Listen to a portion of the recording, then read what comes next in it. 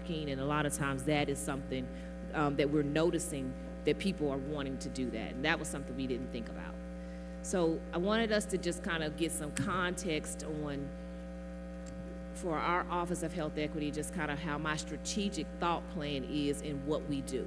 And it's not to say we don't do health fairs, it's just that when we do them, I'm trying to do them in particular zip codes. And this just kind of shows you just a little bit more. Now, the first thing that I had to do was to do an assessment at Grady when I came in. And the assessment, this is the American Hospital Association, the AHA, had just come out with this health equity roadmap. And it took me about 1 or 2 days to fill this out, but it's like a survey that you fill out that gives you baseline data. And as you can see, we're mostly red in most areas.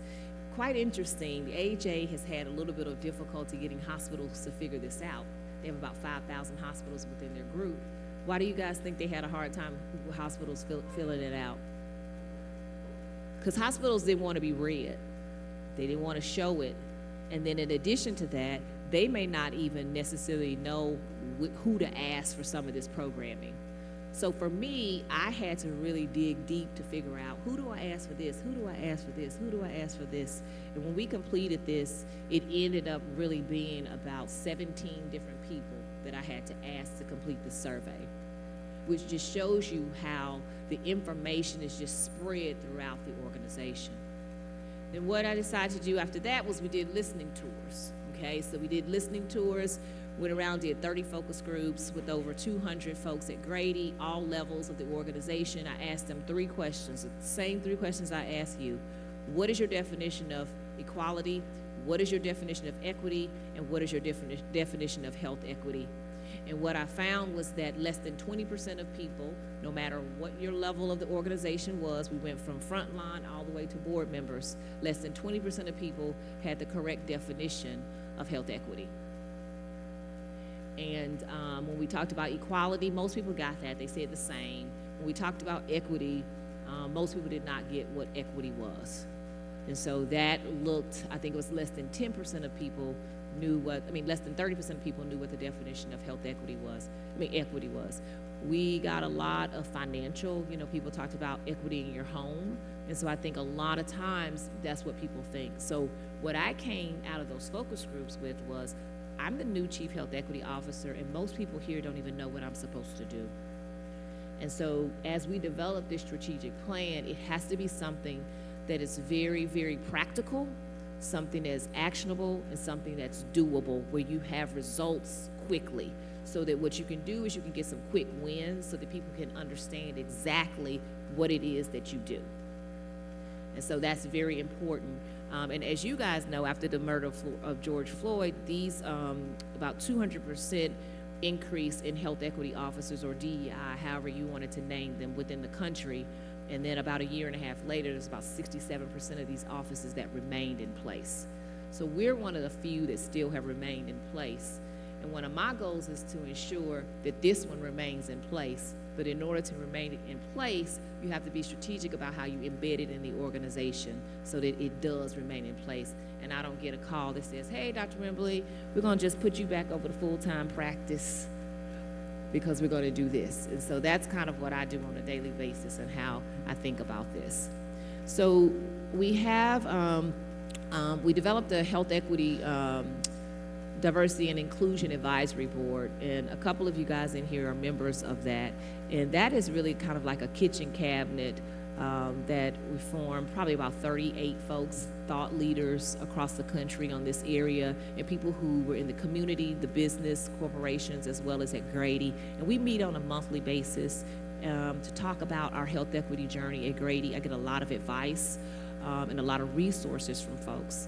With that, we came up with this strategic plan. So it took us about 8 months to get this strategic plan together. And with this, we have 4 pillars: care quality, we have community engagement, we have cross-cultural empathy, and then we have social justice advocacy. And each of the pillars host strategic objectives that align with those pillars. So the first one is care quality. That's gonna be thinking internal, systems-based data. Do we have the information that we need to be able to provide quality care? And I'm not talking about just care, because people talk about access to care. I'm big on access to quality care, because I think sometimes access to poor quality care is worse than no access at all. And so that's why we were very intentional about saying care quality and not and kind of stating in that range, in that way. Community engagement is a big one for us. At Grady, we traditionally have not gone out to the community. Like Dr. Sanders said, we have pretty much been a organization that's more trauma related, and people say, you know, if I get in a car wreck, I'm going to Grady. If I get shot, I'm going to Grady. I hear it all the time in the grocery store. And so it is interesting because we're now trying to transform, and that's why I'm glad we have Dr. Bernie Fleming here, into primary care and being able to showcase what we do within the primary care setting and how we can be very, very helpful for the community. So this is going to be workforce and pipeline program development. Right now, we have a program called the Teen Experience and Leadership Program. I have about 600 teenagers at Grady who are here for an 8-week shadowing experience, and it has been wonderful. I have about 150 of them in the hospital every day that are shadowing about 7 different departments and units, and this is the third year for that. And then also we do a lot of you know, community health fairs, things that people have. We probably do about 5 or 6 a month. So pretty much every Saturday we're out somewhere doing something. With Pillar 3, cross-cultural empathy, that one kind of looks more inward as an organization. So how are we communicating and educating our staff that are there? 80% of folks who work at Grady are probably probably consider themselves Black, African American, or Hispanic. But when you look at the levels of leadership, so when you look at the VP level, when you look at the SVP level and the EVP level, that starts to look a little different. And so we start to think about internally, how are we educating our people about equity, inclusion, diversity. And so I partner with HR a lot with that. And then also looking at our workforce environment and development, we did I asked HR to do a data search, and we have about 10,000 employees at Grady now. We've grown quite a bit. Less than 500 are between 18 and 25 years of age. So we have no sustainability. Who's going to take over as folks start to retire and start to leave the system? And so with, in conjunction with Human Resources, we have developed a program for 18 to 25-year-olds to be able to get them into entry-level positions. And so far, we have been able to get in the past year through the Office of Health Equity about 40 people within that position. And so we're going to amp that up and just really bring that to fruition. And then also organizational performance. This is a big one, and I have a couple of slides on this one that I want to show you before I close, so I'll hold off on what we were able to do with that one. Social justice and advocacy, this is just really going to be looking at our policies, looking at you know, just advocacy in the legislative arena, and what is it that we're doing. We do go down to the Capitol. We have a governmental relations expert at Grady that I meet with on a regular basis, and so we definitely look for opportunities for our office to present data or to present information or to go before legislative bodies to talk about the things that we need. And so I've been down to the Capitol a couple of times with him to do presentations for lawmakers about the needs that we have at Grady and just some of the wonderful things that we're doing. So this right here just kind of shows you just the different strategies that we have and just kind of what some of those updates are. One of the things in social justice is regulatory updates. So in addition to all the other things, I watch across the nation and we kind of monitor, you know, what are some of the regulatory things that are coming out that are going to benefit health equity that we can apply for those resources. We're also applying for health equity accreditation with the Joint Commission. They offer that now, as well as NCQA.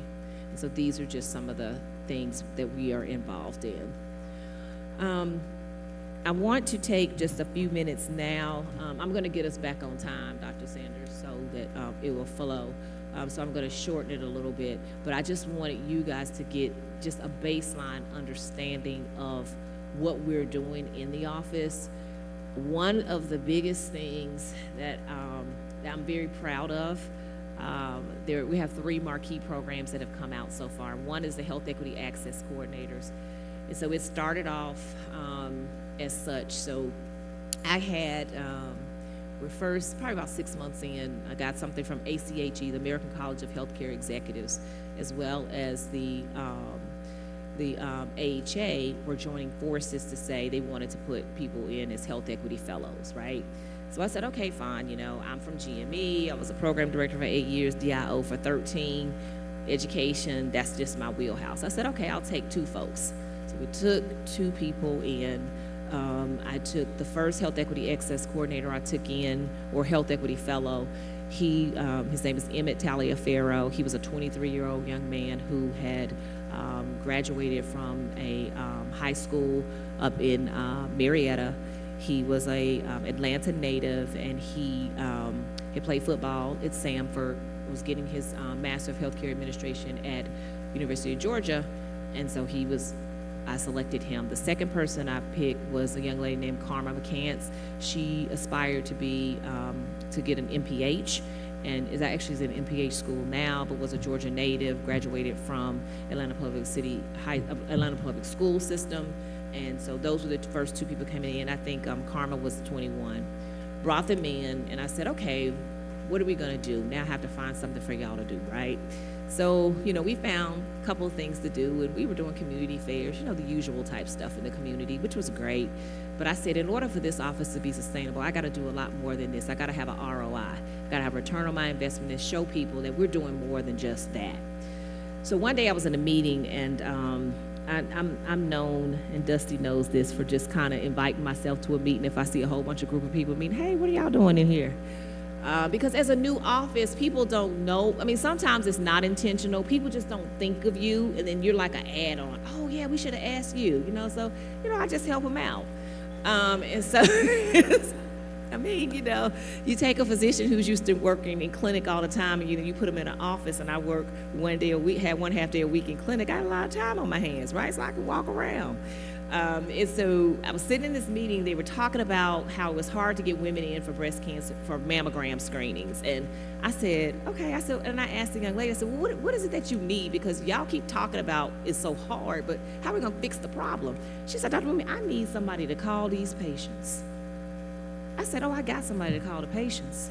She said, you do? I said, yeah. I said, these 2 folks right here. And they looked at me like, what? I said, they know how to call patients. They're college graduates. He getting a master's degree. They know how to call patients. So somebody said, well, they have to be trained, and they have to do this, and they have to do that. I said, no. I said, let me handle that. I got all that. So then that afternoon, the meeting was like around 1 or whatever. I went up to Pam, and I said, she was a young lady who said it, and I said, I'm sending Emmett and Karma up to you. She said, now? I said, yeah. She said, okay. I said, I need you to train them. She said, well, I don't know. I don't have a PowerPoint. I don't know how to train them. I said, no, I just need you to let them listen to you, do a couple of calls, and then you monitor them doing a couple of calls, and then we got it. She said, okay, sent them up. Long story short, they were up there with her for about 2 weeks. In 2 weeks, they ended up calling 300 patients and scheduling 121 appointments, of which 72 women came. So it's time for them to go now, right? So it's like, oh, okay, the summer's over, we about to head out. And I said, okay. So then Pam was like, well, Dr. Wimley, what are you gonna do? Because I need some more people. And I'm like, well, my people are leaving. I said, so what can I do? So I said, okay, let me see if I can get folks who fit their profile to come in and continue to do this work. So I ended up recruiting 2 more young ladies, because, you know, people are always telling you, I have a daughter, I have a niece, I have somebody I want you to meet, they want to be a doctor. Y'all get that all the time, right? And I started to think, okay, who started telling me this? And so I had to kind of think about it. I said, okay, so I found 2 young ladies, and I brought them in, and we trained them the same way. And then I went to our CFO, and I said, I need money to pay for them, and I need a name that will make it sound like we do something really good and something that a CFO would want to fund. I want a good name. I don't want a soft name. I want a good name. And so he came up with that name. And he said, call him a Health Equity Access Coordinator. I said, great. And so they've been called Health Equity Access Coordinators, or HEACs ever since. And so we started out building it. I now have 15. I started out with 2. I have 8 that primarily just do calls. We have 2 that are specific for OB, that are full-time. I have 1 that's specific for care coordination, and then I have the others who we've worked across 14 different units at Grady. Our stats for over the past 2 years that I've had, all of them, it was funny because all of them were 23 at one point in time, at the same time. But we have all these students, they live in the community, they from the community, graduated from various high schools in the community, they work remote 5 hours a day for me, they still go to school, go to work, do whatever it is they do. They give me 5 hours, they call 50 people a day. We have a pretty good system in place.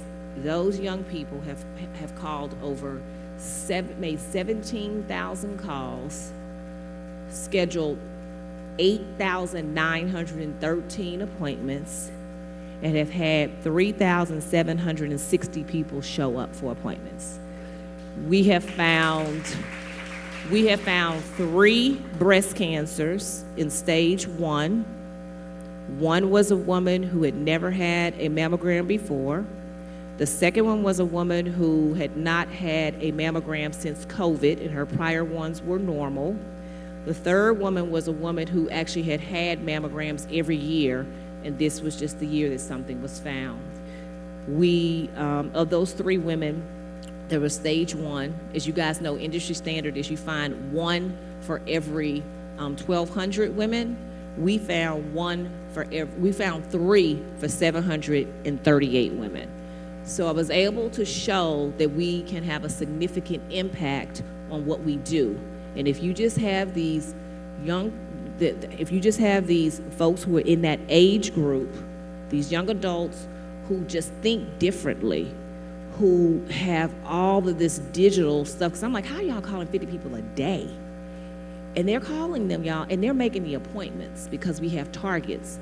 You call 50 people a day. My expectation is that of the 50, that you schedule 50%. So you keep going until you get 50% scheduled. So if you have to call 70, so we put parameters in. And y'all, they run with it and they go. I meet with them twice a week for 30 minutes via Zoom. And this is what they give me. And it's amazing. So we've been able to show, so that's one of the biggest things I wanted to share with you guys, that we do that. And it's really changing the culture a little bit of Grady around that, because I now have departments saying, I want a HEAC, I want a HEAC, I want a HEAC, I want a HEAC. So before I close, I do want to bring 2 of my HEACs up here because I want you guys to see them in person. If you guys can join me, please. I'm so proud of these young people. And not all of them want to do medicine either. It's people who want to do things in the community. They want to help out. But I actually have flipped quite a few of them to doing, they may not necessarily want to be a doctor, but they want to do something in healthcare. So I'm just going to give them an opportunity for a few minutes to introduce themselves and just tell you a little bit about what they do. All right, and I'll put your slide up. Hello, again, we are the Health Equity Access Coordinators from Grady. We are a part of the OB department. So we specifically work with prenatals. We work out of 8 of the ambulatory clinics that Grady has. I service a set, and Brianna services a set. I'll let her introduce herself.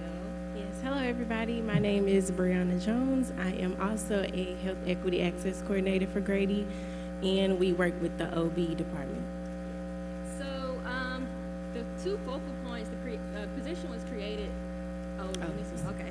The position was created to tackle 2 focal points. We noticed that we didn't have a good breastfeeding rate at Grady, as well as the patients have a greater risk for coming in or being diagnosed with preeclampsia. So those are the 2 focal points that the mother-baby director talked to Dr. Wembley about, and they kind of created this task force to bring in or specialize HEAC in the OB department. So she wanted to start the conversation earlier, not at the bedside, when you have this baby in your hand and you're like, what do I do with it now?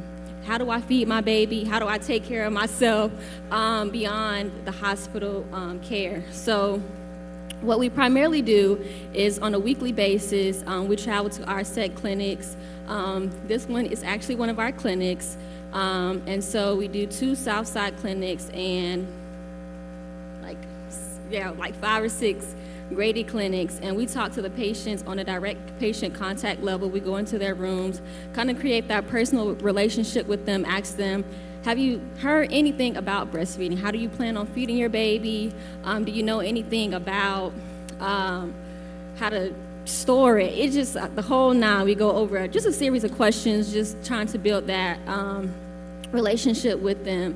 From there, we give them resources, whether it's breastfeeding, whether they want to speak to lactation or be referred out to lactation at the main hospital. They're able to talk to them over the phone or actually come in and be seen. With preeclampsia, we give them a blood pressure chart and log. On the back of it, it has the signs and symptoms, things that you should be looking out for, whether you're at home or in the doctor's office. Sometimes the physicians don't have time to sit down and go over everything with them, so we're just kind of going over, like, if you have a lasting headache, please make your way back to the hospital. If you've taken ibuprofen, any pain medication of your choice, and you still feel your headache, 9 times out of 10 you have an elevated blood pressure, and you need to be making your way back. We'd rather be safe than sorry, because you are carrying a child. So we just try to give them those tidbits within their contact. So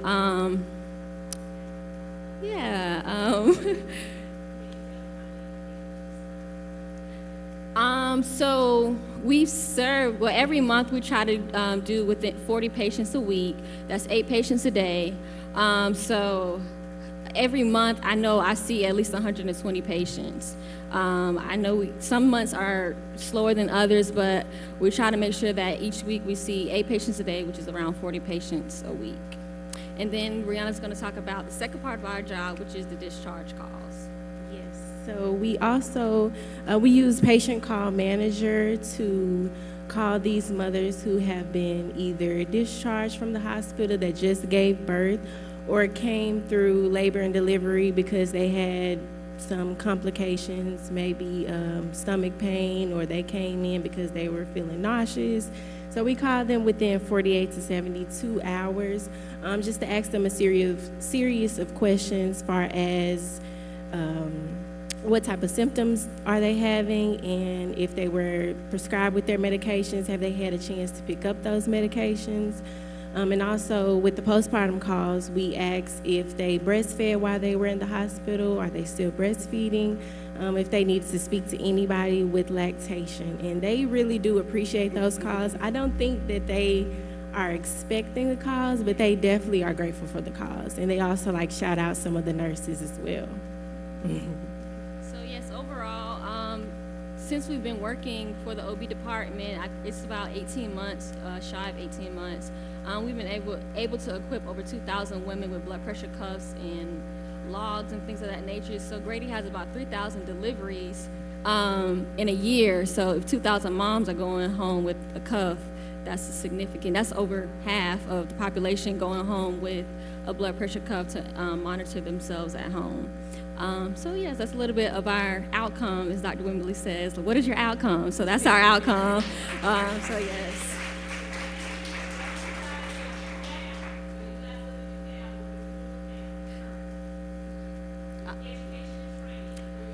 Oh, okay, so yes, through the Department of Health Equity, we've been able to go into CLC training, which is Certified Lactation Consultant, just to get better understanding of the patients that we serve, giving them a little bit more of grounded information, so we're not going in giving them the runaround again that they're already getting in the health system, so yes.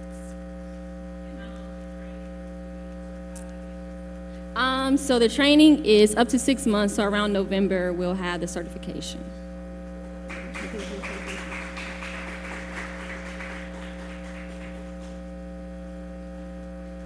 Yes, so I just, instead of me speaking for them, I like to have them speak for themselves. But because of this, they came to me and said, Dr. Wimberly, we're doing this. I said, so what is the next step for you in your education? What do you want to do? And they said, it would be easier. We're referring all these patients to lactation consultant, and it's backing up. There's a backlog. And so by the time the women get in, they would have had the baby, and we may have a missed opportunity. So we might want to be but I said, well, do you think maybe if you become a lactation consultant? They're like, we hadn't thought about it. I said, well, investigate, see what is needed, and we'll pay for it. And so they are now enrolled in lactation consultants. So in 6 months, they'll be lactation consultants. Now, depending upon what these young ladies want to do with their career, that's fine. But I got a feeling that they're going to be in the healthcare field. I know that Taylor has a desire to go to medical school and become an OBGYN, and I know that Brianna wants to get her MPH, and I think they are well on their way. So thank you. This concludes my presentation. If you guys have questions, I'll be around today.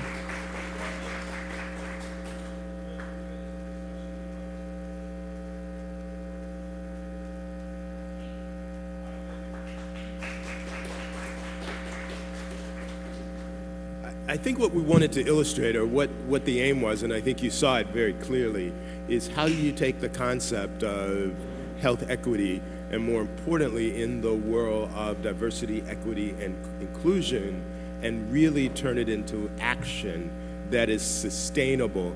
And you see how many parts of the neighborhoods and communities this process touches. And the more roots we grow, the harder it is to disrupt it.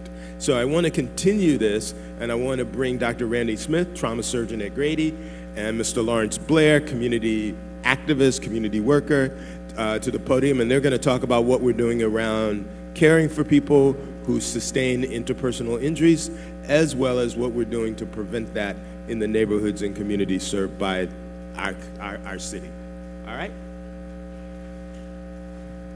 Good morning. So Lawrence and I are going to tag team this presentation, and hopefully our slides will come up soon. I'm Randy Smith. I've been at Grady for 7 years. I'm a trauma surgeon. I'm also an MD, MPH, so I love the fact that you guys are thinking about getting your medical degree and your master's in public health. I have been working in the space of injury and violence prevention because for me, that's the natural intersection of medicine and public health. And honestly, I just got very tired of talking to families about their loved ones being injured by senseless violence. There's a very distinct cry that mothers have when you tell them that their kid has been shot and killed, or shot and paralyzed, or shot and injured. And I honestly just got tired of hearing that cry. It was a pit in my stomach. And so I have focused my whole career on preventing violence, doing it from the brick and mortar of the hospital as well as beyond and in the community. And I was very excited that a few years ago, I was on the panel that got a chance to hire Lawrence, and I'll let Lawrence introduce himself. Hey, good morning, everybody. My name is Lawrence Blair. I'm the injury prevention manager at Grady in the Trauma Center. Basically, injury prevention is just the public health side of trauma. So we focus on the top 3 mechanisms of injury that we see down in the Trauma Center. So I'll go through those with you in just a second. Are you guys having difficulty finding our slides? Oh, okay, very good. Well, I'll tell you that violence, particularly firearm violence, is one of the biggest health inequities in our country. And so I think it's a nice dovetail right off of what Dr. Wimberly has to say. We're waiting. Anyway, I can just keep talking. So when we think about gun violence, we'll start with talking about gun violence in our country. I think in the 1990s, there was a huge gun epidemic. It was also the same time as the crack epidemic, and people thought that that was the all-time high. There were some changes in the country, and the numbers went down. But in 2021, we had the highest homicides from guns in our country on record at 48,000. But the deaths only tell part of the story. When we think about how many people are injured from firearms, that number is greater than 140,000, and that's each year, and that's just in the United States. We saw the number was going up even before the COVID-19 pandemic, and as we know, there was a surge in violence, there was a surge in firearm acquisition, so people were buying more guns during that time, and so we're starting to see what that impact was as well. There's also huge disparities when it comes to gun violence. When we think about Black versus white and Hispanic versus white, Black men are 22 times more likely to die from gun violence than their white male counterparts. It's a male predominance as well. So males are 6 times more likely than females to be injured. And so we are focused a lot on trying to understand the root causes that lead to injury so that we can deal with these health inequities as a whole. The United States is very different from other countries. If you look at, countries that are on the same economic level, we just outrank the other countries by a ton. And I forgot to mention, the Gun Violence Archive is a really great resource if you want to see what's going on in the country related to gun violence and injuries. I think a lot of times we hear about mass shootings a lot on TV when there's a lot of attention to it, but the truth is that we see mass shootings, it seems like every weekend at Grady, with multiple people coming in from the same incident at the same time. So I just went to the archives and I just did a little screenshot. And so far, as of June 12th, 2024, there have been 211 mass shootings in the United States this year. 211 mass shootings.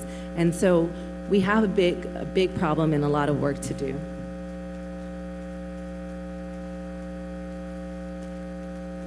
As I was mentioning, the U.S. is by far has a problem compared to other high economic and affluent countries. You see the numbers there. The U.S. is outranking Italy, Spain, the UK, you name it. And just so you guys know, when we think about travel, there's a travel advisory against the United States. People don't actually know that, but if you are there's a travel advisory because we have so much violence. People are warned about coming here. Yes, right? So when I look at racial disparities when it comes to gun violence, you can barely see the top dotted line, but that's blacks. We are so off the charts compared to other racial and ethnic groups. And most of the time, we think about gun violence, we think about only homicides. I do want to note that suicides formerly made up 2/3 of all gun deaths, and it actually is starting to converge a little bit. So it's not exactly 2/3 anymore. Homicides are starting to have an increase and a rise. So that's nationally the context. When we start thinking about Grady, violence is actually not the number one mechanism of injury that we see. And this is what Lawrence's job is all about, is focusing on the top 3 mechanisms. So he's gonna talk to you about some of the prevention efforts that we have related to falls and motor vehicle collisions. And then I'll talk about our big program for violence.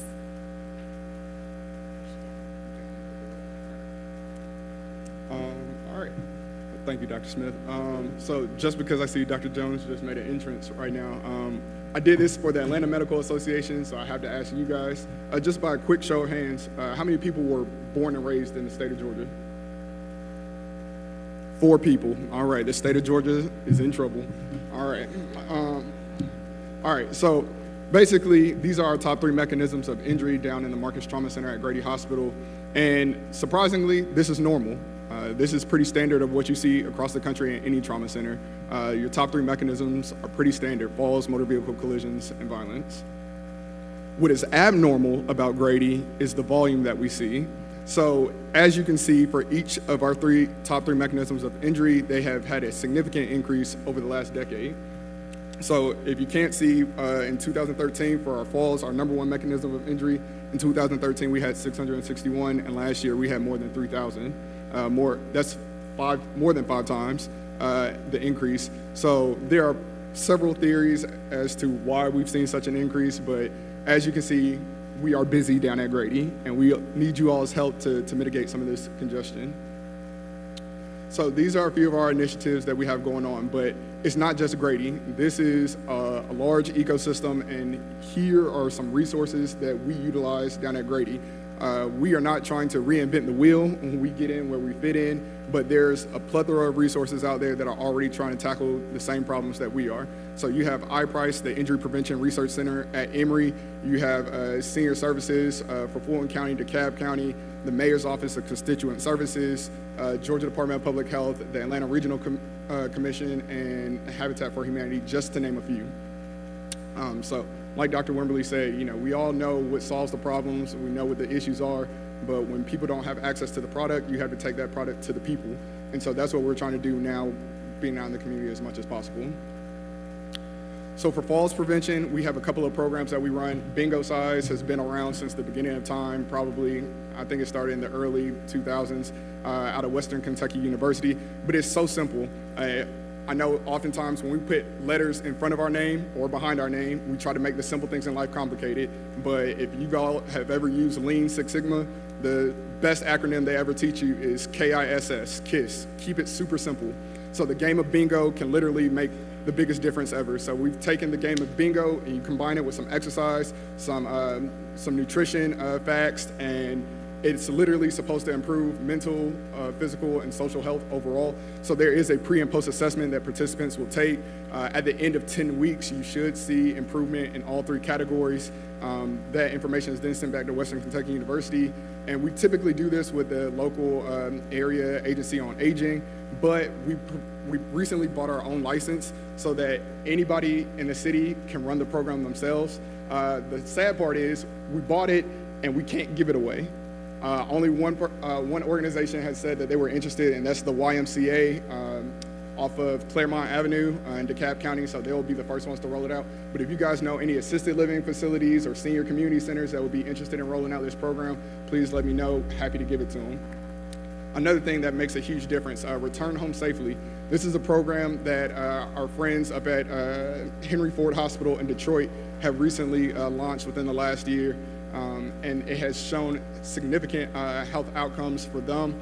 Basically, it's making the little changes in the home. So let's just say Mrs. Johnson comes into the trauma center, she fell, hurt herself, she comes back within 60 days.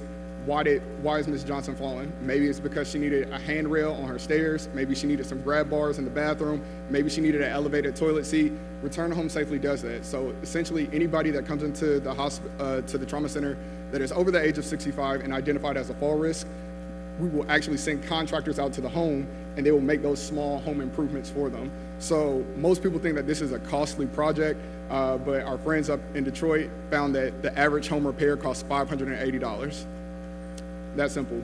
So we're trying to partner with the Nehemiah Project right now to do these repairs. They have agreed to do so. Now we're just looking for the funding to keep the project moving forward. But like I said, it's something as simple as putting a light in the hallway can prevent somebody from falling. Something as simple as a handrail makes the biggest difference in the world. So for motor vehicle collisions, something that we've been doing for the last year is Shattered Dreams. And Shattered Dreams essentially is a scared straight derivative type program. And I had mixed feelings about rolling it out because there are a million studies out there that show that scared straight type programs are ineffective. But we put the Grady twist on it, and so we've tried to make it a little bit different than anything out there on the market. So some of you, when you were in high school, there was a prom promise, there was Ghost Out, all these little crazy things that Dare, all these things that we had. But Shattered Dreams essentially teaches kids that drinking and driving ends all dreams, right? It just takes one decision, one split second, ends all dreams.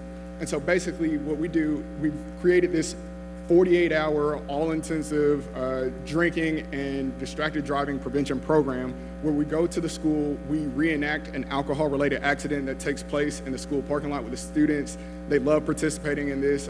We bring out the nursing staff that do the moulage for the kids, all the fake wounds, the lacerations, all that good stuff. But then we're not trying to scare the kids, right? We want to educate them. So in addition to doing this mock accident, we bring 30 students from the school down to the hospital and they'll stay overnight at Grady.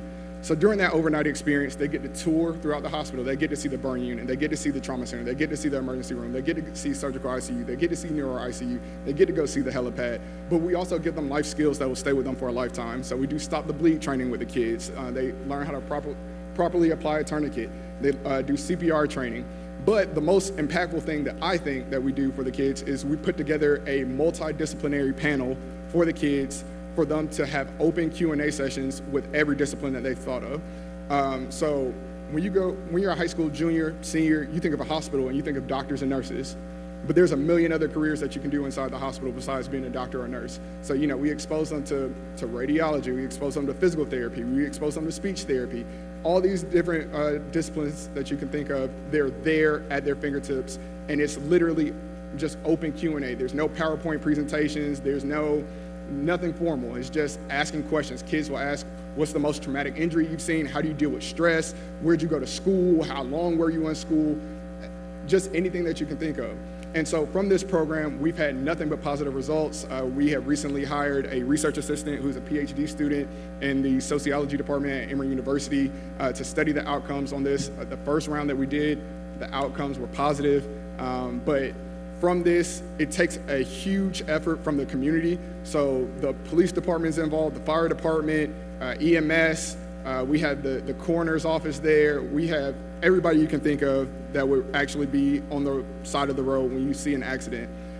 So from this program, we've had multiple students that have participated, that have gone on to participate in Dr. Wimberly's TELT program, that have gone on to work for the police department, that have gone on to work for the fire department. We have 3 students right now doing summer internships with the coroner's office in Henry County, and there's plenty more that I can't even think of off the top of my head, but just exposing these kids to careers that they haven't considered. All right, so in addition to motor vehicle collisions, we have a driving simulator in the hospital. We use VDI, virtual driving, driver interactive. So anybody that wants to use it has access to it. All you have to do is reach out to me. Happy to take it out. Some of y'all might need to use it yourselves. I saw how some of y'all were parked out there. It was looking kind of rough. But in addition to that, we also use fatal vision goggles, which are just impairment goggles that simulate what it's like to have the vision of an impaired person who has a BAC of 0.25. So, when you get to 0.25, you kind of blitzed. So, but this is what we do. So we always have them walk a straight line, try to toss a ball to one another. And if you can't do those simple things, I always tell them, imagine trying to go 85, 90 miles an hour down 285 with your vision looking like that, right? And then for our violence prevention efforts, we do stop the bleed training. And so now I believe, Dr. Sanders, correct me if I'm wrong, but for new hire orientation, everybody has to go through stop the bleed training. So that is something that we do internally. But then also in the community, we did 38 classes for stop the bleed in the community last year. And as you can see, we're doing more of them because we only did 16 in 2022. And so from those 38 classes, we had more than 1,300 participants participate. So these are a few of the things that we're doing to mitigate our top 3 mechanisms of injury. And I just threw this slide in here because these are a list of partners that we worked with in 2023. So as you can see, have nothing to do with each other. Anybody and everybody you can think of, we're willing to work with if they're willing to work with us. So we try to get out there as much as possible. And as you can see, I'm the guy in the very back, but that is literally anybody you could think of from Grady. And probably, I'd say, 99% of those people don't work in trauma. So people are willing to go out there in the community if you just give them notice, and that's pretty much it. All we need is notice, and we can get anybody you need out there. So Dr. Wimberly is good for getting optometry to come out. We get mother-baby to come out. We get anybody you can think of. They're at your fingertips. All you have to do is ask. And just want to give Dr. Wimberly a shout out because I know she threw out the statistics about the life expectancy, life expectancy across the city. And that was the reason why I went into public health. And that was, a teacher told me that in 2007, that there was a 13-year life expectancy difference between Bankhead to Buckhead. And I was like, oh my God, I got to do something about this. So it's crazy that that's still a thing, but this is something that we're trying to tackle. So because of that statistic, I went into public health. So here we are today. And I'm gonna bring up Dr. Randy Smith, the physician who cured the common cold, to tell y'all about what we're doing in violence prevention. He's so silly.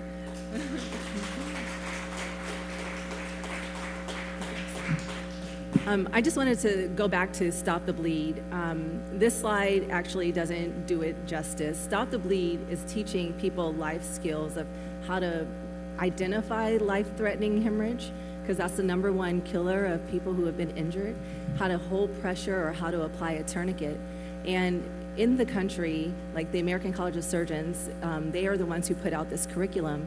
They have the curriculum in English and in Spanish. But what we found is that at Grady, we actually see a very linguistically diverse population. So some of these classes that we did externally, we use the language line information to see what were the most popular languages that we were serving.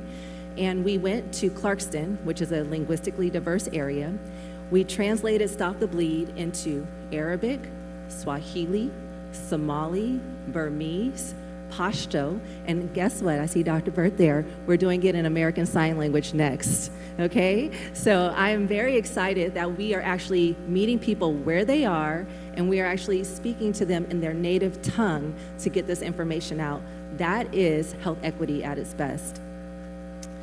So I'm gonna end by talking about a project that has been it's a passion and a purpose. It's called the IVY Project, and IVY stands for Interrupting Violence in Youth and Young Adults. This was my thought, my answer to the violence problem that we were facing here in Atlanta. Again, I talked to you about the mother's cry, the pit in my stomach every time I have to go out and talk to families. The other part of this is that as a trauma surgeon, I was very equipped to deal with the physical injuries and deal with the gunshot wounds, put a Band-Aid on it, if you will, but then send people back out into the same environments where they were injured in the first place. I wanted to do more. Oops, wrong way. So, IVY is a hospital-based violence intervention program that is peer-led.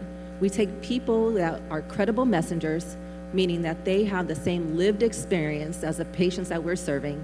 They come from the same communities. In fact, one of our violence intervention specialists is on a mural in Mechanicsville, and we call him the mayor. But we take people who have the lived experience, and they go to the bedside as an extension of our medical team. When I get a page saying that somebody is coming in with a gunshot wound, ETA 5 minutes, and has the vital signs, they get that same page, and they know. They show up just a little bit after, so they allow us to stabilize the patient medically, but then that's when they go into the room and they're providing bedside support. They are able to build trust and rapport almost instantly and in a way that I'm not even able to do. And what they do is they wrap their arms around the patient. They provide support and love. And eventually they do a needs assessment so that we can understand someone's social risk for recurrent injury or maybe even retaliation. And we try to just knock down those risk factors, but then also leverage protective factors. Who is your social support? How can we get you back in school? You need money? Let's get you a job. Let's get you victim services and compensation. So we're able to start pouring into the patients during their initial hospitalization by providing them with hospital resources. We service 14 to 34-year-olds. That's intentional. We are trying to focus on youth and young adults because we know if we are able to change their life, their trajectory is endless. They can go on to do many beautiful things. Our soft launch, which started 1.5 years ago, was just to focus on gunshot wounds. And we are limited by personnel, so we can't see all victims of violence, so we don't see stabbings, we don't see physical assaults, we don't see intimate partner violence, we see interpersonal violence. And if it's self-harm, like someone shot themselves, we do know that they require some intensive mental health services, and we just have them go down a different pathway. But our overall goal was to decrease or eliminate recurrent injury and really focus on those social drivers of health, all those economic and social issues that impact where people live, work, play, worship. We're addressing the root causes. So I like to say that I'm an upstream surgeon because I'm going upstream to prevent this from happening in the first place. Historically, what we know is that when people are injured by gunshot wounds, they're at higher risk for a subsequent gunshot wound, and that risk is up to 40%. And when you're injured more over and over and over again, your risk of death increases as well. So nationally, the re-injury rate is about 30 to 40% in some major cities. Since we have started the IVY project, our re-injury rate is 1.6%. We are way, way, way below the national rates, and we are very excited about that. And the reason why we are, our lens, our focus, our foundation is really with a public health approach. So We define the problem. We know what the numbers are. We have a big problem with gun violence in Atlanta. We've been focused a lot on identifying risk and protective factors in our patients. And now, through the Ivy Project, we're developing and testing our strategies. What's working? Why is our number so low? I personally think the secret sauce is our violence intervention team, because they were handpicked for their ability to navigate communities and put out fires. And that's exactly what they do. They have so many connections. And so when we start anything in the hospital, we are able to reach out to the community partners that we have, and they finish what we start, so nobody falls through the cracks. And I should also mention that I talked a lot about the bedside response, but when somebody leaves from the hospital, that's also another opportunity for us to follow up and make sure that they don't fall through the cracks. So we also established an outpatient clinic where people can come back to us, and it's a one-stop shop. It's a multidisciplinary clinic. I staff it with another trauma surgeon and a trauma nurse practitioner. We focus on the physical injuries, but we have a lawyer that's there as a part of our medical legal partnership. We have social work. We have victim services to help people with their victim compensation, because how many of you guys know this? If you have been shot, you are eligible for victim compensation. And there's administrative violence happening. People don't know that. There are so many barriers to doing the paperwork, and we try to overcome that administrative violence as a perpetuation of the structural inequities that our patients face in the first place. We have wound care, we have our mental health team that comes, our trauma recovery center. So we really try to make it easy for our patients so they don't have a million appointments, they just come to one place. And what we're doing now is really evaluating all of our data. So the 1.6 re-injury rate that I talked about, we have other wins. We have, the amount of people who are getting victim compensation, the amount of people we are able to get jobs. One of our violence intervention specialists is an Army veteran. He was able to get not our patient, but our patient's brother enlisted in the Army with a $40,000 scholarship. That's a win, and that's the stuff that we're trying to tell. We're trying to change the narrative surrounding gun violence and let people know that it doesn't stop in the operating room. We have a commitment to our patients in the hospital and beyond the walls. And so really, our program started off as like a secondary and a tertiary prevention strategy, but since we're going more upstream, we're actually preventing violence in the first place, so we're now going into the primary prevention realm. So I'm gonna end there by saying that we have a lot going on at Grady when it comes to injury and violence prevention. I think it requires a public health lens, and as Lawrence mentioned with his slide, we can't do it alone. We have to be engaged with all different sectors: education, faith-based organizations, community-based organizations, criminal justice system even. But really, we need you to help prioritize prevention efforts. So we need more funding always, but there's research that's happening so that people know that this is evidence-based, and we really are committed to the community. So thank you so much, and I'm happy to answer any questions that you may have.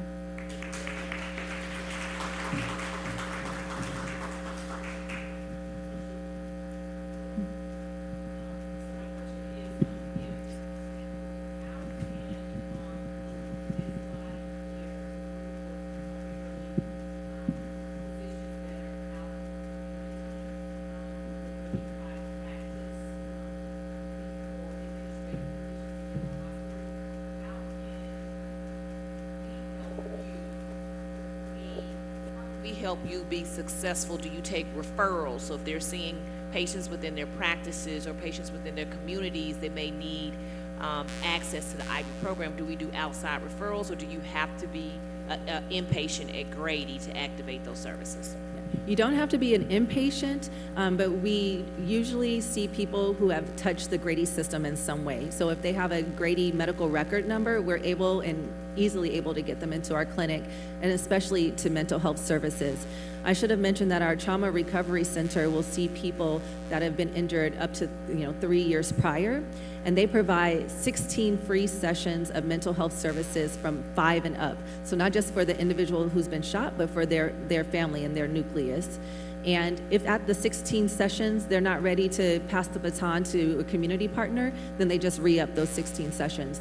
And so definitely, if there's somebody in your practice that you're seeing who has been injured by violence, please don't hesitate to reach out and we can get them into our system. The other piece that I would say is that we're really big on education. So if you want us to come out to talk about violent injuries, to talk about injury in just in general, or to do Stop the Bleed, we're always happy to do that as well. Thank you. Good morning. Excellent presentation. I'm Dr. Michelle Staples-Horn, Medical Director for the Department of Juvenile Justice. And we do get several kids in as a result of gunshot wounds that end up detained with us, but we've not been connecting them with this program. So I'll have further conversation with you. I would love to be able to replicate this within our system because we have a lot of youth that have come to us with histories of trauma that we really need to try to resolve so that we don't get the higher recidivism rate that we have now. So we'll definitely be talking. Thank you. Yeah, I was gonna say, we always say that hurt people hurt people. Yes. And so a lot of times the people that you're seeing in your system have been impacted by violence. And so again, addressing those root causes and social determinants of health is gonna be key. I just want to say this is something that we're brainstorming, but doing something alongside the IB team, getting them in the schools to talk to the kids where they are. And Dr. Smith and her director, Jaquel Clemens, they have an amazing unit behind them called the Circle of Safety. So they literally pull in, how many organizations are you? 50 plus organizations that are tackling violence prevention in youth and adults. But we're trying to get them in the school system now to reach kids where they are because it's hard to get kids to come down to the hospital. So that's something we're brainstorming right now. That's great. We're a school system too, so we'll be talking. Oh, I know. I have one question. I want to say, first of all, you all are doing a phenomenal job, and Dr. Kimberly, I commend you for what you're doing. I'm not from this area. I'm from South Georgia, rural South Georgia, and we see a lot of that too. But we don't have those type of programs, and I would like to see that be implemented in our community. And I want to know, how can we get you all to come down and speak with our leadership, our chief of staff? I was past chief of staff, but now we have others. But I want to make sure these programs are available to our people in our community, especially our people, so that they have the services that they need. Because when they come into the ER and get treated and go to surgery and have whatever wounds that have been injured, repaired, then they're discharged. But nobody's doing anything to address the mental, the emotional, all the other issues that could cause these things to happen again. So we gotta do more, and I want to see that happen in my community. And so I just want to ask, if you all travel and go to other parts of Georgia to help, and I will set that up in our hospitals Absolutely. Happy in to South travel. Georgia. No, I have a lot of family in South Georgia. A little small town, Santa Claus, Georgia. Not sure if you're familiar with it. It's a real place. Only 10 people in the whole town. But in all seriousness, on the trauma side of things, like we go to all the trauma quality improvement symposiums, and so that pulls all the trauma centers throughout the state, and we network with each other, and we're happy to go down. As a matter of fact, with that Shattered Dreams program that I was talking about with motor vehicle collisions in the high schools, we were recently awarded grant funding from the Governor's Office of Highway Safety. So we're partnering with GOHS and Georgia Department of Transportation to identify rural pockets throughout the state, and then we'll take that program down there. So we'll partner with the trauma centers in the area so that they can run this program so high school students can stay overnight in their hospitals. I will be in touch. Absolutely, looking forward to it. And I would say would like for you to partner with GSMA so that we can, because we also need you to come over to Savannah as well. Yeah, So. absolutely. It's coming. It's coming. Hi, I'm Dr. Lenora Bullock, and I have a question for Mr. Blair. In terms of, and I may be pronouncing the service that you have incorrectly, is it Biogen? Bingo size? Say it again. Bingo size. Bigger sons. Okay. And in terms of that, is that for just inpatients, or is it also? So, I'm emergency medicine, and I'm also a medical director with a major health insurance, and I do utilization management. All day long in the emergency room, all we see is falls. So one of the areas that really needs to be targeted is the emergency department, and actually educate, case management there and the physicians there, and also the nurses to refer patients to to your program, because once they're admitted to the hospital, we pretty much have failed. We see people that have fallen 3 or 4 times, and from the emergency room, unfortunately, we don't have the opportunity to refer them to physical therapy or home health. We just don't have that mechanism set up. But if there's a way to actually educate the emergency room, then hopefully we can prevent that eventual fall that's going to cause that hip fracture that's actually going to get them admitted. And so, but I see patients even in, when I'm reviewing cases for the insurance company, they fall, and this is their 7th trip to the emergency room for a fall, and this time they actually broke their neck or something like that. So I think that would, targeting the emergency department would be ideal, because I always see falls all day long. If you would like it, I can gift you 4 programs free of charge. Really? Seriously. Thank you. Thank you so much.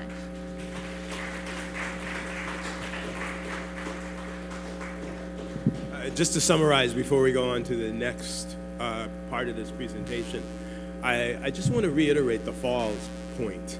That is a really subtle but very important source of injury for many people, especially for some of those who don't want to realize yet that we're old and are still trying to climb on ladders.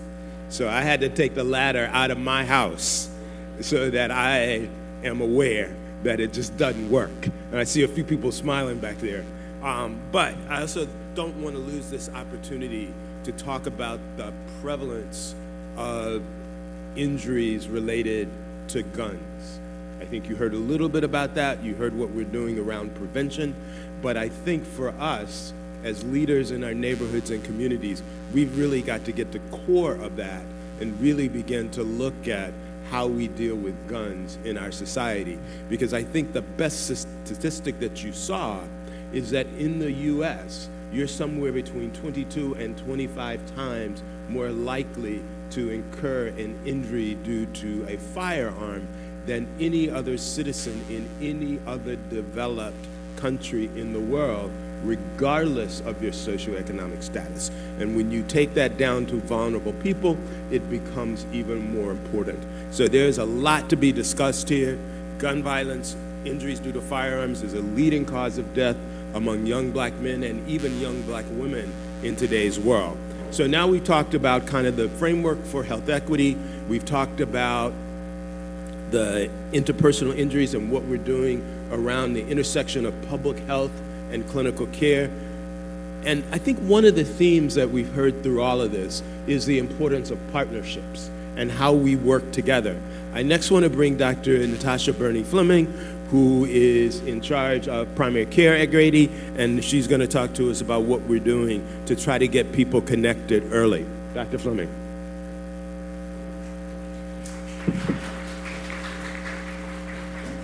Good morning. I see so many familiar faces. I feel like some of you raised me. I've been practicing in Atlanta for over 20 years now.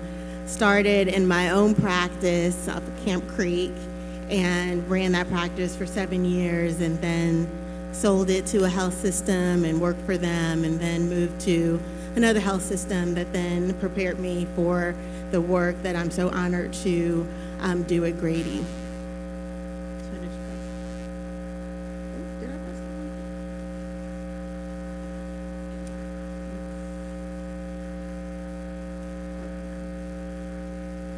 No disclosures. We're really just going to go over defining high-quality primary care in a health system, Grady's commitment to what we're doing in the community, tying into Dr. Wimberly's talk, and then how primary care is growing, which really excites me. I can't wait to show y'all what we're doing at Grady. So I just want to thank you. Like I said, so many familiar faces. I've referred to a lot of the specialists here. You all have taught me so much, and I'm just so privileged to be here to share what Grady is doing. So I like to share Grady's true north: ensure safety, anticipate needs, and exceed expectations. So just want to review what quality healthcare looks like, and then how we're incorporating that at Grady. So quality care is, of course, safe care, it's effective care, it's patient-centered, it's timely. We've all been in the doctor's office and waited way too long. So it's efficient, and as Dr. Wimberly talked about, it's equitable. So I'd like to just put this date because August 31st, 2022, does this date ring anything familiar to anyone in the room? So it's the day that a health system here announced that they were closing hospitals another hospital on the south side of town, and I was working for that health system shortly after I started looking for jobs and landed at Grady. So here we should see that this was the article in the Atlanta Journal-Constitution. After weeks of trauma, disappointment, AMC was closed.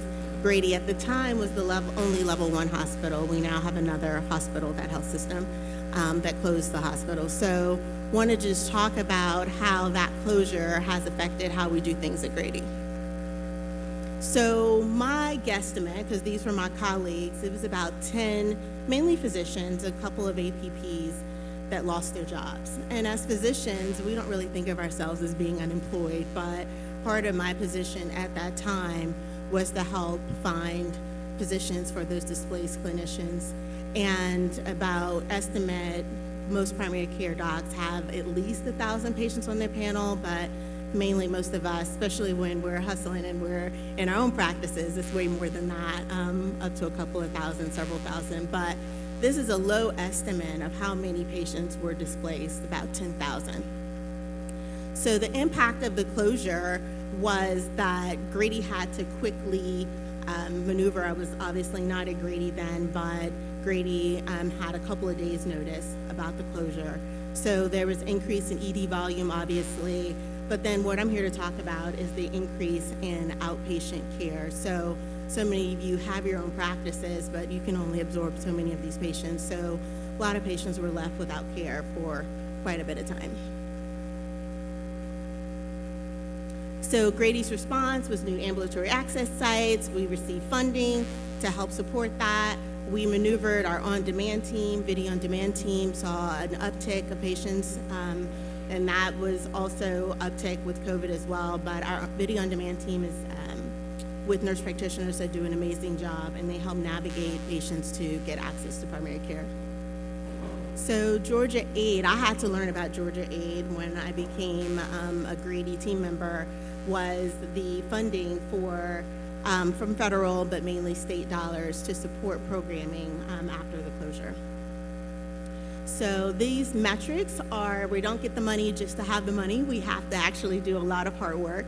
Partnerships with the health equity team, with Dr. Wimberly, with breast cancer screening, as she talked about, hemoglobin A1C, diabetes control less than 9, which still seems high, but I've never seen a hemoglobin A1C of 15 until I started working in the community in which we're so privileged to serve. Screening for clinical depression, cervical cancer screening, colorectal screening, statin therapy, depression remission. So what are we doing with that funding?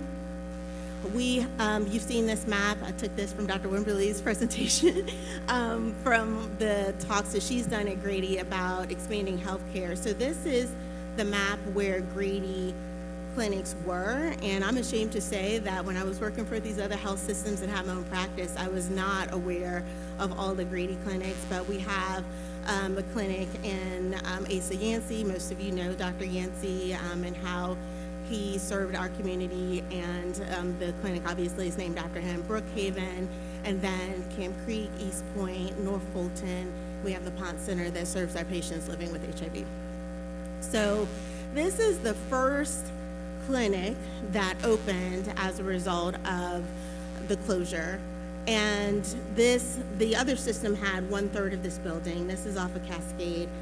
Grady now has the whole building, and we are now expanding that. Expansion should be done here in a couple of months, where we're gonna have physical rehab. It's gonna be almost 10,000 square feet, 10 exam rooms. We're gonna have dermatology, and I don't know if any of you practice on the south side of town, but it's hard to find a dermatologist over there. So we're going to bring dermatology to the area, and then some other rotating specialties that we haven't quite decided upon. I don't like to just show buildings, I like to show faces of my colleagues that are doing this work. So we have Dr. Francois and Dr. Edie And we also have a Morehouse resident that will be joining soon that I didn't put her picture up because she didn't start yet. And then this is our newest site that will open in September, right after Labor Day. Super excited. This is at Lee and White. It is in this industrial area right above the Beltline. Beautiful, beautiful building. And it is going to be 16,000 square feet, 18 exam rooms. We're going to have x-ray, mammography. Pharmacy is embedded in most of our clinics.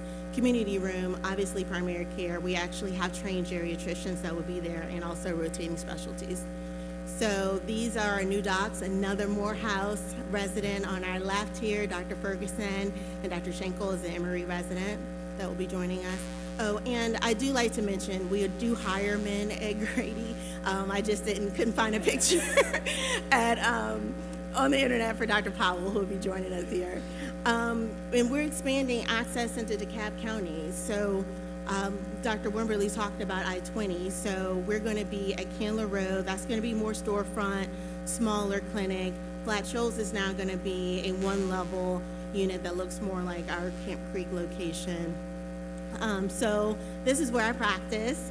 So I was actually across the street in my own building, and then again working for Piedmont at the time when I saw this erected. Shortly after this, I left the area to move up north where I live with my family. But when I saw this, I was like, wow, Grady is doing big things, and I wasn't a part of the team then, but we have cardiology here, we have a large primary care, and then ortho in this location. So again, I like to show the women that I work beside every day. They're a fantastic team, and I just like to show the faces because, again, we're not just a building. We are great clinicians, mainly physicians at this location that are serving the community proudly. So I want to switch gears into determinants of health that ties into, again, Dr. Wimberly's talk and what we're doing at Grady that I'm so proud to do as opposed to some of the other health systems and our focus. So we know genetics play a role in our health, behavior, environmental influences, physical influences, the actual medical care, as Dr. Wimberly pointed out, that it's quality, not just giving care, but quality care and social factors. So then we are big on social determinants of health. All of our patients at least once a year get a survey about their social determinants of health. We have unhoused patients, we have patients that are utilizing drugs, and how do we get them to resources? So Dr. Wimberly, as she says when she jumps into these rooms, she's like, all right, y'all, we doing the survey, but what are we actually doing to help the problem? So she's been a big catalyst, and not only are we getting the data, but we're actually putting in programming to actually solve some of our patients' problems that then, of course, will equal better health care. So again, another slide just about social determinants of health, and economics, as we know, has a big key in what kind of care you get. So I like to put a picture of my family up here. These are like a picture of a picture from a photo album. But on the left is my Uncle Hal, my Uncle Danny, my Uncle Howard, and my mom. And then on the right is a picture of Aunt Coretta.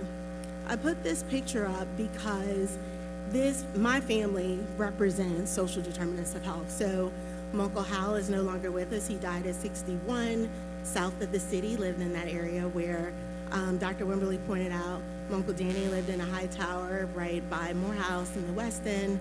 My Uncle Howard lives in a very nice home, not in those zip codes. You see the smile on his face, as opposed to my other uncles who are no longer with us, because my uncle was able to join the military and make a good living for himself and his family and get out of that area that my uncles are no longer here. My mom also got an education, does not live in that zip code, and is still with us and will be turning 70. My Aunt Coretta really stands out to me because she died at Grady. She was 52, and as I approach 50, now I know how young that was at the time. That was about 20 years ago. But I put her picture up because, again, social determinants of health. She did not have a good income. She lived in this area of town that Dr. Wimberly pointed out that if she would have had better access, then she would probably be here with us today. So population health at Grady, we're doing a lot. So I want to just briefly talk about everything that I feel is important as it relates to the work that Dr. Wimberly is doing and what we're doing in primary care. So there's a whole team that does this work. It needs to be a bigger team because there's so much work that needs to be done. So I won't go through these slides as much because Dr. Wimberly does a much better job of pointing out zip codes and areas, but this just shows the index of socially vulnerable communities that we're targeting. And again, showing the health disparities in Metro Atlanta, the targeted work. And then I'll go through that. Again, Grady's population is primarily people that look like me. And we take care of a lot of diseases, obesity, hypertension, diabetes, depression, and we offer financial assistance. We don't call it the Grady card anymore, but all of our patients are able to get the care that they need. We don't turn any patients away. So the Community Health Improvement Plan is something that the Population Health team has implemented, and it's providing access to care, again, social determinants of health, mental health, violence and injury prevention. So CHIPS is offering access to care. I'm really proud of our mobile unit. We are now in every clinic that doesn't offer mammography. Since Camp Creek has mammography, the van does not go there, but it's a big mobile unit. That mammography is in the back. It's beautiful. We just started doing pap smears on this van, y'all. It was interesting. And I'm gonna do it again next Friday, but patients are so grateful that they go and get their mammogram, and then we go in this little room right off to the side on this van and do pap smears. So patients are so grateful that we are meeting patients where they are. So we're at East Point, we're at ASA, we're at Kirkwood, we're all of our locations outside of the hospital, so patients don't have to drive because a lot of our patients do not have transportation. So again, the social determinants of health. One thing I'm really proud of, when my aunt was hospitalized at Grady, there was McDonald's right there, and that really confused me. I wasn't living in the city at the time, but all of you probably remember the McDonald's right there on campus. And so now that is called the Jesse Hill Market. Really proud of that because it smells so good every time I go in there. They're actually cooking, they're doing food demonstrations, and patients can now pick up bags of food, do their own shopping. So I'm really proud of the work that our nutrition team through Population Health is doing at Grady for that. So one of the passion projects that we have in our clinics is redefining HIV care access. So most patients, if I had a positive patient, I would either send them to ID or the PONC Center, depending on their needs and what they could afford to do. But now we're meeting patients where they are. So I'm really impressed with the residents that we're interviewing and bringing on, because they are now learning more about HIV than I was trained to learn. So I've actually had to go out and seek the information. But they are learning how to treat HIV like a chronic disease, like diabetes and hypertension, because that's what it is at this point. And we need to treat our patients living with HIV with dignity. So when they go to the PONC Center, when I visit, they have the hat, they have the mask, they're wrapped up, and they're ashamed to show up there, and they should not be ashamed to get the care that they need. So what we're doing is bringing care to them in their communities. So we have a very, very, very large HIV population here in Atlanta. Fulton and DeKalb have the highest rates in the country of HIV infection. So it's important that we take care of our patients. And so this shows the concentration of HIV in the area. And so we have a big population of our black male patients, but our black women are increasing, and we know that. And so we are definitely bringing care to take care of our patients in this community. So as you can see, the distance, Ponce doesn't seem like it's that far. It's in the middle of the city, but the distance to get from East Point to Ponce, especially if you don't have any transportation, is a ways to get there. So that's why we are now implementing HIV care in our centers. We are already in East Point. They go 1 day a week, and patients show up because now, instead of having the shame of showing up at the PONC Center, they go in like anybody else, getting their physical, getting their care for their hypertension, diabetes. They can walk in and get care and resources, social social work is there, anyone that is part of the team to help them with their social determinants of health, they have access. So we're starting that care at Camp Creek in another couple of weeks, and then we'll be a couple of weeks, and then Cascade in a few weeks, and then we'll be in our Lee and White Center, and then the goal is eventually in all of our centers as we expand at Grady. So that's the end of the talk. Thank you so much for allowing me to share what we're doing here at Grady to expand care into all the areas in Atlanta.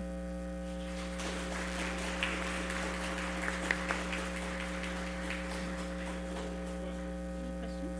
Oh, yeah, good.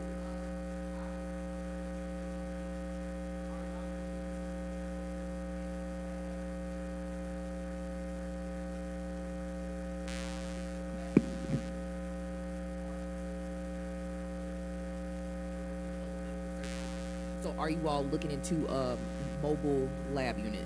That's next on the list. So we're getting another van that's going to be primary care. So instead of just the mammography and cervical cancer screening, we're going to have another van that has primary care. Dr. Wimberly's team definitely coordinates with our HIV team as well to do testing in the community sites. And I think they go most of the time when y'all go in the community too. Yeah, I was gonna add to that, with the mammography mobile van, as Dr. Bernie Fleming mentioned, it goes to all of our sites, but also through the Office of Health Equity, we can take the van out on weekends and Fridays and other days. So if you guys want it to come in your community, we've done we usually do churches, we've done 5Ks with sororities and fraternities. And so we're welcoming that. So in addition to Dr. Bernie Fleming's during the week, Monday through Thursday, it goes to the ambulatory sites. On Fridays, Saturdays, and Sundays, we in the OHE office will have requests for it to go out into community for events and stuff as well.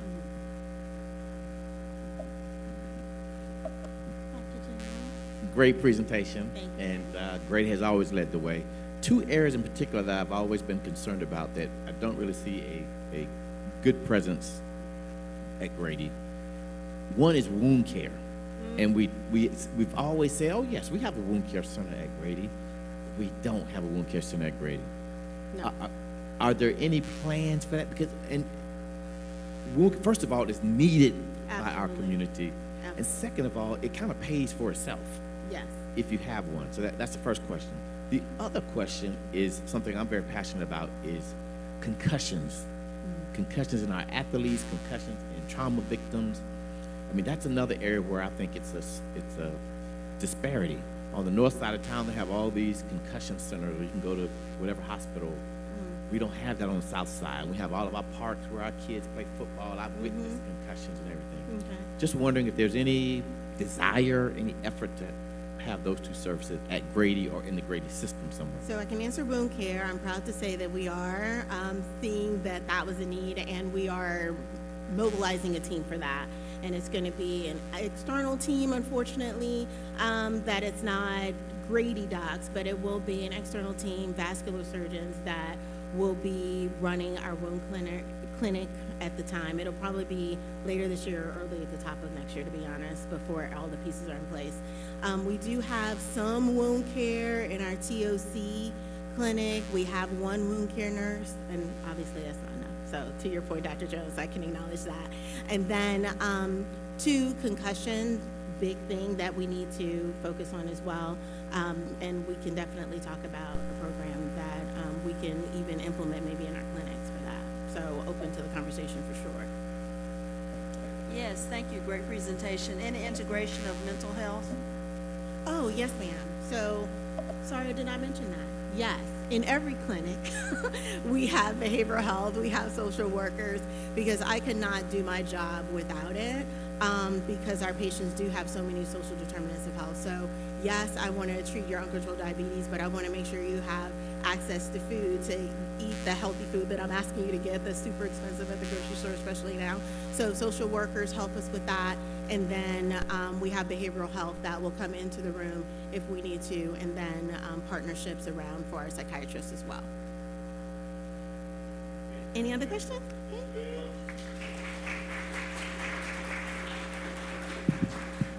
Thank you very much. I want to thank all of our presenters, and I want to really leave this as an idea. I think that one of the themes that emerged as I watched this presentation was the opportunity for partnerships and the opportunity for collaborations. I have no doubt if you reach out to Dr. Wimberly with an idea, she'll nurture it, figure out how to make it work, and then make it actual and actualize it. So there are opportunities. And I'd leave one thought with you. Grady serves as the public safety net hospital. What does that mean? That means that we care for vulnerable people every day, but we care for all of us in vulnerable times. And I think as the Georgia State Medical Association, we really have a responsibility to really look at how we can work together, because good health is not just a result of what we do in our offices, but if it's about all of us working together to create conditions in every neighborhood across the city, across the state, to really give people the best opportunity for health. And as importantly, as physicians and other healthcare leaders, we all must work together to assure that everybody has access to quality care that's affordable and close to home. And with that, I want to thank you for this opportunity to present and share some ideas of what we're doing at Grady Hospital. Thank you very much. And I think our next point on the program is a break, and we'll reconvene at 10:30.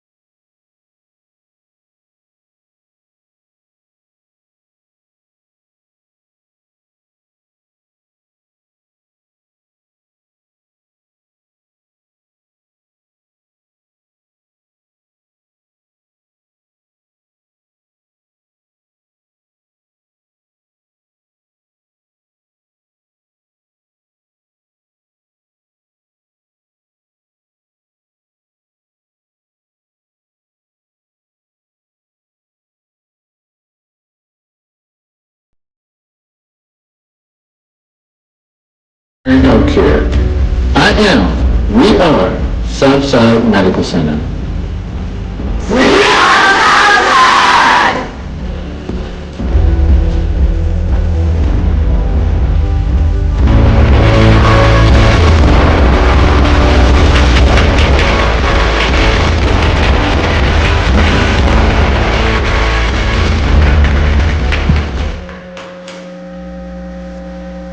So a couple of that, that video was made a little while ago. Some of those individuals, unfortunately, have passed on, but it's on their shoulders that we stand.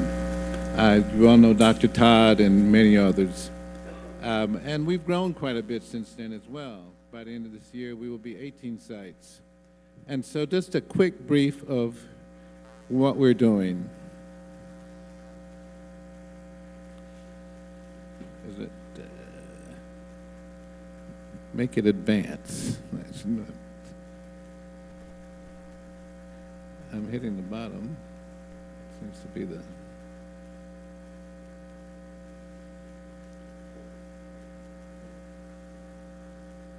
There you go. This is where we started. An old mattress factory that was basically abandoned when Southside first started back in 1967. And after a lot of paint and glue, this is what we looked like up until around the year 2003. I like to say that when it rained, we had to get out the buckets. When it was cold, you had to put on a sweater. But we recognize that, as we all in here know, is that healthcare, a lot of healthcare is based on perception. People, what they see is what they perceive. An example, if you went to see a lawyer and he had glass and brass, $2,000 suit on, nice car, you expect that he's probably really good, especially if he's charging you $500 an hour. But he might be the worst lawyer in the city. Likewise, and or inverse, if you saw a lawyer and he had a raggedy suit, an old car, and in a poor area of town, you might complain if he tried to charge you $150 an hour, but he might be the best lawyer in town. So the same happens in healthcare. Many people believe that because you came to a community health center, you're probably getting second-class care because look at the building we're in. So we decided to change that. And this is where we are currently today. In a new building that we believe has changed dramatically the perception of who we are and what we're about.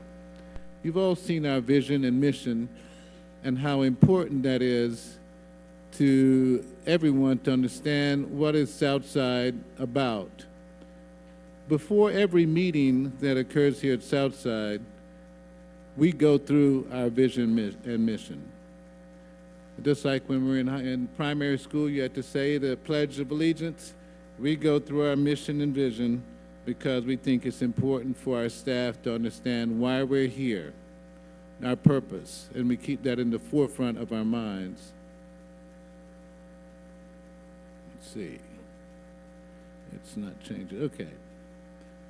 So I won't go through this, but you've seen it when it comes up on the site.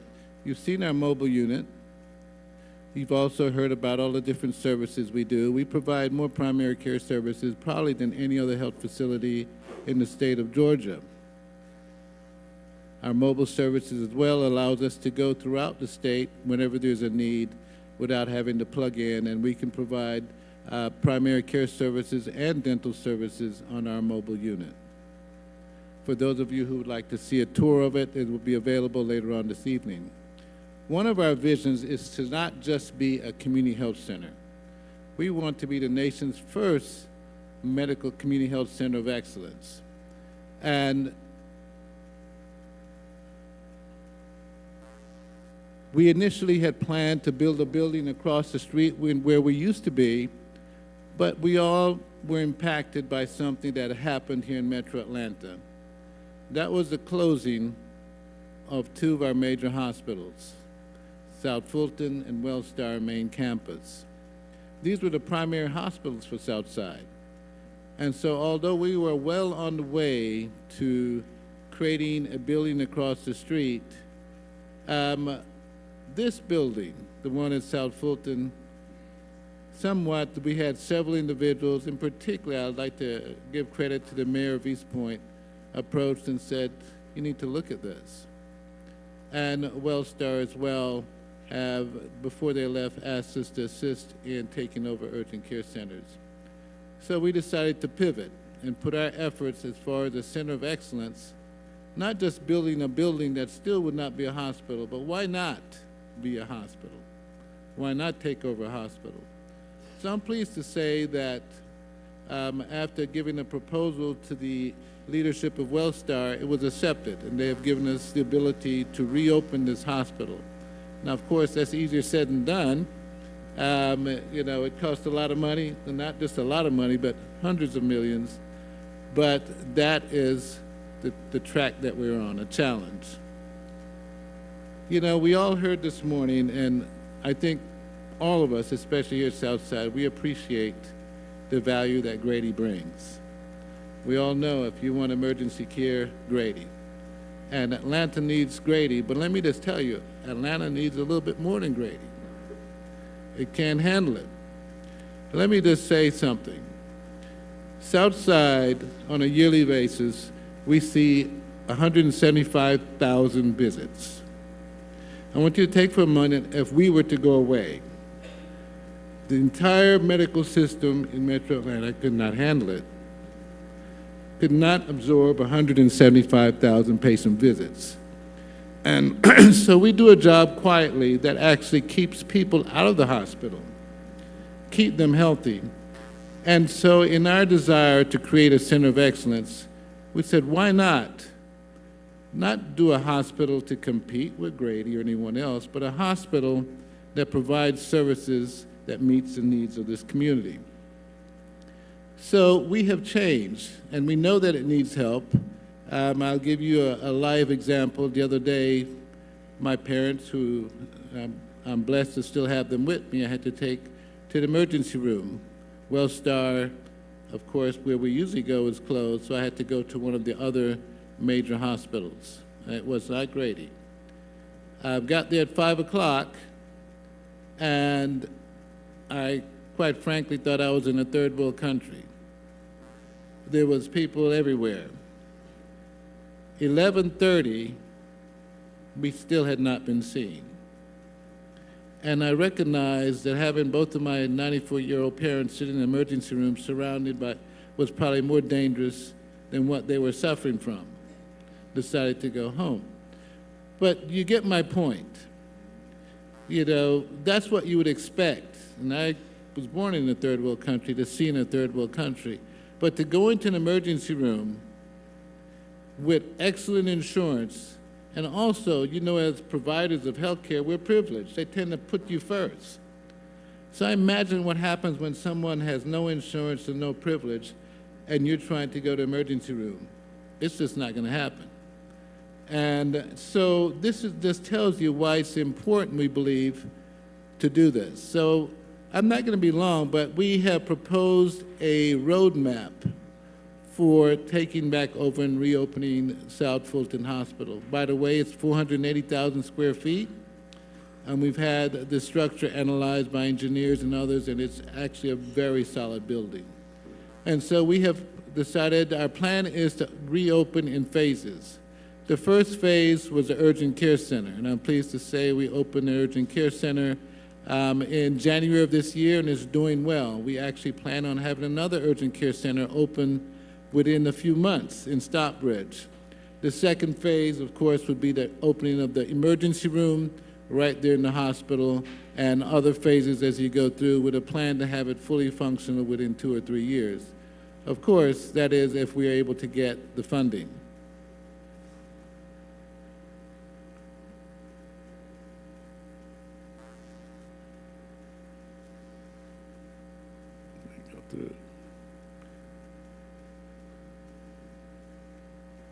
So this is what we plan to have: the advanced primary care, telemedicine, digital scheduling, queuing, urgent dental services, which would be 24 hours, medical home enrollment, pharmacy delivery services, mental health, designated geriatric and pediatric lounges, sliding scales, discount transparency program. We believe our seniors should have first-class care, and I hope that at the end, if you have a moment, that you'll give a tour of Southside. We just opened our senior lounge just last week, in fact. Why? Because if anybody's ever traveled the airport and you've gone in the Delta Lounge or the American Express Lounge, we want our seniors to feel the same way. So when they walk in the Southside, they're going to get special care, priority care, and that's what we want to do also in this hospital. Of course, the emergency room, urgent care, but also all our patients will have a medical home prior to leaving. One of our objectives is that when you do walk into the emergency room, and we all know that about 60 to 70% of the care that goes into emergency room is non-emergency. But because of EMTALA laws, they get the most expensive care, even though it might be for something simple. In earlier years, I did work as an ER physician, and I do recall on occasion someone coming in for paper cut. You know, that's a $1,500 Band-Aid, and now probably even more expensive. But you can see how there's waste. So having primary care right there in the hospital means that we could put them right in the primary care if they're deemed not necessary for ER, reduce the cost, and still provide the care that this community needs. So there's a lot of planning going on. We've been actively working on this for now several months with the hope to have our second phase open very soon, if everything works out.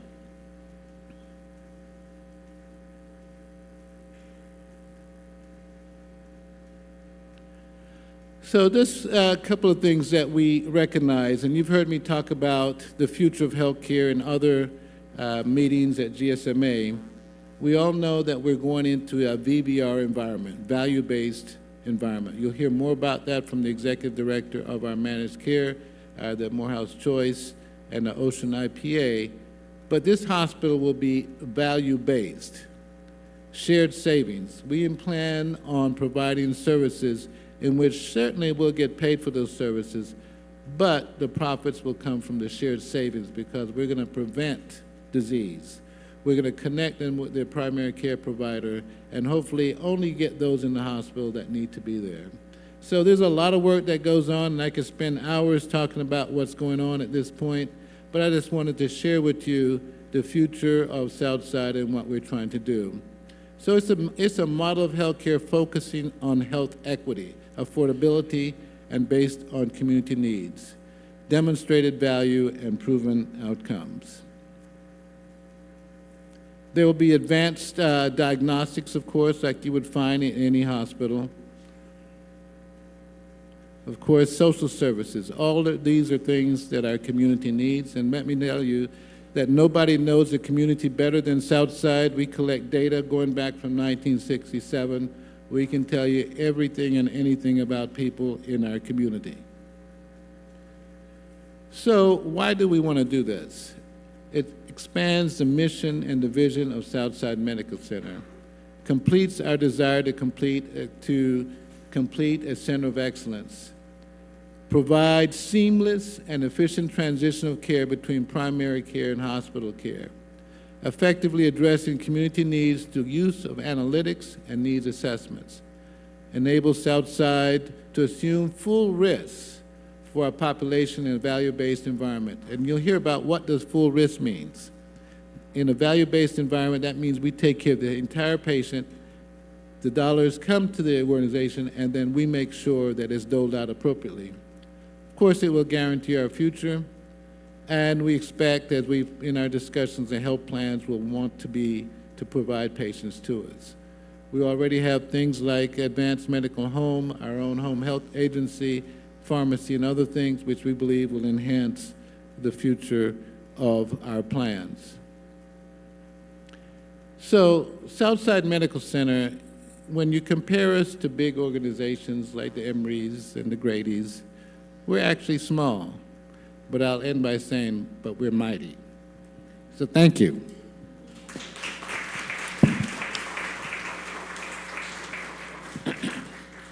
Now, I think it's my pleasure to introduce our next speaker. And this individual is no stranger to us. Is he here? Okay. And the person I'm speaking about is Dr. Otis Powell. You know, when I did my residency at Morehouse, Dr. Powell was one of the instructors. And he was one of the individuals that made us feel very comfortable as young residents. I'm not trying to talk about his age. I'll just say I was just a little baby then, so he's really not that old. But Dr. Powell has expertise, not just in family practice, and he works here sometimes, he works at Four Corners, but he also has expertise in treating chronic diseases such as diabetes, obesity, overweight, chronic high blood pressure, sickle cell, etc. So to speak to us this morning, I want to invite Dr. Powell up here.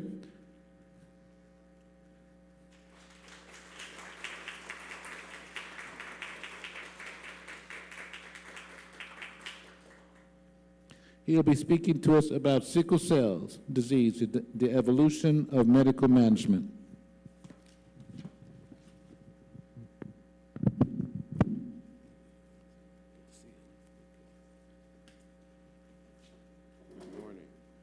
Morning.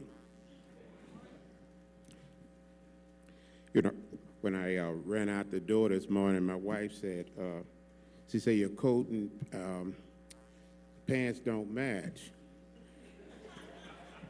I said, well, that's, you know, I said, well, you know I'm not into clothes. I got one suit, and I found the jacket, but I couldn't find the pants. So I just grabbed what I saw, put it on, and kept moving. I want to thank Dr. Williams for inviting me to come by and talk briefly. I think I have 20 minutes. I'm not even sure. I think I got 20, 30 minutes. I guess they'll tell me when to be quiet. But I do see familiar faces: Dr. Densler, Dr. Floyd. God knows, Dr. Cleveland, other people. I got started with sickle cell disease when I was a resident at Southwest Hospital, working with Dr. Collins and others. And I ended up, when I went into practice, when I left Morehouse School of Medicine on faculty, I went into practice. And my practice was in the building with the Sickle Cell Foundation. So back then, they were having a lot of problems getting primary care doctors to take care of sickle cell patients. So Cigna called me, asked me if I could help. And I said, sure. So that's basically how I got involved. Plus, I was in the building with Sickle Cell Foundation, so they ended up sending a lot of sickle cell patients to me. I've been working with the Sickle Cell Foundation, God knows, for a long time, as the laboratory director and now the medical director. And I've had the opportunity to go around the state of Georgia, where we have a provider conference for non-specialty physicians to help them get more acquainted with sickle cell disease, and hopefully they'll be more interested in taking care of sickle cell patients, because we have a serious problem right now. For it's getting primary care doctors and specialty physicians to take care of sickle cell disease, because it's an extremely complicated problem, and the biggest issue is with pain management in sickle cell disease, with all the pressure that's presently on physicians to look at how they are prescribing opioids. But in the last 2 years, a lot of recommendations have come out for us treating sickle cell disease. And if you look at the report from CDC, they are actually recommending that we treat sickle cell patients just like we treat cancer patients, and we treat patients in the life care. So I'll be showing you some references and so forth, so you can read into it a lot further. But I think it's the responsibility of us to get more interested in taking care of sickle cell disease, because they are, especially on the adult side, the pediatric side is a lot more organized, but the adult side, it's fragmented, and a lot of issues are coming.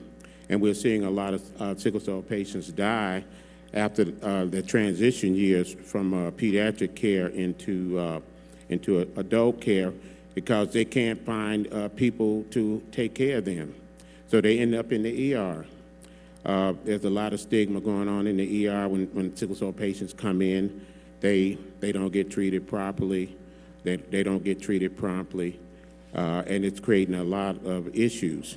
Now, we did, hopefully everybody got one of the packets from the Sickle Cell Foundation of Georgia, which has a lot of useful information on sickle cell disease. And hopefully you'll get more interested. We need more primary care physicians to take a better interest in sickle cell disease. So I guess we can move to the next slide.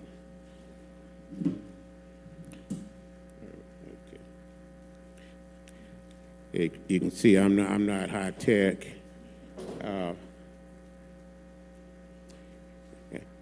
Faculty disclosures, meaning that I'm not taking money under the table or whatever you would call it. I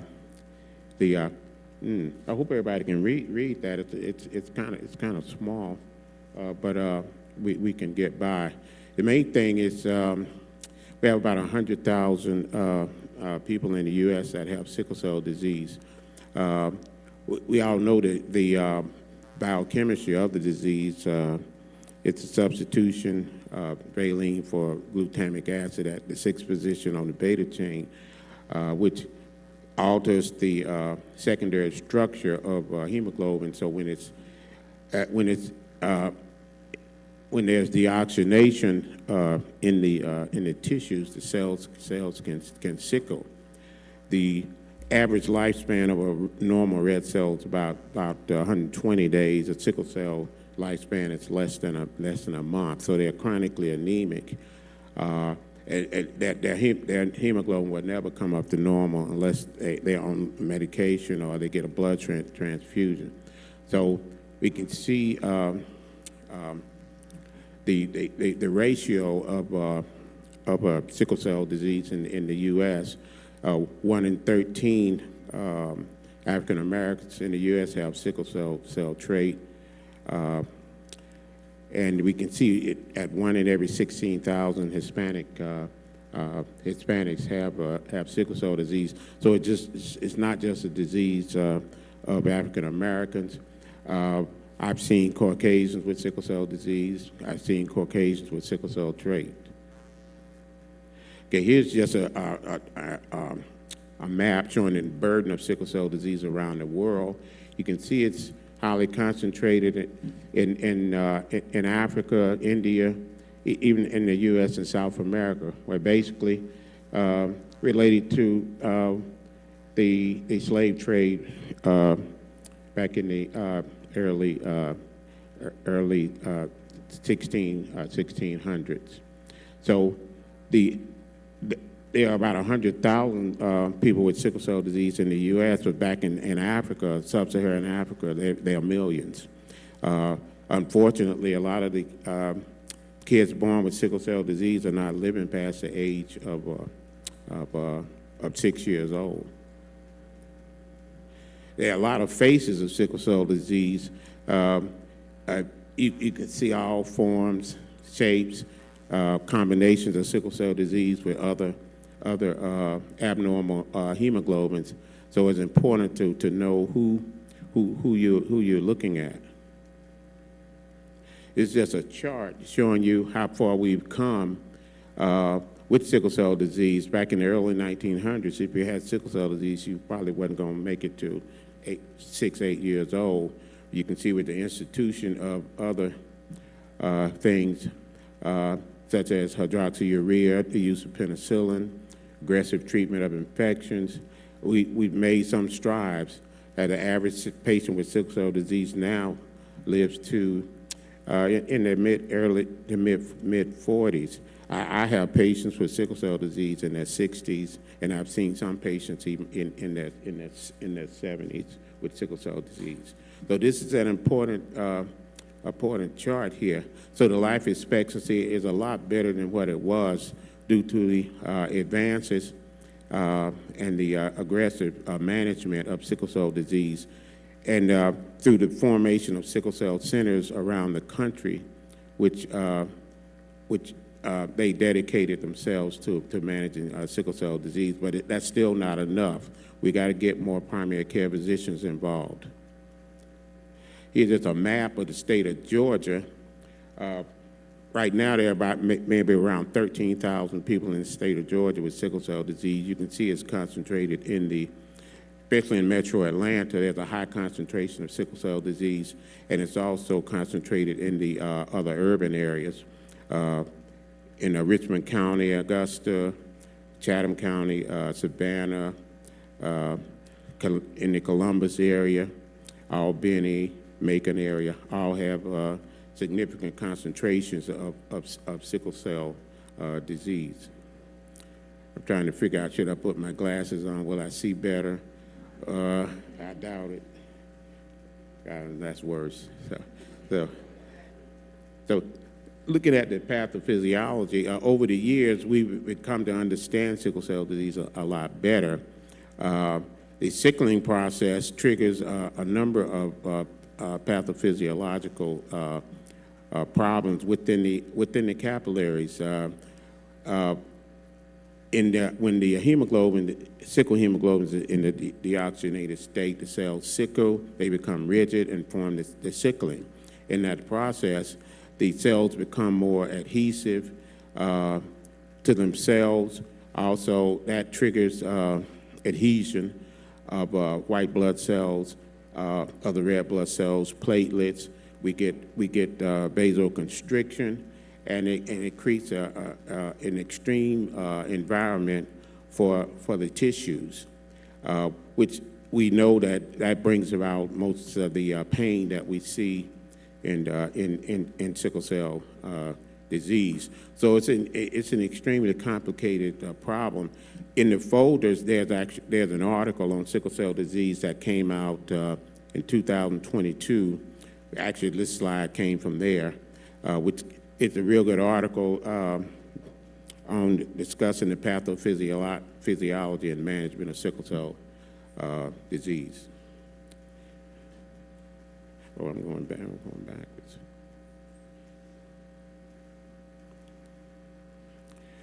Here, I'm not going to spend much time on this.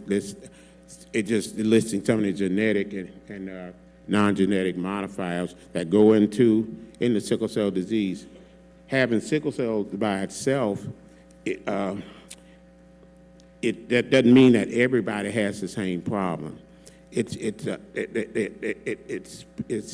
polygenetic.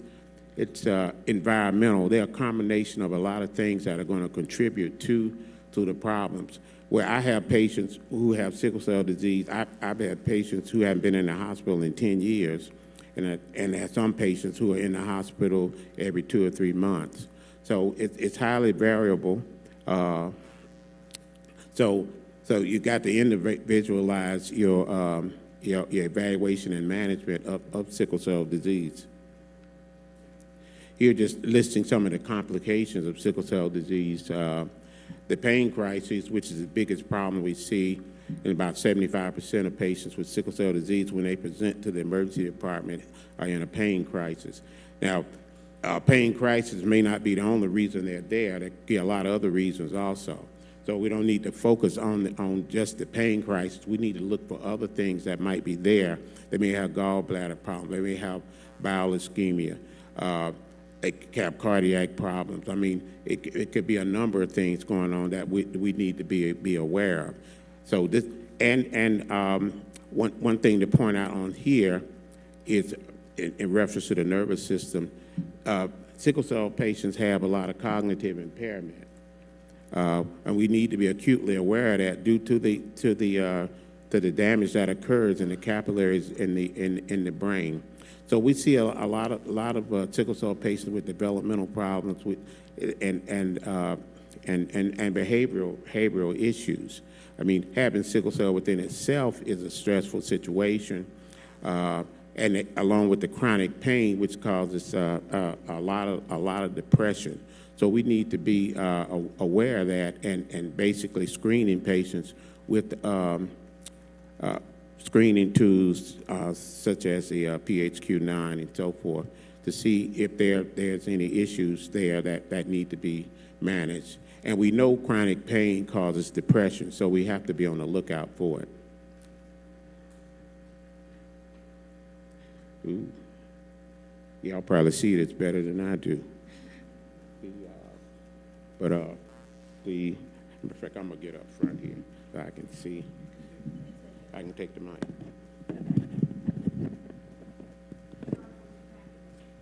What? Yeah. The article is in the packet. I'm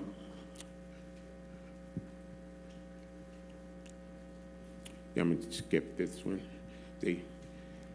So what I want to get into primarily is the acute and chronic management of sickle cell disease.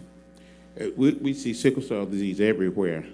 What I did is I just listed all of the places I've worked before.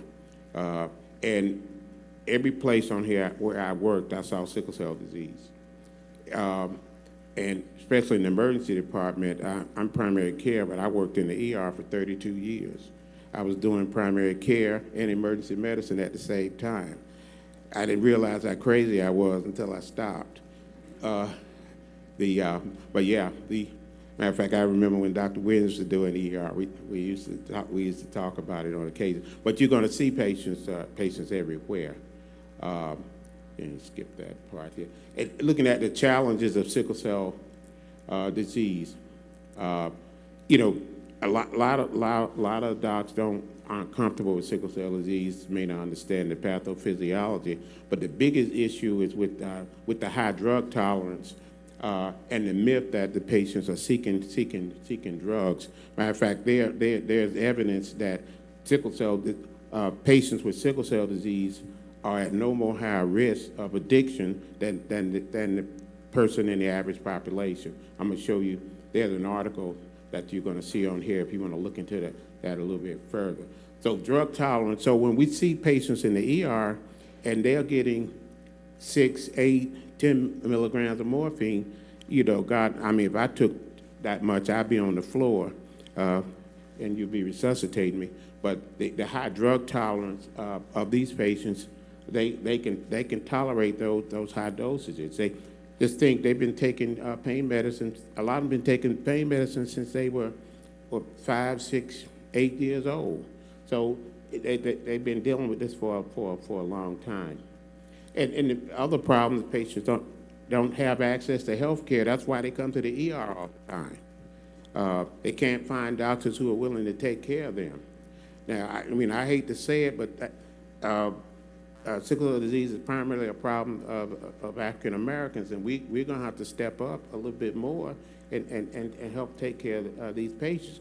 Now, as physicians, we're dealing with the opioid crisis and the fears that go along with that. I'd be sitting in the office sometime, the DA gonna come knocking on my door and all this stuff. We all think about that sometimes.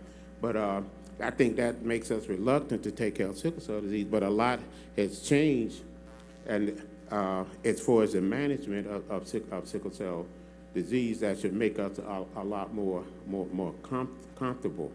At the foundation, we're also working with hospitals and emergency departments to get them to change their protocols so sickle cell patients can get more prompt care. Let me skip that. Oops.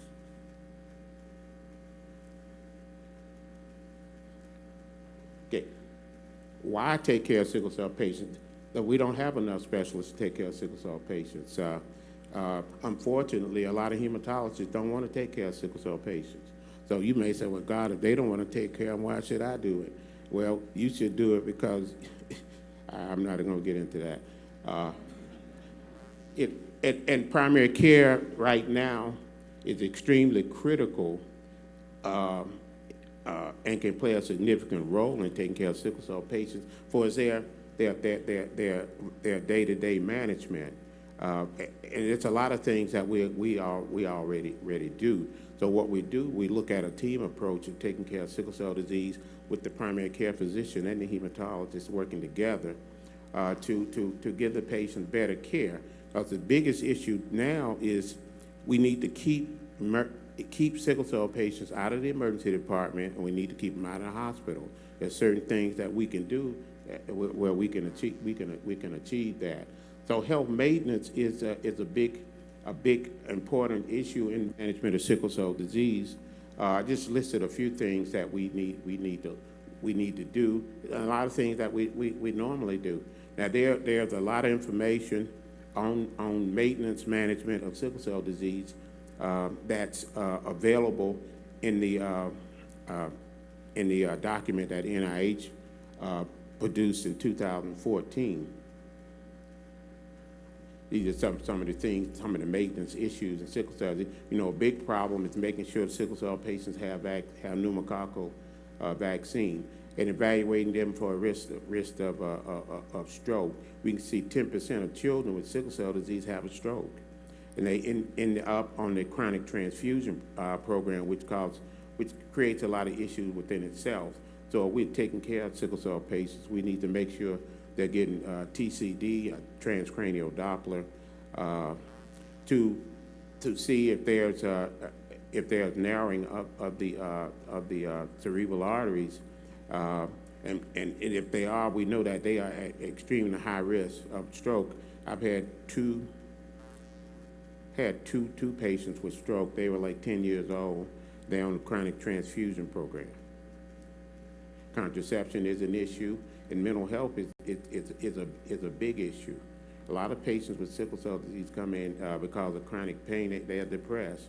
They have cognitive impairment. They have anxiety.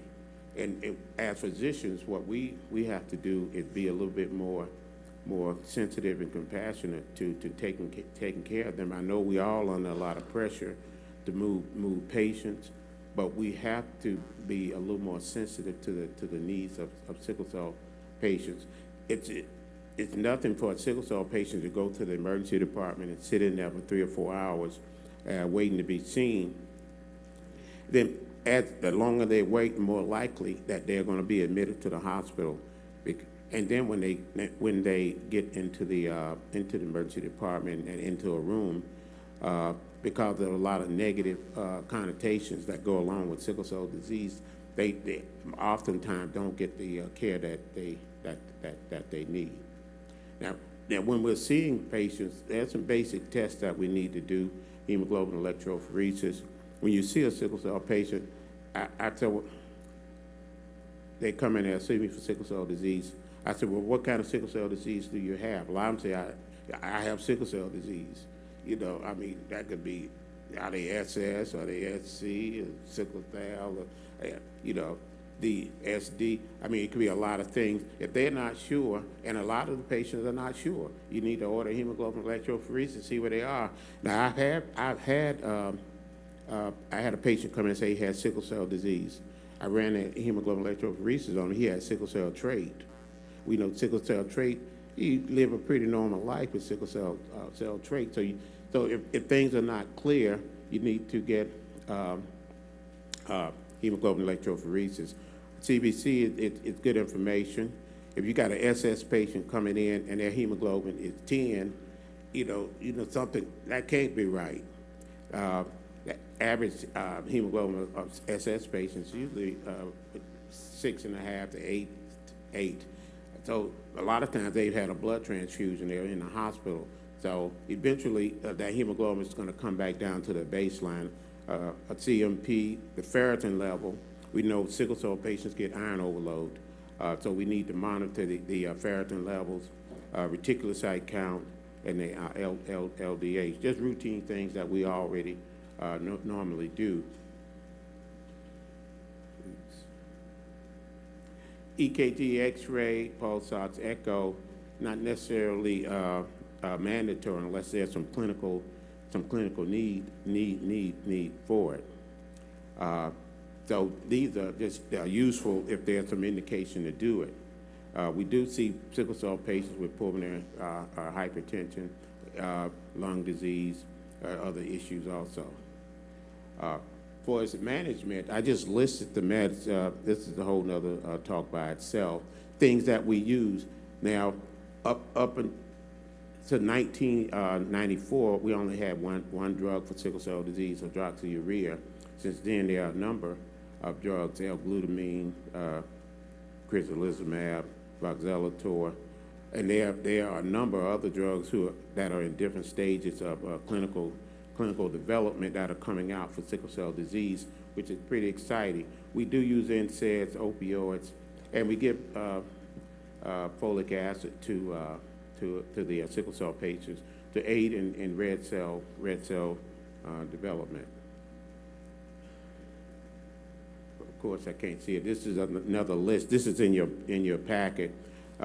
List of management medications that are used. Also, the big thing on the horizon now is a bone marrow transplant and gene therapy.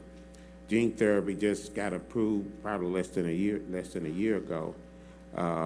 Does anybody know how much it costs to get gene therapy? Huh? Keep going. It's between 2 and 3 million to get gene therapy. Bone marrow transplant is a lot. It's a little less, but there are a lot of inherent problems with these. And we if you have a patient with sickle cell and they're interested in gene therapy or bone marrow transplant, they need to be referred to a center that's doing that. But the gene therapy is the biggest thing on the market right now, but it's extremely expensive, and it's got its own risk. You can get gene therapy and develop leukemia. And also, since it just started, we have to follow the patient for 15 years to see where they are, what's going on with them. Because it just started, so we don't have all of the evidence. We don't have all of the information to know how safe it is. So a 15-year surveillance is mandatory on all patients getting gene therapy. This is the one little blurb I took from this Journal of Internal Medicine back in 1922, and it said that sickle cell disease was not a risk factor for drug use disorders. So we think that, and it's a bad rap on the patient when they go to the ER from the reception desk back to the doctor. Everybody said they just here because they want drugs. That's not the case. But we see that the risk of addiction and drug use disorders is no higher in sickle cell patients than the general population. We'll have to start wrapping up. Okay. And a lot of sickle cell patients resort to alcohol to control their pain, so we'll see a lot of sickle cell patients developing alcohol use disorder. They may run through the rest of these slides. It's just another thing I want you to point out from CDC, sickle cell disease, the recommendations do not apply to sickle cell disease, cancer, or patients receiving end-of-life care. Those are new guidelines that are put out by the Centers for Disease Control. So if you have a patient with cancer, you don't have no problem giving them pain medicine. You shouldn't have a problem giving sickle cell patients pain medication. Same thing here. I can't really get into a lot of this. It's just a research article. Just basically, since we pressed for time, it was an article looking at how family physicians feel about sickle cell disease, and they were generally uncomfortable taking care of patients with sickle cell disease. The article or the research project was just done on family physicians. I don't know how that looks in internal medicine and so forth, but we need, they just recommend we need tools. So we got a lot of challenges. We got to change the perception of sickle cell disease. Now, if you don't get anything else from this, you need to look up this evidence-based management of sickle cell disease. It was put out by NIH back in 2014. It's about, I don't know, 200-300 pages. That gives you the primary care management of sickle cell disease. Matter of fact, you can go online and get it. You can just download the whole thing. They do have a little shorter version, but if you really interested, this would be helpful to you. It's the expert panel on the management of sickle cell disease. So I would recommend that you get this. So I think I'm gonna wrap this up. The American Society of Hematology puts out things. There's some in your packet on management of sickle cell disease. And we need to use a team approach. Sickle cell patients require a lot of care coordination, and they need mental health services and social services. And we got to change the climate of way they are treated in the emergency department. There's a lot of bias, discrimination, and so forth that goes into whether or not the sickle cell patients are going to get the care that they need. Thank you.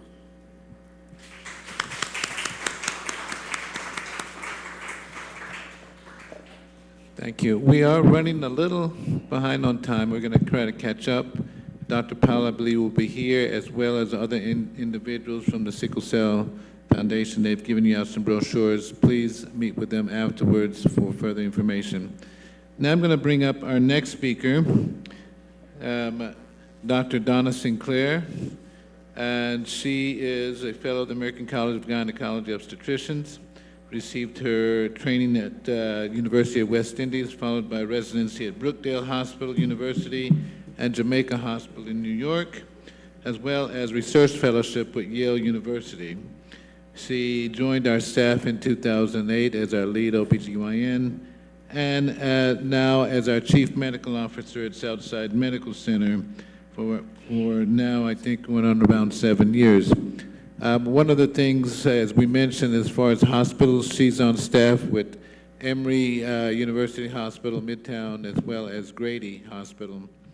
But on any given day, if you go to Emory Hospital, you're going to see the board lit up with just Southside patients. Dr. Sinclair is the lead OBGYN, and she delivers quite a few babies. So just again, adding to the need for more hospitals.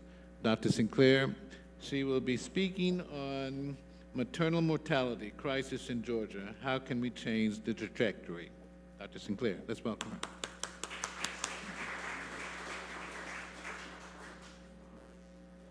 Thank you so much, Dr. Williams, for your very gracious introduction. Good morning, everyone. I will not take much time. I want to speed along just so we can catch up. But we know that maternal mortality is a hot topic here, particularly in Georgia, of course, across the world. And so this is an area that we're paying special attention to try to improve our performance in this area.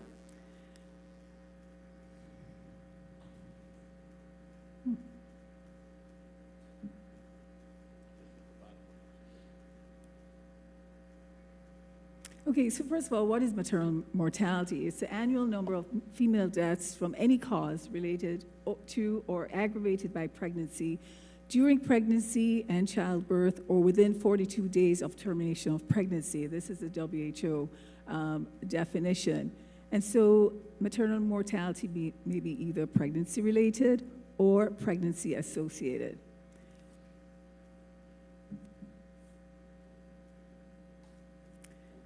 Pregnancy-associated mortality occurs when a woman dies while pregnant or within 42 days of the termination of the pregnancy, irrespective of the cause of death. So if they had a motor vehicle accident and succumbed to their injuries during that time, of course, that would be pregnancy-associated.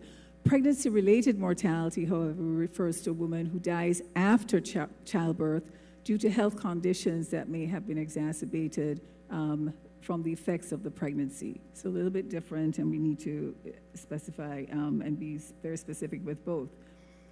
But definitely, maternal mortality is a public health issue that affects women globally. In 2020, the global maternal mortality rate was about 152 deaths per 100,000 births. And as a result of this, the United Nations actually launched a Millennium Development Goal in 2000 to be achieved in 2015, and then subsequently a Sustainable Development Goal in 2015 to be achieved in 2030. And as a result of this focus, and thanks to the global efforts, the global maternal mortality rate actually has significantly declined in several countries across the world. However, we have not been able to move the needle here in the US.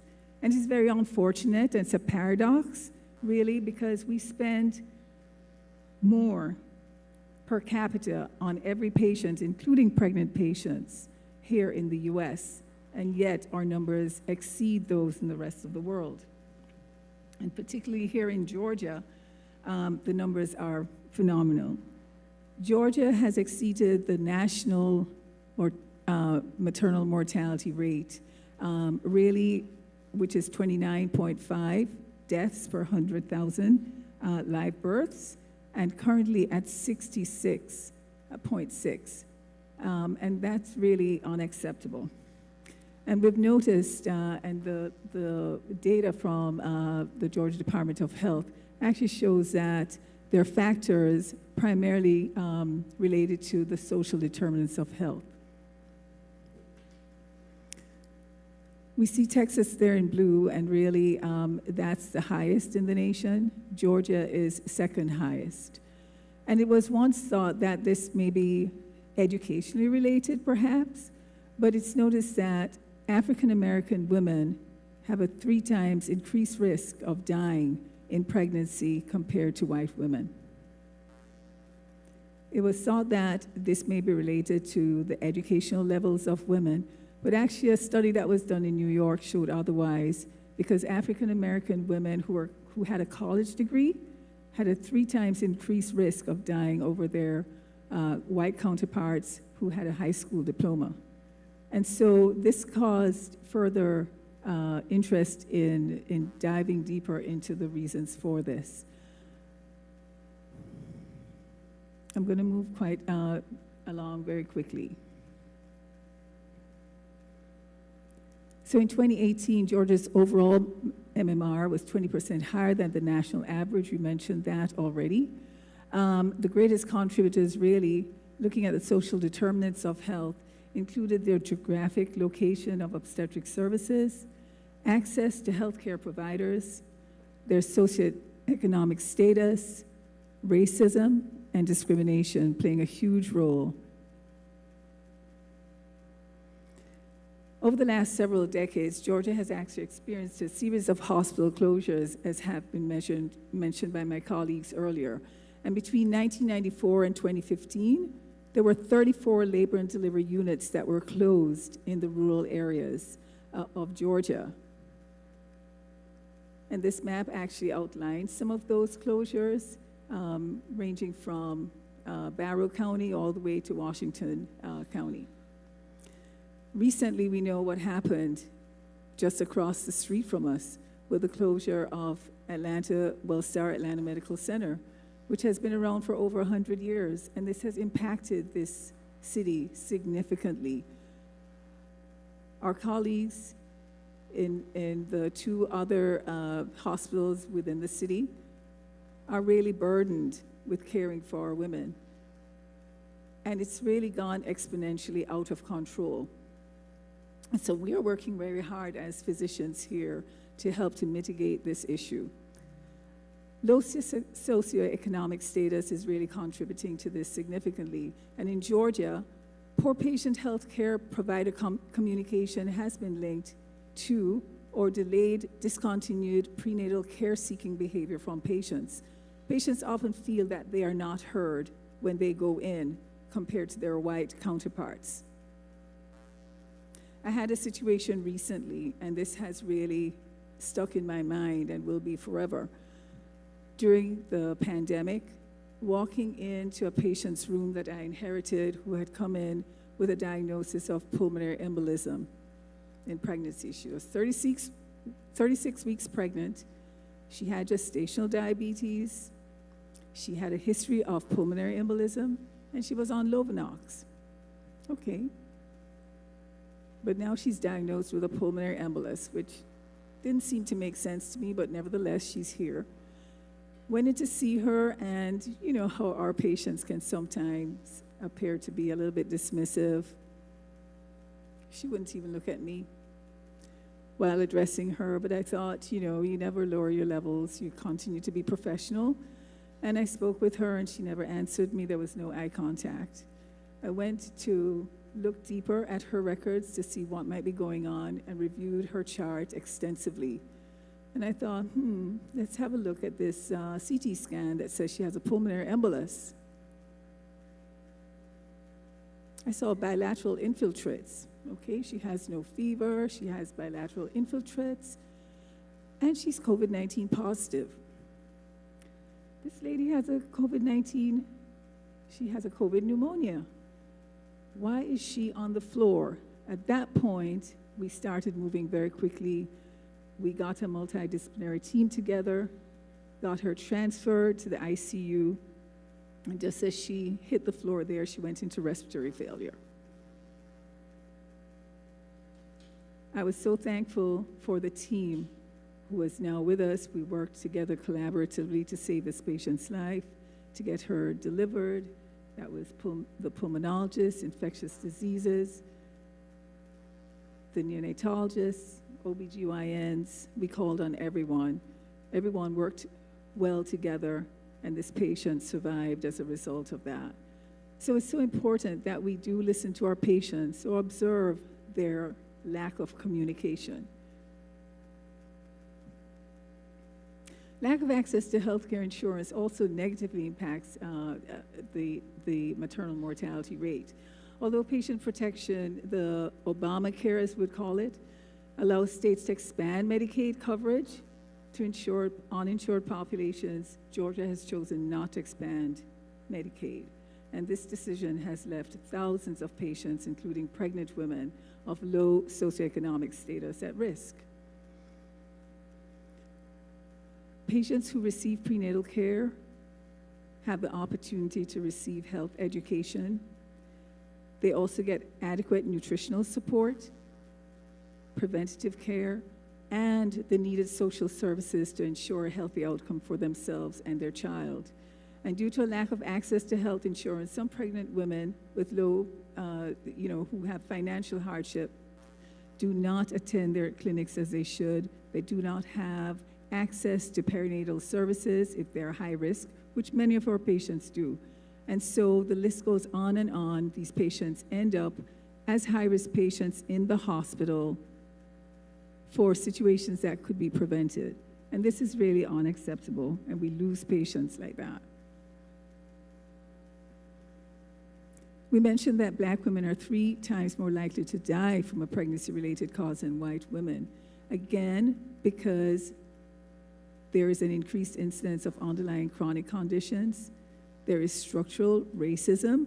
Patients are in the hospital complaining of, and I just gave you that example. There's also implicit bias. We need to be introspective as to how we even treat our own people, because we tend to be dismissive when they complain instead of really taking the time to listen to the needs that they have. Some of the common obstetric comorbidities that we see at Southside, of course, and across our population include chronic hypertension, gestational diabetes, and many of these patients do go on to develop superimposed preeclampsia. It's not really noted in our data here because, of course, this is not where we're seeing these patients. So that may be a little bit lower than we're expecting, but the incidence is quite high. So just the same theme of patients being ignored, and it is very common, not just from our other colleagues, but ourselves as well. And so it is very important to pay attention to this. Maternal mortality really is preventable, and no woman in Georgia, really including African Americans, should ever die during pregnancy or after delivery. So what are some of the equitable solutions that we have?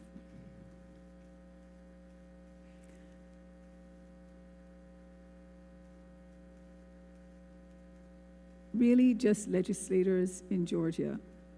I believe that if certain agencies get together, such as the Georgia Nurses Association, the Midwives of Georgia, the Georgia Birth Advocacy Coalition, the Georgia Composite Medical Board, and Georgia Hospital Association, they can actually collaborate to develop strategies to provide maternal services to women in Georgia, especially in rural Georgia.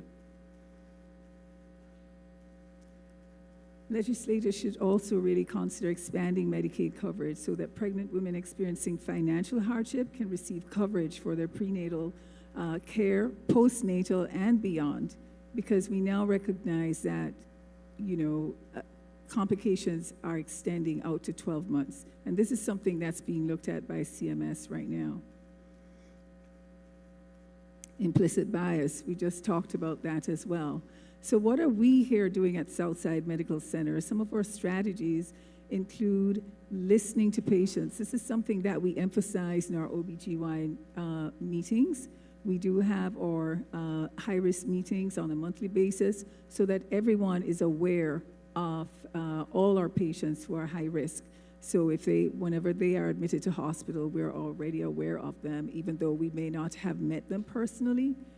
It is very important that we help patients to understand when to ask for help, the signs that they need to look for at home, whether they're swelling in their hands, they're having a persistent headache that's not getting better with simple analgesics, they're having nausea, vomiting.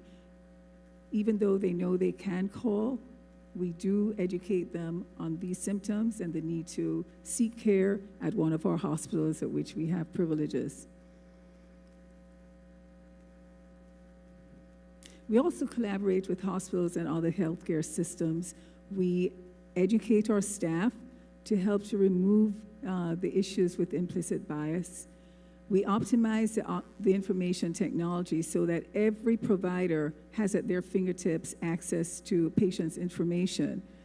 With our EHR platform, every provider can be contacted immediately. They can see on their cell phones what the patient's concern is. They can actually locate the patient's chart on the cell phone and respond appropriately to that patient who needs care.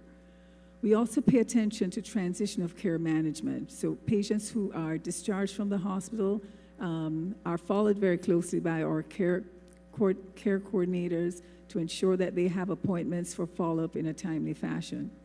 So these are some of the things that we're doing to actually mitigate this issue.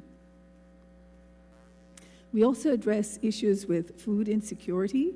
We do have our dietitian or registered nutritionist on board who works along with our comprehensive health awareness program, that's our CHAP program, to ensure that patients receive appropriate nutrition counseling. And she's right here with us in the room, Jillian, right there. And she does a fantastic job, really working very closely with providers and seeing patients at the point of care as needed instead of just scheduling an appointment sometime out. We also collaborate with other agencies in the community, such as Uber Health, who provide additional support for patients, providing them incentives such as grocery as well. We have classes, teach patients how to prepare healthy meals. And so these are some of the things that we do here at Southside. We also provide transportation for those who have barriers for that, telemedicine services, so we can discuss results in a timely fashion without necessarily interrupting the patient's day or coming in from their work environment. On an annual basis, all our employees receive cultural competency training to ensure that we are communicating with patients in a language-appropriate fashion. And what do we expect from the state and communities? Some of the things that can be done are assessing and coordinating delivery hospitals for risk-appropriate care, supporting the review and causes and opportunities for prevention behind every pregnancy-related death, not just ignoring these, but ensuring that you have morbidity and mortality meetings to look at any adverse, near miss, or actual cases of death in the hospitals. Social factors, including maternal health, such as unstable housing, has to be looked at as well. Patients can be living in very toxic environments surrounded by toxic chemicals. They are exposed to abuse, sometimes gender-based abuse, domestic violence, and racial inequality in their communities. And this significantly has an impact on healthcare outcomes. From the federal level, we would expect an expansion and diversity of the perinatal workforce, providing guidance to states to help them expand access to licensed midwives, doulas, and freestanding birthing centers.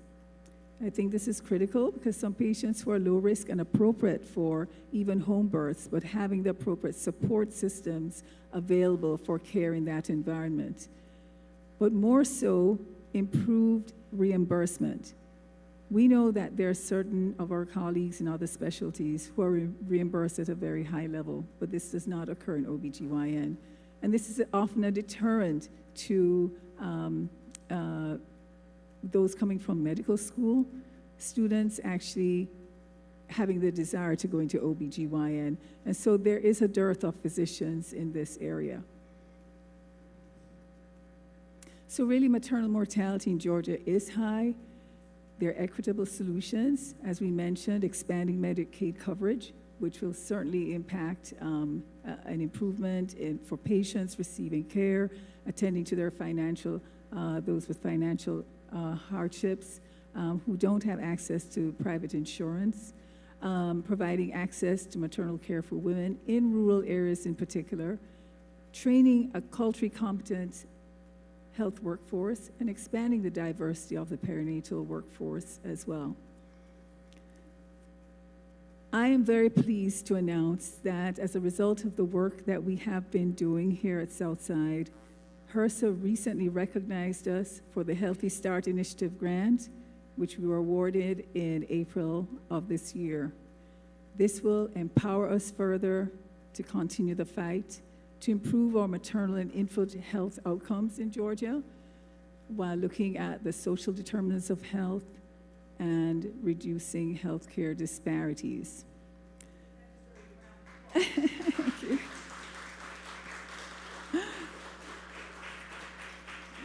Thank you.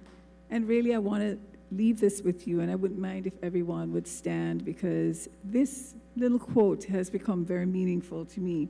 Can you imagine? I'm really from Jamaica, but never really spent much time, you know, when you have a prophet in your backyard and you just totally ignore what they're saying. But recently, this phrase became very meaningful to me. Emancipate yourself from mental slavery. None but ourselves can free our minds. From the great, Honorable Robert Nesta Marley. Stand for me, please, everyone. I want you to repeat that. Emancipate yourselves from mental slavery. None but ourselves can free our minds. Thank you very much. Think of that when you see your patients. Thank you.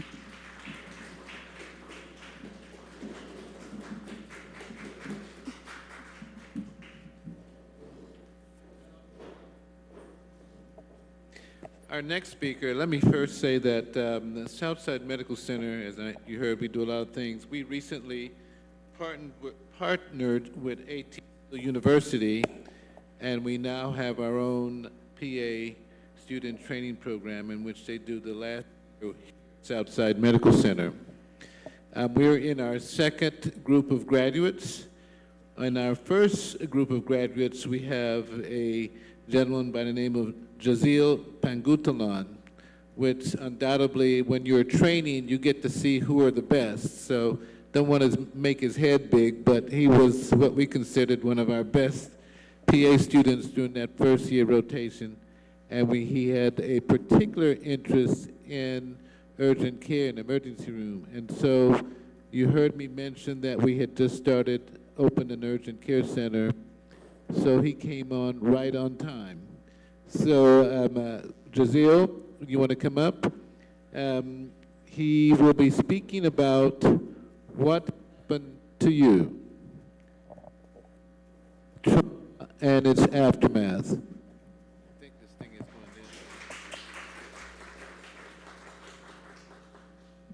in. Well, it's okay. It's on. All right.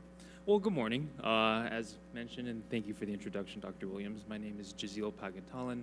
I am currently a physician assistant here at Southside, and as he mentioned, I was a student doing my majority of my clinical rotations here at Southside and throughout the Atlantic Metro area, including Southern Regional Hospital and Dr. Titus Duncan's Bariatric Center for Surgery. So I know that we're running a little bit behind on time, so I'm going to try to cut what I have to say pretty decently. A little sad about that, but that's okay. And I might have to cut the activity that I had planned for everybody today, so we might have to skip that. So, as human beings, we're always making observations and taking in our surrounding environments that constantly change around us, learning, adapting, executing.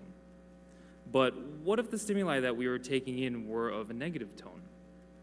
What if those stimuli were teaching us about the world and shaping our perspectives in a way that made our interpretations about others' actions and words take on a more pessimistic connotation and cause us to feel and react in particular displays of our emotions over and over again? And most importantly, what if these negative interpretations started occurring all throughout our earliest moments of development, specifically childhood? The answers to these questions are exactly the points that I would like to explore with all of you today, diving into the grasp that trauma holds onto us when we might not even realize it. Oh, hold on. Down. Got it. Thank you. Okay. So again, my name is Jazeel Pagantalan. I'm a PAC here at Southside.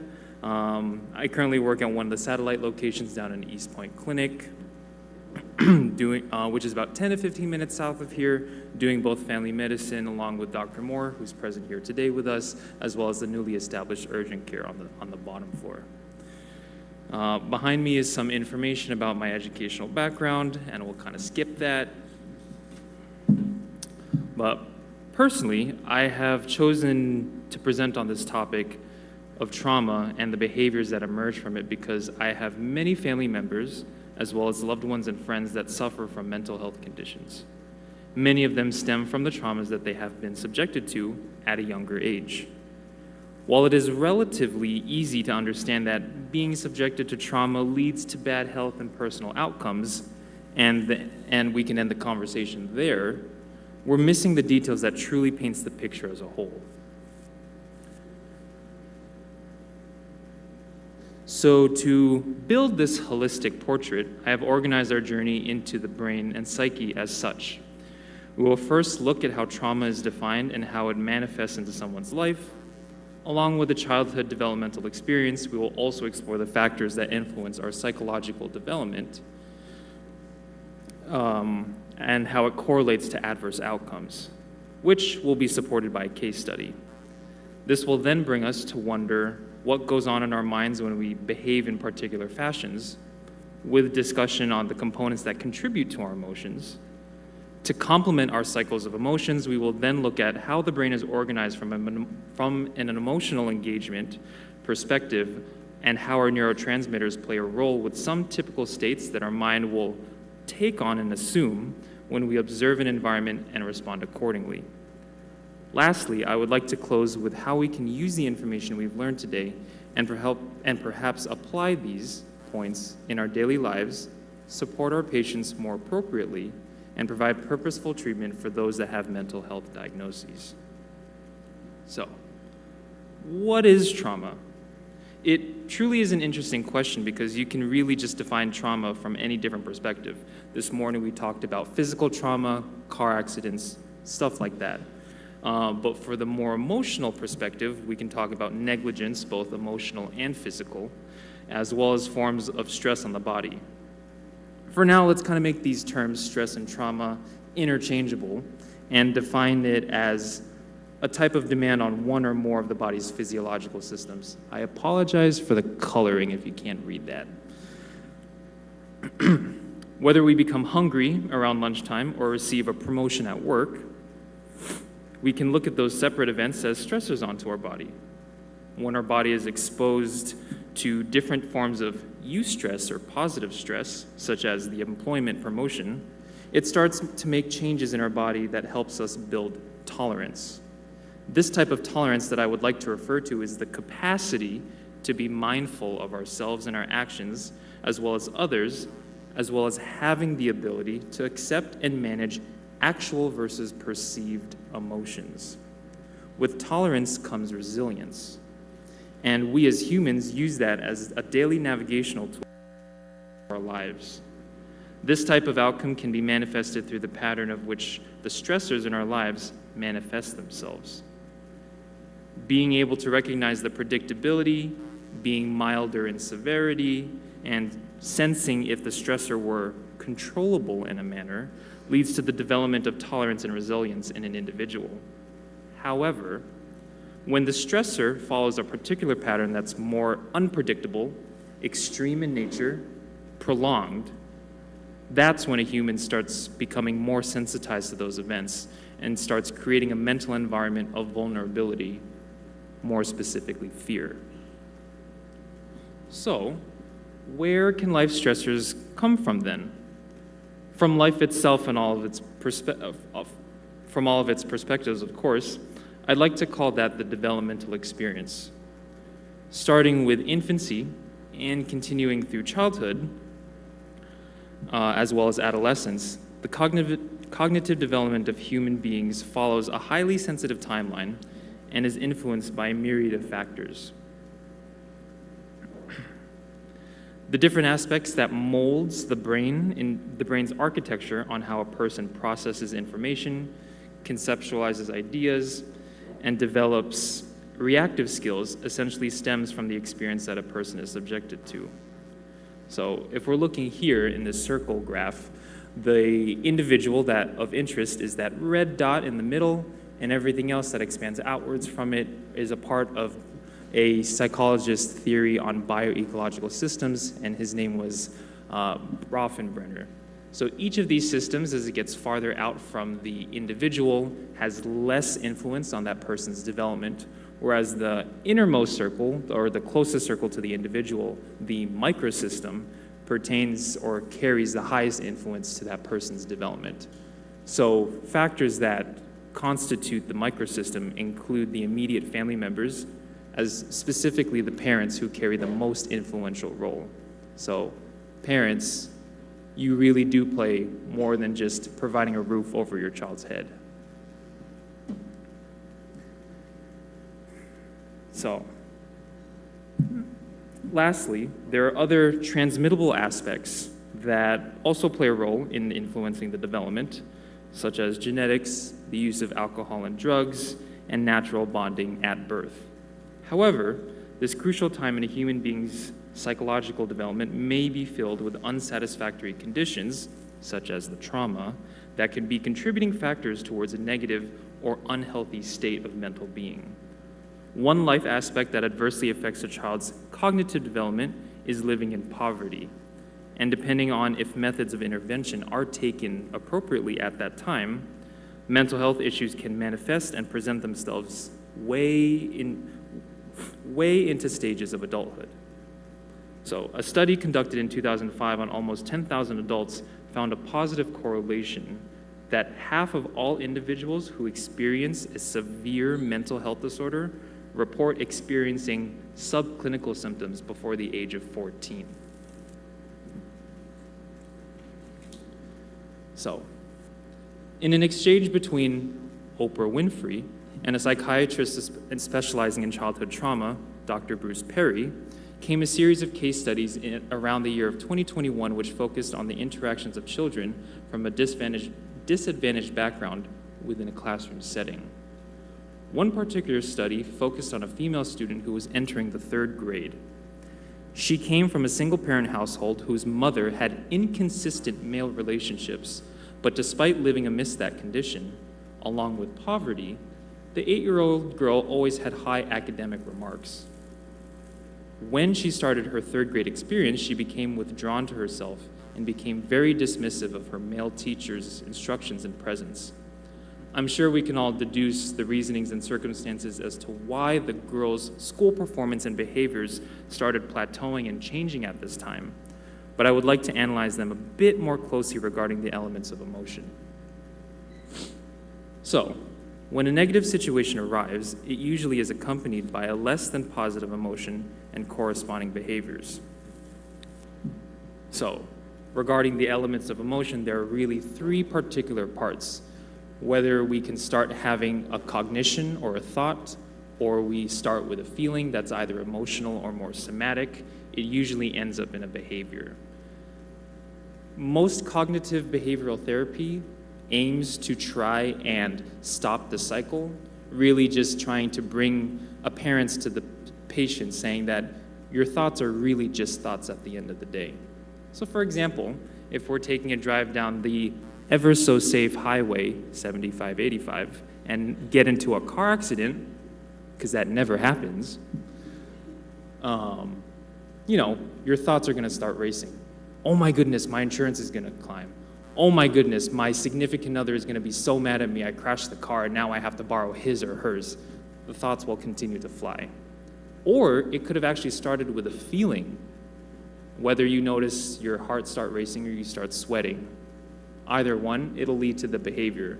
And that behavior in this particular situation could be maybe adherence from driving, maybe the development of fear of getting behind the wheel and not wanting to do so, or actively coming up with ideas on how to avoid putting yourself behind the driver's seat, or even getting into a car nonetheless. So, again, a lot of cognitive behavioral therapy aims to try to break the cycle between these 3 components, but again, each of them are very tied closely together. So,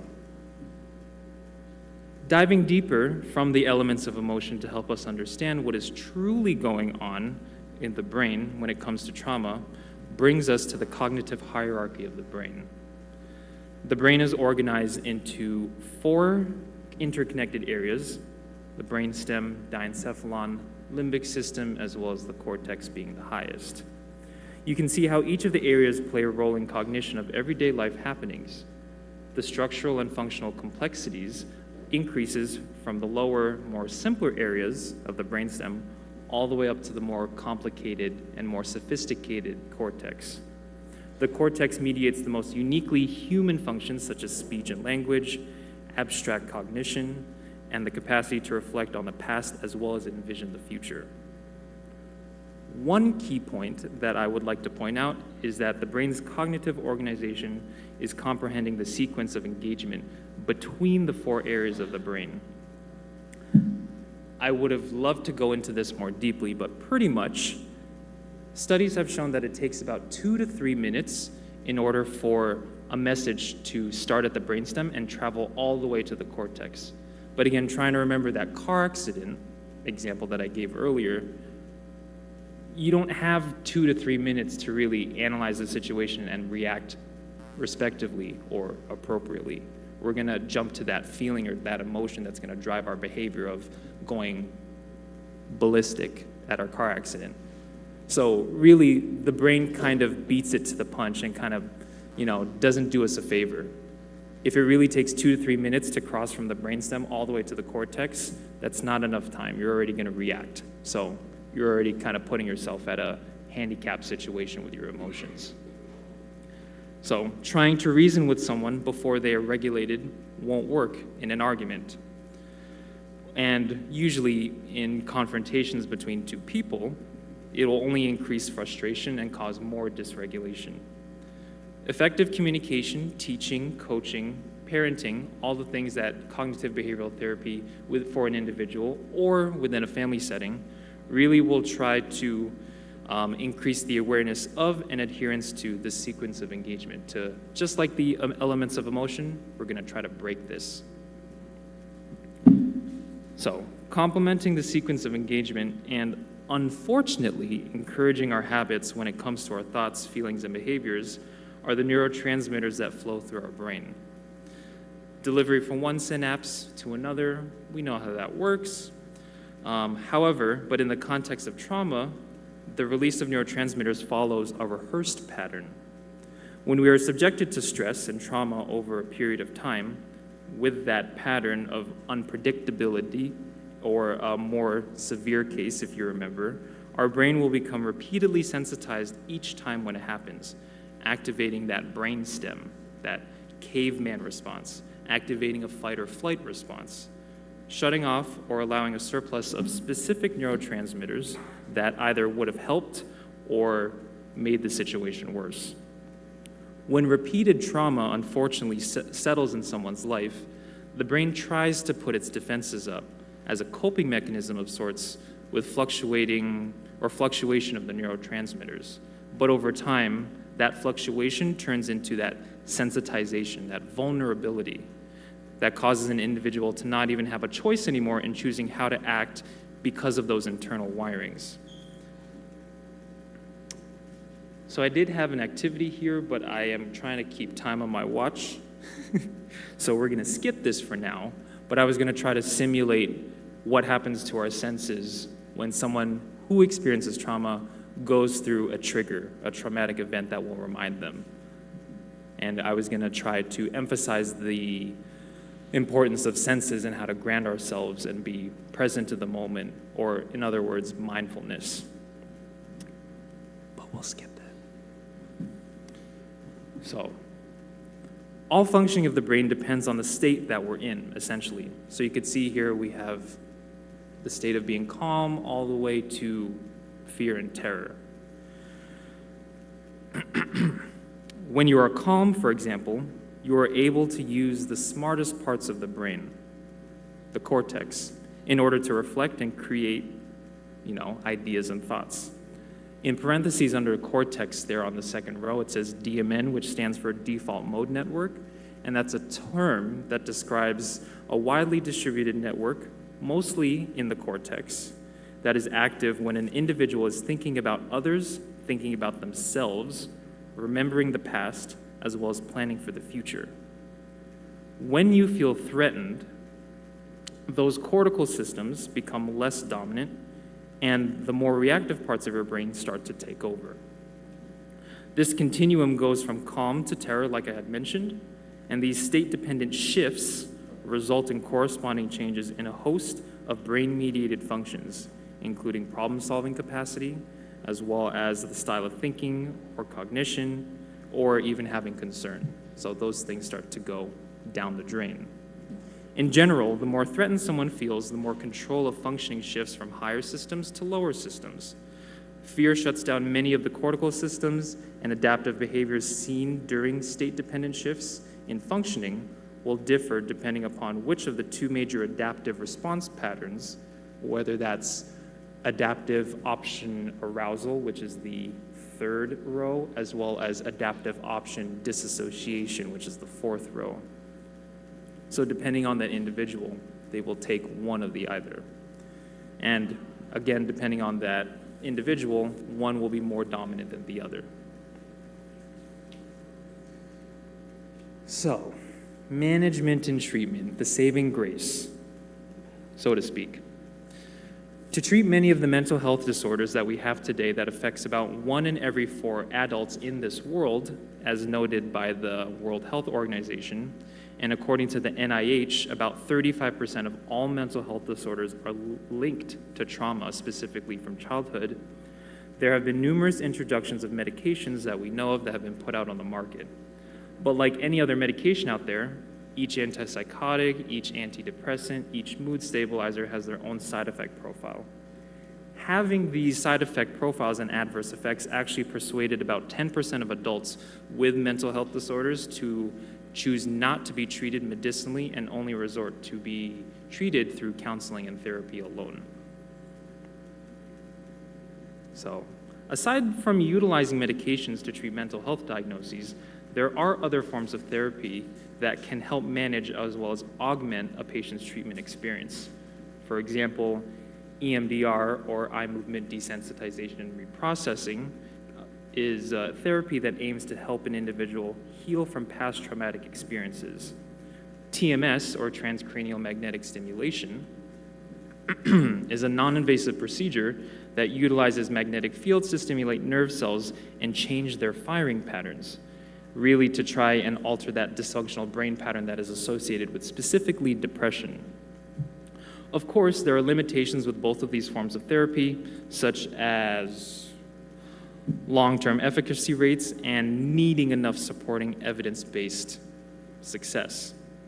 I will say that EMDR therapy was initiated back in 1987, while TMS was first induced in 1985.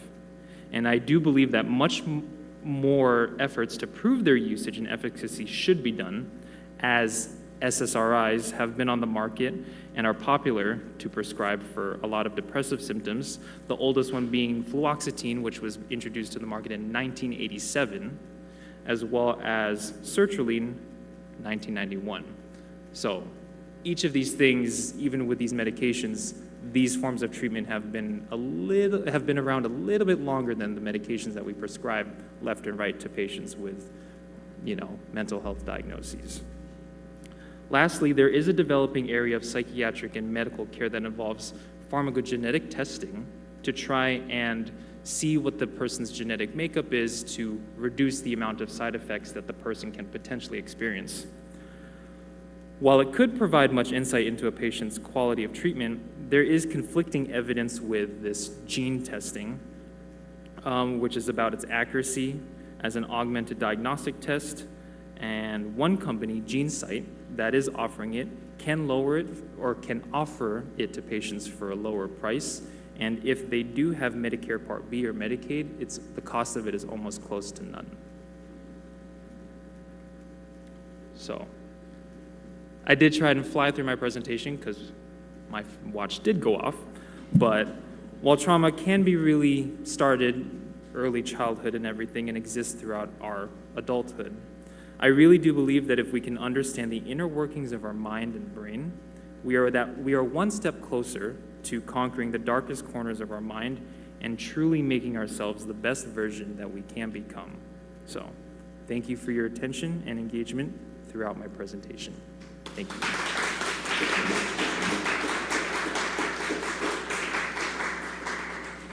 Thank you. What we'll do is after this, there might be some questions. We'll meet with them afterwards, and you can address this. And the reason why is because the next speaker will be standing between you and lunch. And we don't want her to be pressured. I'd like to introduce our lead physician for our adult medicine department, Dr. Miltonia Waluchum, who has been with Southside since 2020. And she received her medical degree from Dayton, Ohio, Wright State University, and is now one of our physicians. So she will be speaking on weight management. Dr. Waluchum.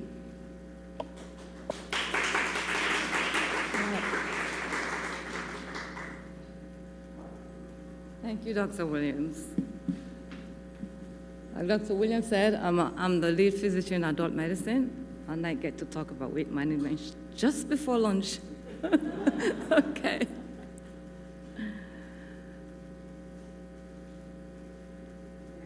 Down. Yes, okay. Let's talk about healthy weight. Now, on a personal note, I really think when we deal with obesity treatment, we have to take the patient's culture and everything into consideration. We have all these medications and all the advice we give them, but we have to also look at where they're coming from. My mother back in the day came to help us take care of our kids back in the 90s. I grew up in a culture where, the older women, the more meat they had on their bones, you get more respect. And as a child, you must finish what's on your plate. So I put her in this weight loss program. She lost quite a bit of weight.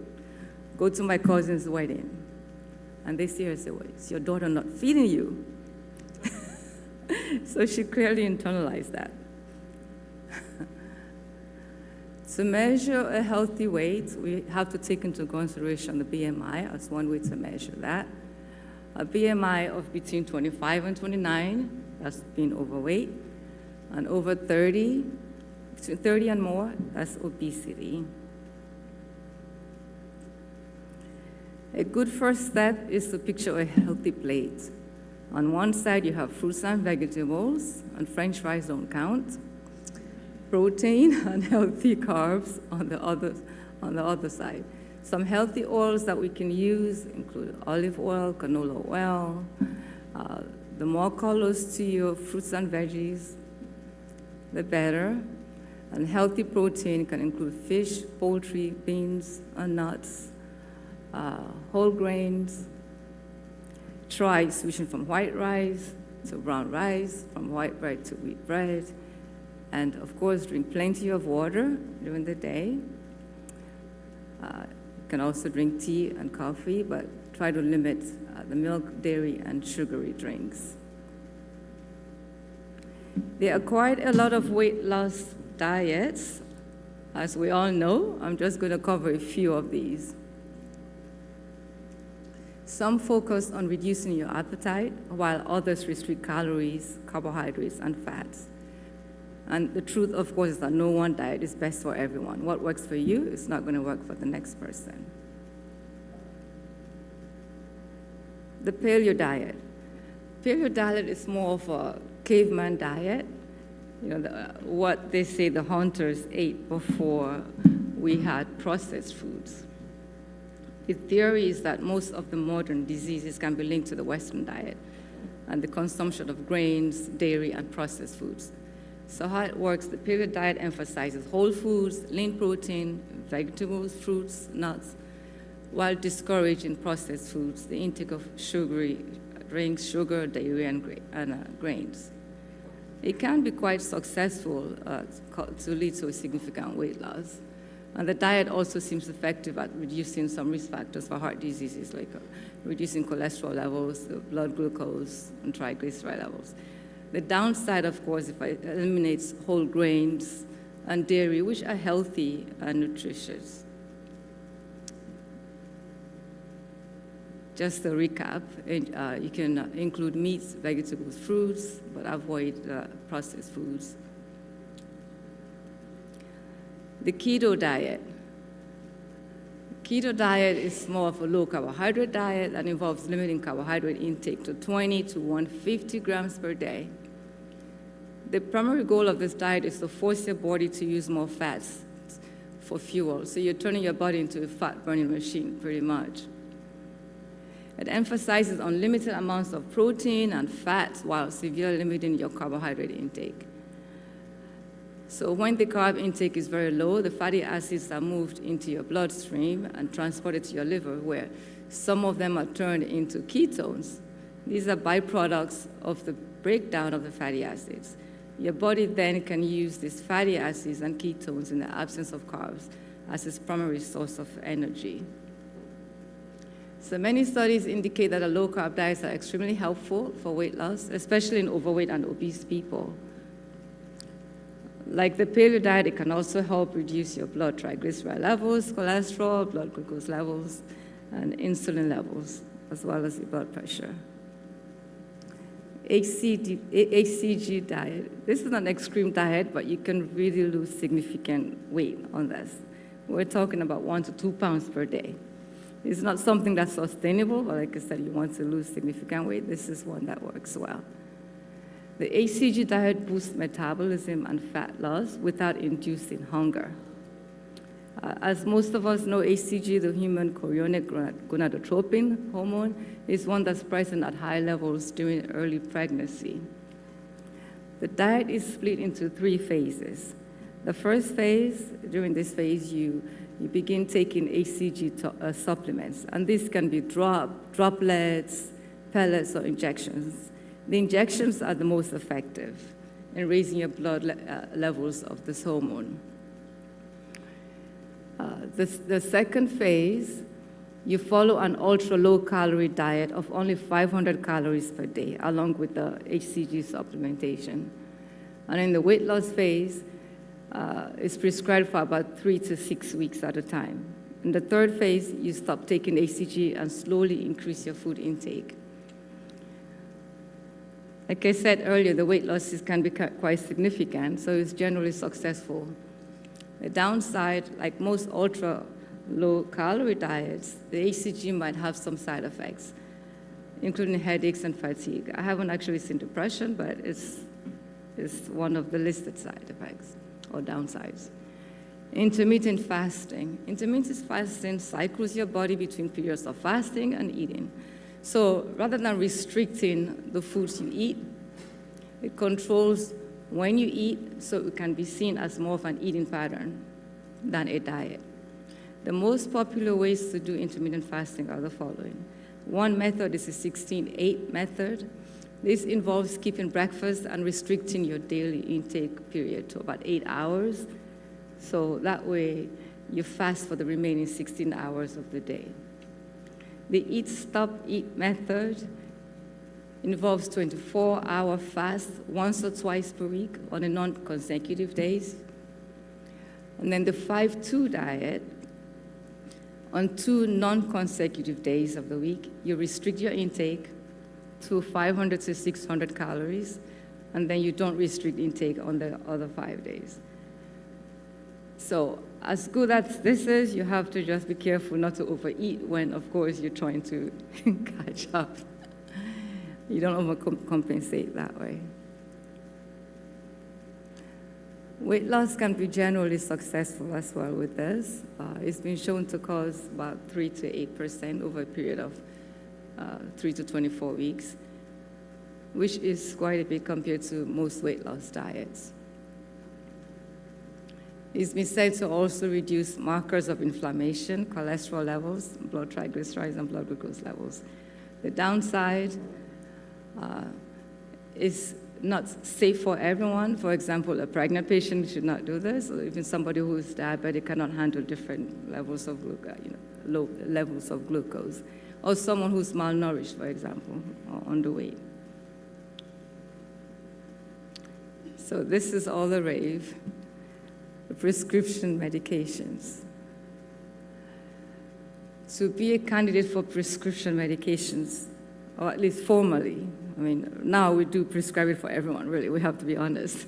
But really, to be a candidate, we have to at least give the patient that 3 to 6 months time to work on the dietary measures, lifestyle changes. If they haven't had a significant weight loss in that time period, or let's say a loss of at least 5% of the total body weight, then yes. And then another set is patients with a BMI of over 30, or a BMI of between 27 to 29, in addition to 1 or more weight-related comorbidities. The commonly used weight loss drugs, yes, before the GLP-1s came along, phentermine, topiramate is one, GSMA, phentermine, naltrexone, bupropion. And then now, the glucagon-like peptides, one, and glucose-dependent insulinotropic polypeptide, dual receptor agonists. Let's say a few of them listed on there, the tirzepatide, semaglutide, tulaglutide, and liraglutide.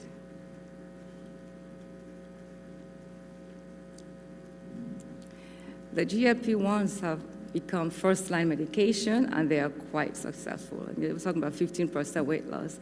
They're almost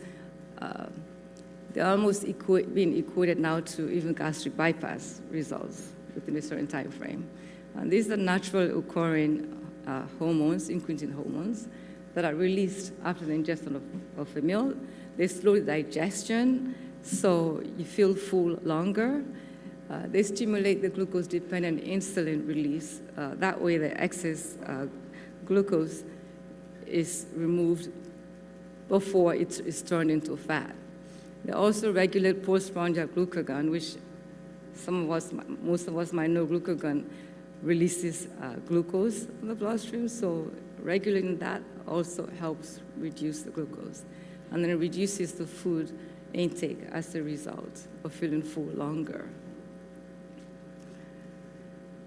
The first choice drug is Mounjaro. I'm not going to go through all the doses, but basically we start at the lowest and increase slowly over every 4 weeks to minimize the side effects. Semaglutide has cardiovascular benefits. If the patient cannot access the semaglutide or tirzepatide, other GLP-1 based drugs used to treat diabetes may be prescribed. We've been able to get Victoza, Southside, thank you very much, at a good price for our patients who really cannot afford some of the other ones, and I've seen good results with that as well. So alternatives to these drugs, mentioned earlier, phentermine is one. That is more for patients who have controlled hypertension because it can raise blood pressure. Again, you start at a low dose and you increase as tolerated up to 37.5 milligrams daily in 1 or 2 divided doses. The phentermine to pyrimate, also patients without cardiovascular disease or uncontrolled hypertension are candidates for this. And then naltrexone bupropion, this is an alternative for patients who do have cardiovascular disease or whose blood pressure is difficult to control. At follow-up appointments, you want to monitor some of what's listed here, especially with side effects. I mean, the first one, of course, is the weight. And then medication side effects with GLP-1. Sometimes you can have GERD, acute pancreatitis, and gallbladder disease. I have not seen any of that yet, but it's there. And then depression, suicidal thoughts, and cognitive changes for GSMA and Contrave. Vitals, like I said earlier, phentermine, with that, you do have to make sure blood pressure is not trending up. And the blood glucose levels, especially in diabetic patients who are on sulfonylureas, for example, they might need to be on less medication as they stay on the GLP-1s, which is really good for patient compliance as well, because you're able to reduce the drugs. And then for laboratory monitoring, phentermine to pyrimate may cause some renal abnormalities, so you should monitor the serum creatinine.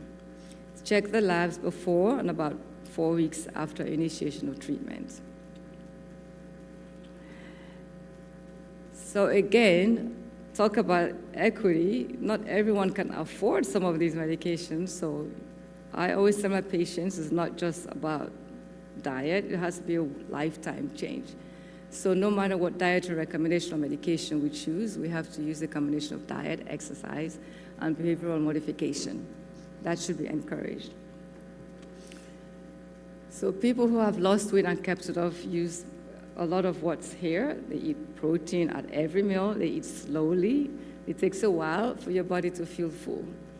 You fill up on fruits and vegetables, drink plenty of water, and plan to have a small, healthy snack an hour or two after each meal.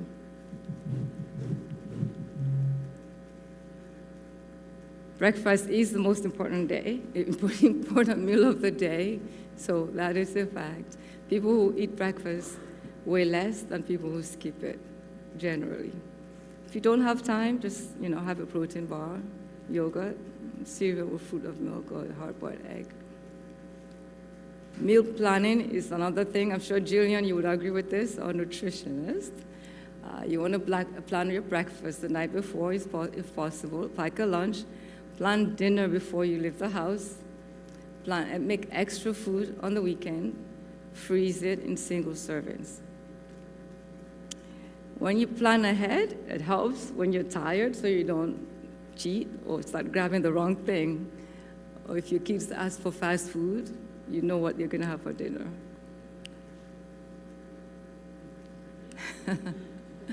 Okay. Yeah. Everything that's left on the kids' plates, yes.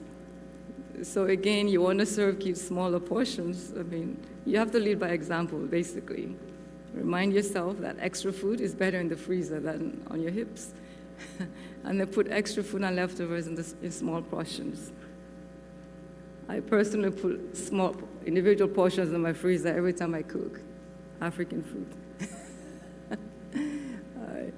Some people skip breakfast and lunch so they won't get the extra calories. But at nighttime, they feel starved and eat way too much. So people who eat at least 3 regular meals a day weigh less than people who skip. That's kind of common sense. Okay. So snacking, it's good to put what you're gonna have individual serving. You don't want to take the whole bag and snack in front of the TV. And move. No matter what you do, at least incorporate that movement. You don't have to go to the gym. You can pick up dancing. You can pick up walking. You know, you feel better about yourself when you're moving. Not to mention it keeps the extra pounds off. And it gives you more energy and you feel less stressed out.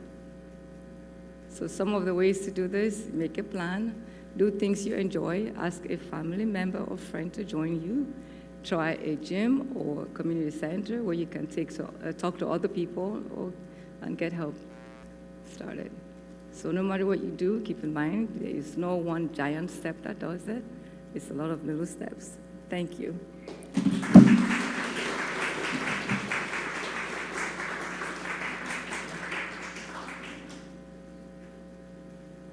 Thank you, Dr. Waluchum. In fact, she caught us up on time. We've got a few minutes. If there's any questions for any one of the prior speakers, Dr. Waluchum, our PA Giselle, or Dr. Sinclair.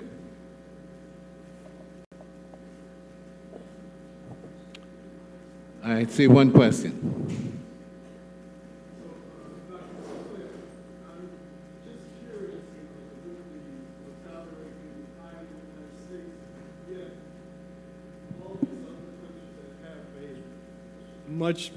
Just curious about the mortality rate in the United States being higher than all the other industrialized countries.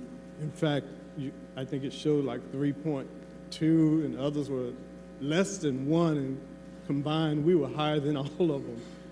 What do you think is the most reason, or the primary reason for this, if other countries who have less money are able to provide better quality maternity care?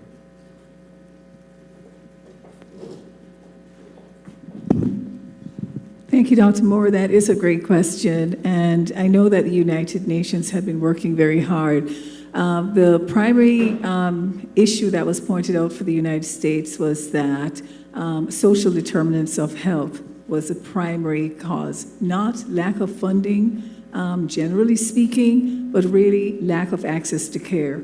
We noticed that in other countries, let's look at the UK, for example. They're not even listed there. Their mortality rate is very low.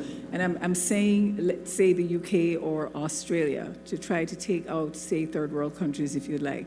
Let us look at more advanced countries who are similar to the United States. They have socialized medicine. Everyone has access to care. They're not marginalized in any way, but this is one thing that is different here. And this is why we talk about structural racism, and that's why I gave that little quote at the end, because it's others having power over others to reduce their access economically, socially, emotionally, and otherwise. And that's what's actually occurring here. So it's not lack of funding.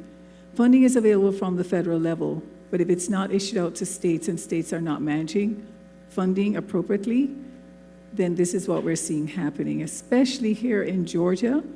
New York is much lower, and every patient in New York has access to Medicaid. It doesn't exist here. And so patients, it is just lack of access to care, the closure of hospitals in rural areas.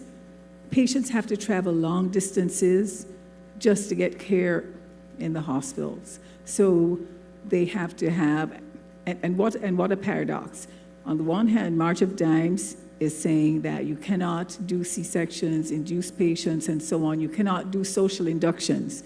So patients have to wait till they go into labor and then travel a long way just to get to the hospital. Patients are fearful of doing that. You have patients who are undocumented. They live here, but they don't have access otherwise. They're fearful of coming into town and coming to the hospitals. By the time they get there, the hospitals may not accept Medicaid. They don't have insurance. They cannot get care until they come in as an emergent situation, now already with heavy bleeding, antepartum hemorrhage, preeclampsia, superimposed preeclampsia, whatever it is, or even eclampsia. I've seen patients walking through the doors having a seizure, and at that time, you're going to care for them. They have no insurance. Now they have to have emergence care, which has its own risks. Cesarean sections on someone who has had 3 previous C-sections. They can't schedule their C-section because the hospital is not accepting them. They come in labor and they rupture. It is these situations that's really increasing our mortality rate. This does not even occur in St. Lucia. I'm just throwing an island out there because everyone has equitable care. So things we need to think about. Thank you. I just had one comment I wanted to make, and I really enjoyed these lectures that you all gave, and that is when it comes to sickle cell anemia, being in rural Georgia, I have had patients to have sickle cell crisis and go to the ER, and of course they were in severe pain. They come back and let me know, Dr. Walder, they didn't do anything for me. They didn't even give me anything for my pain. And I'm saying this to say, we as physicians, you have more power than you think you have, and you need to use it. Call the doctor at the ER if you have to, or if you can't, speak to the director or the CEO of the hospital and complain. Let them know about your patient who presented and what happened to them to decrease these incidences from happening again. If you don't say anything, nothing's going to change. You gotta speak up and speak out and let them know when wrong is wrong. There have been many patients who have been pregnant and they live in these rural areas, and not just rural areas, some urban areas too, who are not getting good care from their OB-GYNs because they're just not doing what they're supposed to do. If they can get away with it, they're gonna get away with it. But nobody's saying anything. So you gotta speak up. When your patients call you and let you know, Dr. Wall, they didn't do so and so and so, and I'm sick and I'm in the hospital, and I go see them even though I'm not OB to see what's going on. And when I find out there's been wrongful doing of these patients, I let the doctor know, number one, that this is happening, and then I let the CEO of that hospital. There's been one case that I had to call the Georgia Composite Board of Medical Examiners who give you your license, and I used to sit on that board years ago. Get to know who those board members are. Let them know what's happening in your communities. These things are not going to change until we say something and do something. Like Congressman John Lewis has often said, sometimes you have to create good trouble if you want to see change happen. Don't sit quiet. Do something.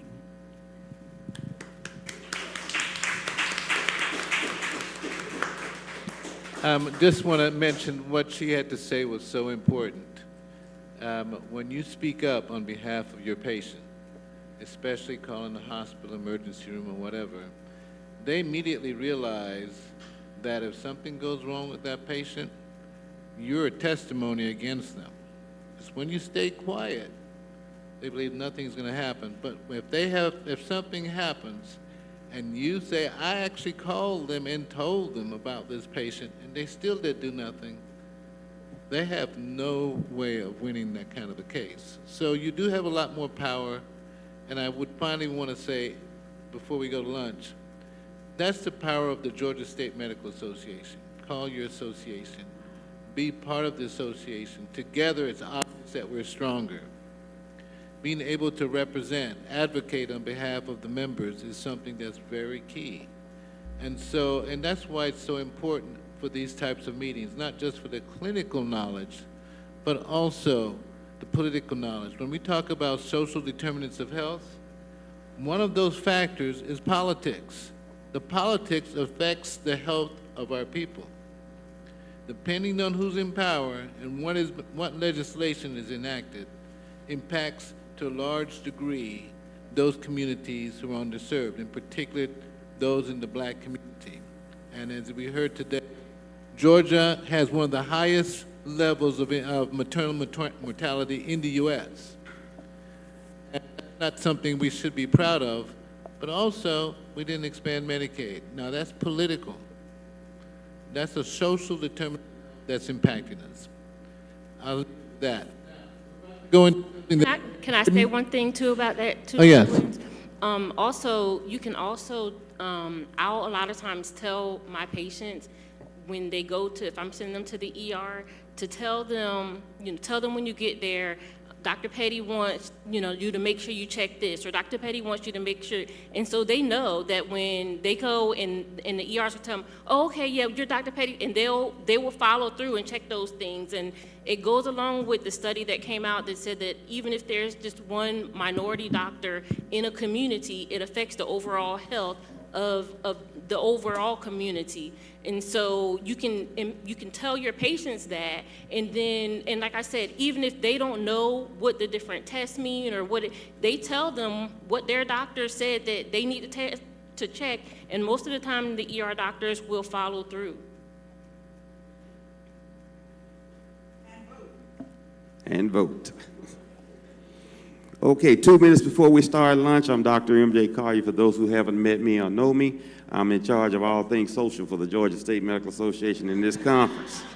So last night we had a great outing at the Rose and Crown, and tonight's outing after this. One, we have a happy hour here from 4:30 to 5:30, and it's a meet and greet. It's a chance for the new faces to meet the old faces and everybody to get to know each other on a more personal basis. So get ready to pull out your cell phones and get people's personal numbers so you can make referrals, or you can set up for people to come visit you and vice versa. Tonight's activity is at the Lock and Key Atlanta. There are flyers about it. They're in the program as well. That is 4.1 miles from here, not far at all. And we're starting there at 6:30 until the last person passes out. The last person gets tired and goes home. Now, most importantly, Saturday's activity, the President's Ball, it is key. It is key that you go to the website, gsmanet.org, and sign up so we'll have you on the list. You have to register to attend that. If you you have a +1, your husband, your wife, or your significant other, you need to count them. If you're bringing them, we need to know that so that we can prepare the best experience that you can have. It's a two-part thing going on Saturday. One, we're going to go to the RICE, the Russell Innovative Center for Entrepreneurs, which is going to host our cocktail reception. We're going to have red, white wine, and champagne for everybody. And then we're going to go across the street to the historic Pascal's Restaurant. If you have not heard the history of Pascal's Restaurant and what it had to do with the civil rights movement that most of us lived with and lived through and continue to be impacted by, you need to come to this very historic place. And when you get in there, take pictures and read all of the signs that they have on the wall that explain to you what happened, why it happened, right here in the city of Atlanta. So if you're in Atlanta, you haven't experienced it, you need to experience it. If you're from out of town, this is your opportunity to obtain and touch greatness as you arrive there. So the cocktail hour will be from 5 to 6, and then we're going across the street, the parking lot, to the hotel proper. It's called the Maynard Jackson Room, and that will be at 6, and dinner will be served promptly at 6:30, after which it turns into a party. Dinner, dance, and we'll have a lot of entertainment there for you and everything. So be prepared to have a good time, but you must register in advance for that activity. Tonight, we're glad to see you. Whatever time you get there, come on in, but it starts at 6:30. I'm gonna pass these flyers out for people that don't have them. It'll be at your seat when you get back. So when you first come back in with your food, you can sit down and start and enter the registration process. Thank you for your time and attention. Thank you. Be there or be square, as they say. There is some information that you filled out for sickle cell. I believe they want you to turn it in. Finally, does everybody understand what it means when they say generational wealth? Old money. Unfortunately, amongst our community, there's very little of that. Those of you who are in the medical profession might do very well as a professional, but what happens to those after you? And we see this happening over and over again. We start from ground zero.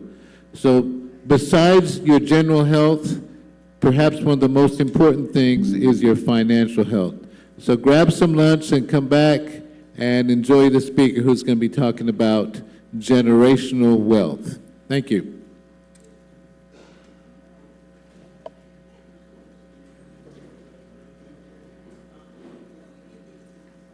I think in the back. I see some folks right here at the red table from the sickle cell. You can probably turn that sheet in to them.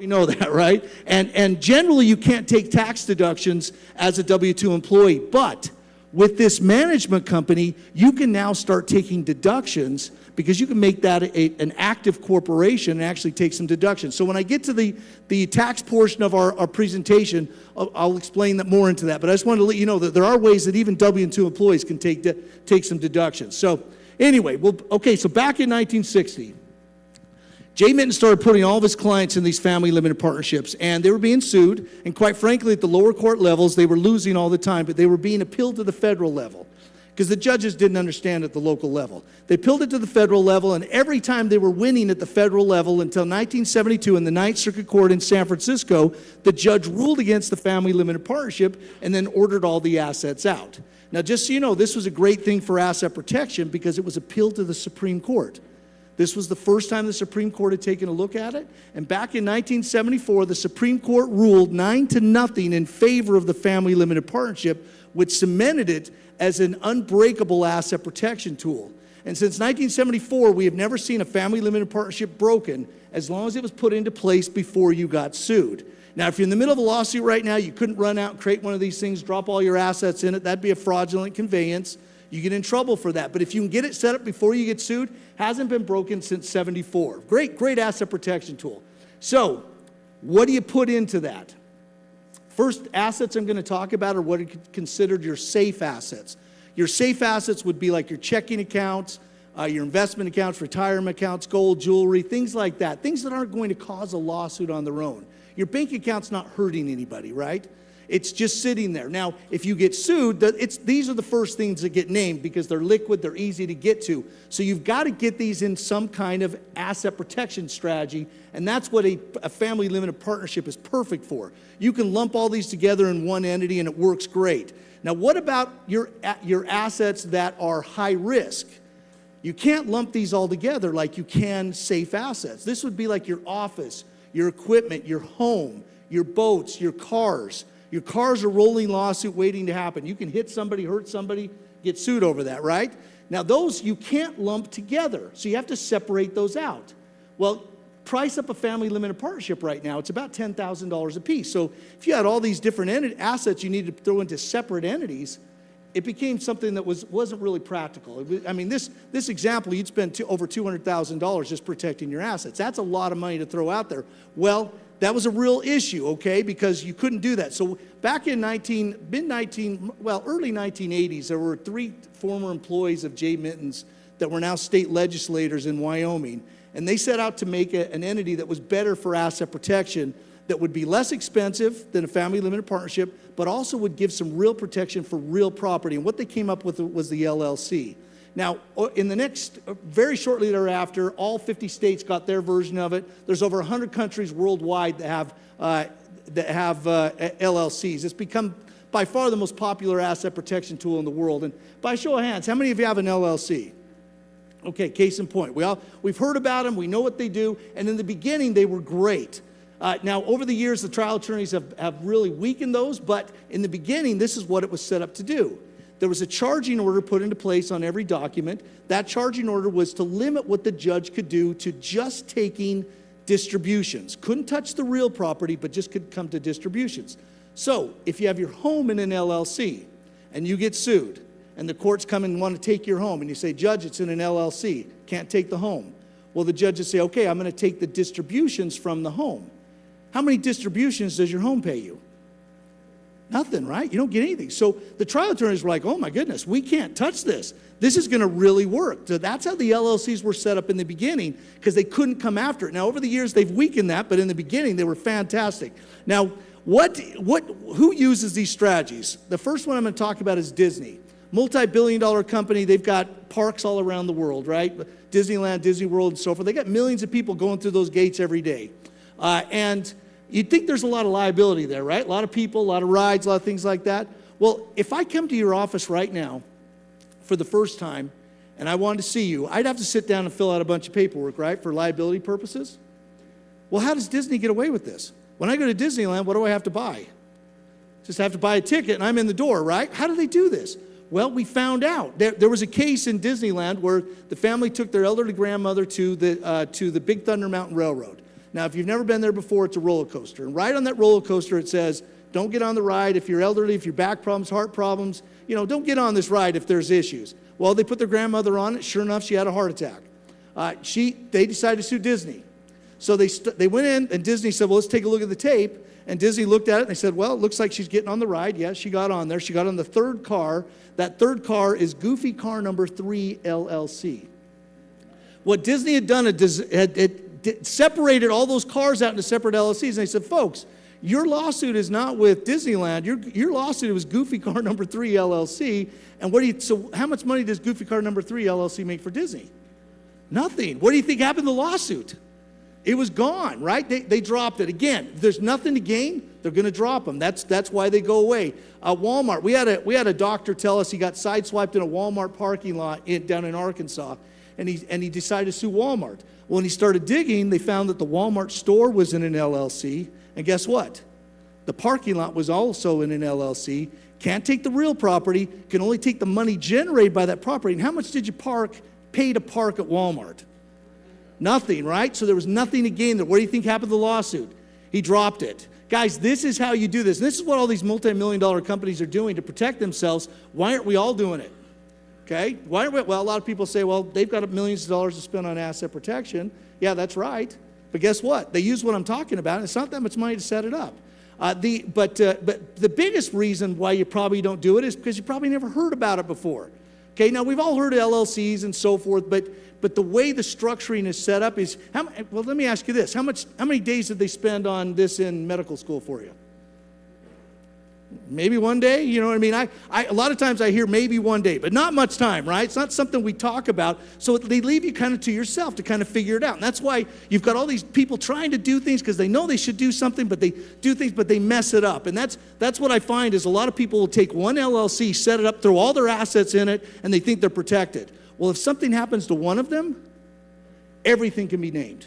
Okay? Anything inside of that entity can be named. So you've got to separate those out into separate entities. All right, that's one of the major problems is people do that. But the second problem is they put these LLCs in a state that has horrible asset protection. Guess what, folks? Georgia is horrible, okay, for asset protection. And just like 47 of the 50 states. Okay, so what you have to do to protect yourself in a state like Georgia is you have to create what's called a holding company. The holding company is actually placed in a state that actually has good asset protection, and then you register all of your LLCs in that state. And I'll get into exactly why that's important, but the holding company is very important to do. Now, in 47 of the 50 states, the reason why this is such a big deal is because you get sued in Georgia, for example, and you've got your home in an LLC, and the judge says, okay, well, I want to take your home, and you say, well, Judge, it's in an LLC. He just says, you know what I'm going to do? I'm going to dissolve that LLC, and I'm going to put that back in your own name, and now it becomes subject to the courts. What just happened to your asset protection? It was gone, right? They can do that in 47 of the 50 states. They can also seize assets. They can actually foreclose on your membership, take your name off the documents inside your LLC, and put the plaintiff on it so now they own it. That's what they can do in 47 of the 50 states. This is why a holding company is so vital in your asset protection, because that can actually protect you even if you live in a state like Georgia, if you just set it up in another state. Now, there's 3 states you can set it up in. First one's Delaware. Delaware's been around the longest, been doing it the longest. You look at your credit card statements, every one of them are incorporated in the state of Delaware. Well, why? For asset protection. Wyoming is very innovative. They're the ones that came up with the LLC, but by far the best asset protection state that we found is Alaska. And the reason why Alaska is so good, Alaska has the strongest charging order in the United States, which means if I have property in Georgia and I have it registered in the state of Alaska and I get sued, the judge in Georgia has to use Alaskan law. And by law in the state of Alaska, you can't dissolve an LLC, you can't seize assets, and you can't foreclose on membership. The reason why Alaska is so good and why we love them is because if I want to create an LLC in the state of Utah where I'm from, I can go down to the courthouse and I take down to the state building, I take down my paperwork to create an LLC. I can walk out of there in an hour or so with my EIN number and I'm ready to go. In the state of Alaska, that same process takes 2 months. Why? Because they read over every word in every document and they don't stamp off on that unless they agree 100%. And if they stamp off, they won't back off. And that's why it works so well. It's such an important and vital part of your asset protection that most even savvy investors miss because they're put them in states that won't protect them. So you've got to get a holding company in place. All right. Now, the trial attorneys could look at all this and they thought to themselves, okay, wait, with these LLCs coming into place and these holding companies, we're not going to be able to come after real property. So what they started to do was focus on distributions, on cash, because they said, okay, that's what we can come up with. And what they put into place is something called a pro rata distribution clause. Now, a pro rata distribution clause allows the judge to take financial control of your entity. And let me give you an example of what happened. We saw this case in Utah just a few years back. One of the doctors had a patient that was at the office. The patient walked out the door. They called her back in and said, hey, you forgot your reminder notice. She turned around to come back in. A big wind gust came up, hit the door, knocked her in the back, knocked her to the floor. She hit her head on the ground, and it caused her to lose her ability for taste and smell. Well, she spent the next 6-8 months trying to recoup that, spent a bunch of money, never got it back, decided to sue the doctor to get that money back. Now, do you think that the attorney wanted to stop at just the cost to get her of what she spent on doing that? No, he went all the way, okay? They looked at it and said, this doctor does not have any asset protection, pierced the corporate veil, took his home, took his real estate holdings, because he got a $5.2 million judgment. That's what I forgot to tell you. $5.2 million, what did the doctor do? He did nothing wrong. But he got this judgment against him. Well, what happened is they took his home, real estate holdings, checking accounts, investment accounts. I mean, really devastated him to the point where he really had nothing, but they left the business intact. So what they did, the judge said, well, there's still $1 million left over that's still owed after we liquidate everything else. So what I'm going to do, doctor, is I'm going to take financial control, because he had a pro rata distribution clause. He came in, took financial control, and said, doctor, I'm going to pay you $50,000 a year. That's your new salary. Anything else that comes out is going to come out as a distribution that's going to go directly to the plaintiff until you pay her off that $1 million. How would that affect you right now? Right? It's tough to live off 50 grand, number one, but number two, you can't do anything more to build your practice, to make more money, because every dime is going to go to the plaintiff until you pay her off that $1 million. Okay, we your attorney, your local attorney who creates the LLCs for you, isn't there to hurt you. Okay, they just don't understand these things. Just like you focus in different parts of medicine, most attorneys focus in different parts of law. They don't understand these things. So when you go in, they don't write these documents from scratch. They use templated software. And guess where they get the templates? The trial attorneys. And are they going to write it to benefit you or benefit them? Okay, we reviewed over 3,000 documents last year alone from doctors all around this country, not one of them written correctly. Every one of them had a pro rata distribution clause, which would have allowed the judge to take financial control if they got in a lawsuit. So what do? You get them, make sure you change the verbiage within your documentation to a non-pro rata distribution clause. The non-pro rata distribution clause stipulates that only the general partner can order a distribution. And who's the general partner? You are. Okay, it effectively blocks the judge out. Are you going to ever order a distribution if you're not required to do it? Heck no, right? Right? And now, how do you get the money out? Well, what you could do is take a no-interest loan from your company with plans of never paying it back. That's one way to get the money out. Now, a lot of people say, well, hold on, what's going on here? Just so you know, you never want to do that if you don't have to. But what you want to do is, if you get sued, you want to be able to tell the prosecuting attorney, look, there's no way to get this money, because I'm not going to distribute, number one, and if I want to get the money, I'm going to take it as a no-interest loan. Stop the lawsuits before they begin. This is how you do this. Now, let me do a real quick example, just to kind of show you. Doctor, what's your name? Right there. Giselle. Okay, all right. Giselle, let's see. I'm going to put you in a lawsuit, okay? You're going to sue somebody else, okay? All right, ma'am, doctor, what's your name? What's that? Oh, PA student. Okay, all right. Well, okay, Georgia, you just got sued for $1 million. Now, I'm the judge in the case. And I've ruled against you. You owe the money. But you've got your assets in a family limited partnership, so I can't touch those. You've got LLCs. You've got a holding company in Alaska, so I can't take any of the real property. You've got a non-pro rata distribution clause, so I can't force you to distribute any money to him. So let me ask you this. If no one's forcing you to pay him $1 million, are you going to do it? No, she's shaking her head. Heck no, right? How does that make you feel? Poopy. He said poopy. Okay, I've never had that answer, but poopy. He feels poopy, all right? Yes, he's right. Now, he's not feeling too good about this because he just spent all this time, money, effort trying to get this thing put together, actually won the case and is now not going to get anything. Well, he's not too happy about this, but you know who else wasn't happy about it? Lawyers, but bigger than that. The IRS was not happy about this because they could see she was never going to pay you that $1 million. If she would have paid you that, you would have had to pay taxes on that money. And they could see, based upon her distribution clause, he was never going to pay it, so that they were going to lose out. Now, the IRS got involved, and this created a huge unexpected advantage that came up out of nowhere that really changed things. It's IRS ruling 77-137, which states, now listen closely, this is important. A plaintiff using the charging order will have to pay income tax on any monetary judgment, even if there is no distribution from the defendant. You guys see what happened there? Okay, you get sued for $1 million, you're going to pay if you don't have to? Heck no. Guess who knocks on his door next?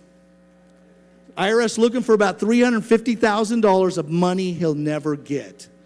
Do you guys see? We call that the revenge clause at our office because there is no attorney that's going to touch that if they understand this. Now, again, attorneys don't all understand it, but once they do, it becomes real to them. You know, we in the mid-1970s, a bunch of attorneys challenged this ruling, and what they ended up with was a client with a big tax bill. Who would you sue next if your attorney said sue somebody, you won the case, didn't get any money, but you owed a $350,000 tax bill? Yeah, you're going to sue the attorney for malpractice, right? This is what happened. It created precedents in the 70s. Guys, the bottom line is if you can structure yourself the way we're talking about, you can eliminate the threat of lawsuit before it starts. You don't even want to get in the process, right? Even frivolous ones can be a headache and a nightmare for years. Get it done before it starts, and you do this by taking away the motivation. Make yourself look homeless, like we talked about. You look homeless in the eyes of the courts. There's nothing to gain here. Again, nothing to gain, nothing to get. Why are they following through with the lawsuit? All right. You've got all your assets set up for this life. So you're protected in this life, but what happens now? What happens when you die? Okay, a lot of people say, well, I'll make sure my assets go to my children or my spouse, and that's great, guys, but you got to do something to make that happen. So we're going to talk about now trusts, living trusts, and how they work. Now, let's see what we got here. Continue on. Okay, there's a couple of different types of trusts. There's revocable and irrevocable. We're going to start with irrevocable. If you create an irrevocable trust, you've just made a permanent decision for the rest of your life on that day. You can't make changes to that trust. You can't change the beneficiary. By the way, do you know you can't be your own beneficiary? So you have to make somebody else the beneficiary. Most people choose their children, okay? Now, you're 40 years old, you create an irrevocable trust, you drop all of your assets in there, you make your child the beneficiary, you're feeling good, 40 years old. Now fast forward 40 years, you're 80 years old, you're sitting in your house, you feel like you're feeling pretty good, you want to stay there, but the kids want you out. Guess what? You're moving, okay? You gave up that control 40 years ago, and there's nothing you can do to revoke that. It's in place. That's why an irrevocable trust very rarely does it make sense to do that. But a revocable trust, on the other hand, is a great trust because you can set it up in this life. It's changeable. You can do whatever you want. It's not going to protect your assets, but that's why you have all those other asset protection strategies we talked about. But when you die, they become irrevocable. Now let's talk about what happens when you die. And compare it against a will. Now, we all know what a will is, right? Let's say I just have a will. I don't have a trust put into place. And I've got 5 kids, like Doctor explained to you earlier, okay? Dr. Price, that's right. Forgot for a second, lost it. But anyway, I've got 5 children. And let's say I leave all my assets to all my children equally.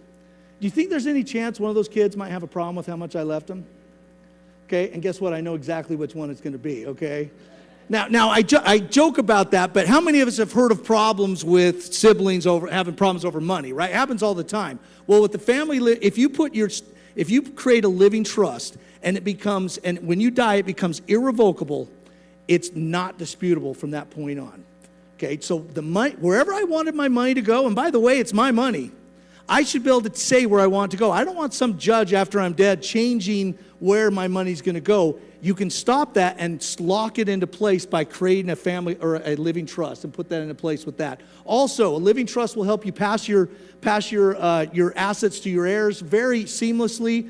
It'll help avoid probate, which is a nightmare. It can hold up things for a long time, but you can do that with a trust. Now, just so you know, a trust is expensive. Here in the state of Georgia, probably in Atlanta, to do the right type of trust, you're going to spend about $5,000 to $10,000. They're expensive, but it's something that all of us need before we die. The problem is we don't know when it's going to happen. Okay, that's why we talk about it as part of asset protection, because you have to get one of these put into place before you pass on.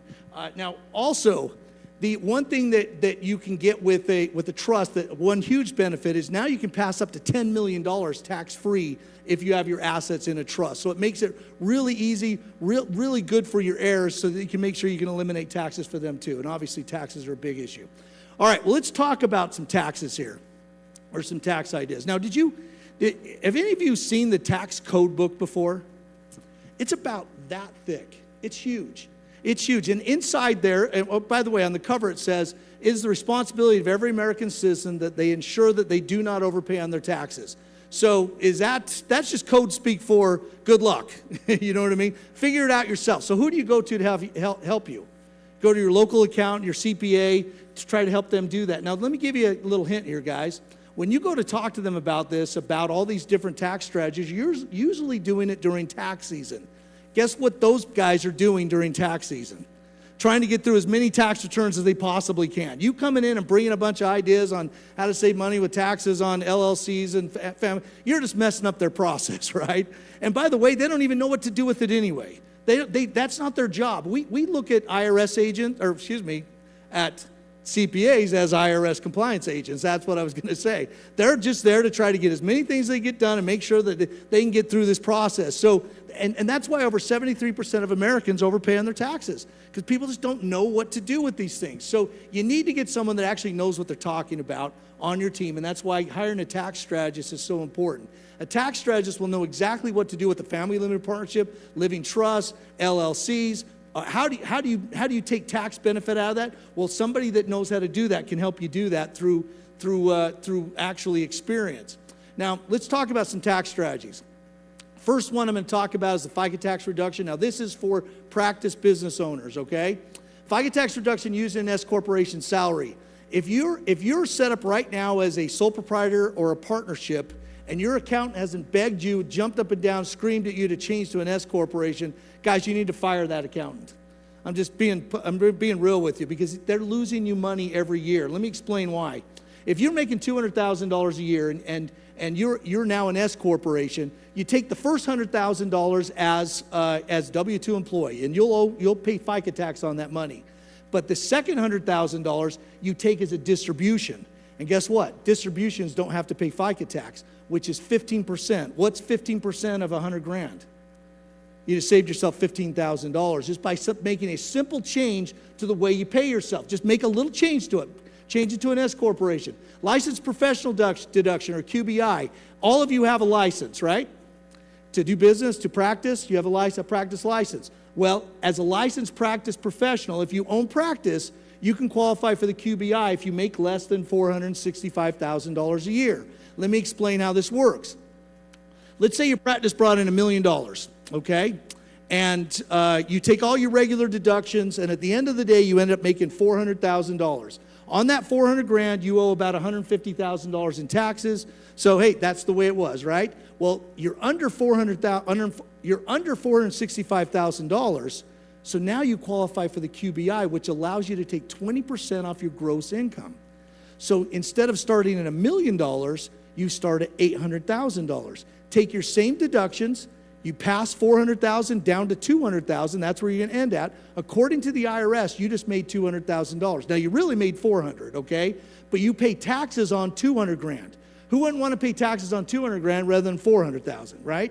In that case, you would have saved over $75,000 in taxes. Great tax deduction if you qualify. Now let's talk about some deductions that everybody can take in this room, including W-2 employees, and that is the income shifting for college students and minors. How many of you pay for dance, for band, for sports, all these things for your children, right? We all do it. We've all done it. don't pay the studios directly. Pay the kids.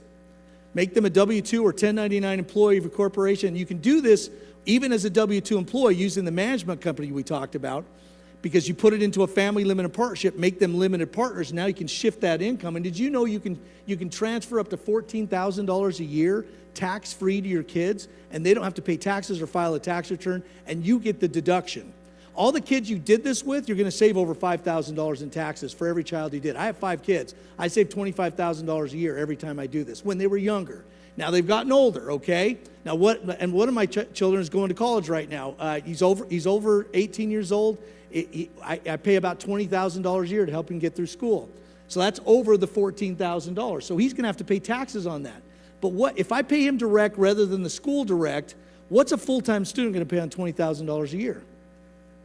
Very, very little, if nothing, okay? If he has to pay something, I probably should pay the taxes for him because it's going to be at his tax bracket, not mine. And guess what? I got to take a $20,000 deduction. Overall, I saved about $9,000 in taxes just based upon my tax bracket. It's a great way to do it. Income shifting is great. You can do this through the family limited partnership, and you can do it with elderly children, elderly parents, grandparents. You can do it with grandchildren. Anybody you're going to give money to, do it smart. Make sure you put it in a place that you can actually transfer that and get a benefit for doing that, and you do that through the family limited partnership. Now, let's talk about another one that everyone should take. It's IRC Section 288G. Did you know you can rent your home up to 14 days a year and not have to claim that as income?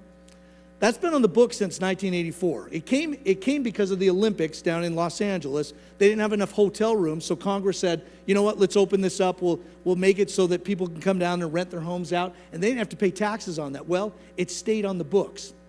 Okay, I was out in Augusta a couple of years ago, and I was speaking to a bunch of doctors out there, and I asked the question, anybody heard of the 280AG deduction? Every hand shot up, and I found out when the Masters comes to town, they rent their homes out to all the golfers and all the different tourists, and in that short amount of time, they're able to pay their mortgage for the entire year, and they don't have to pay taxes on any of that money.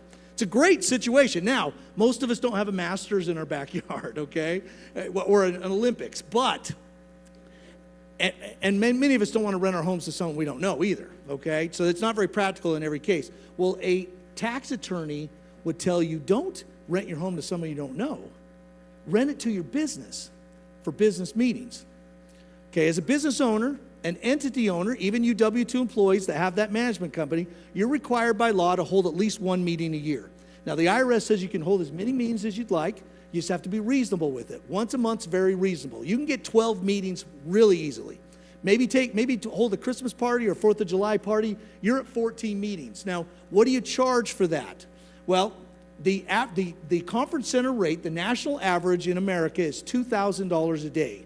Times 2,000 by 14 meetings, that's a $28,000 deduction. Why does that matter? Well, when you're filling out your 1040 form on line 12, it asks you if you have a business profit or loss. You drop 28 grand in there.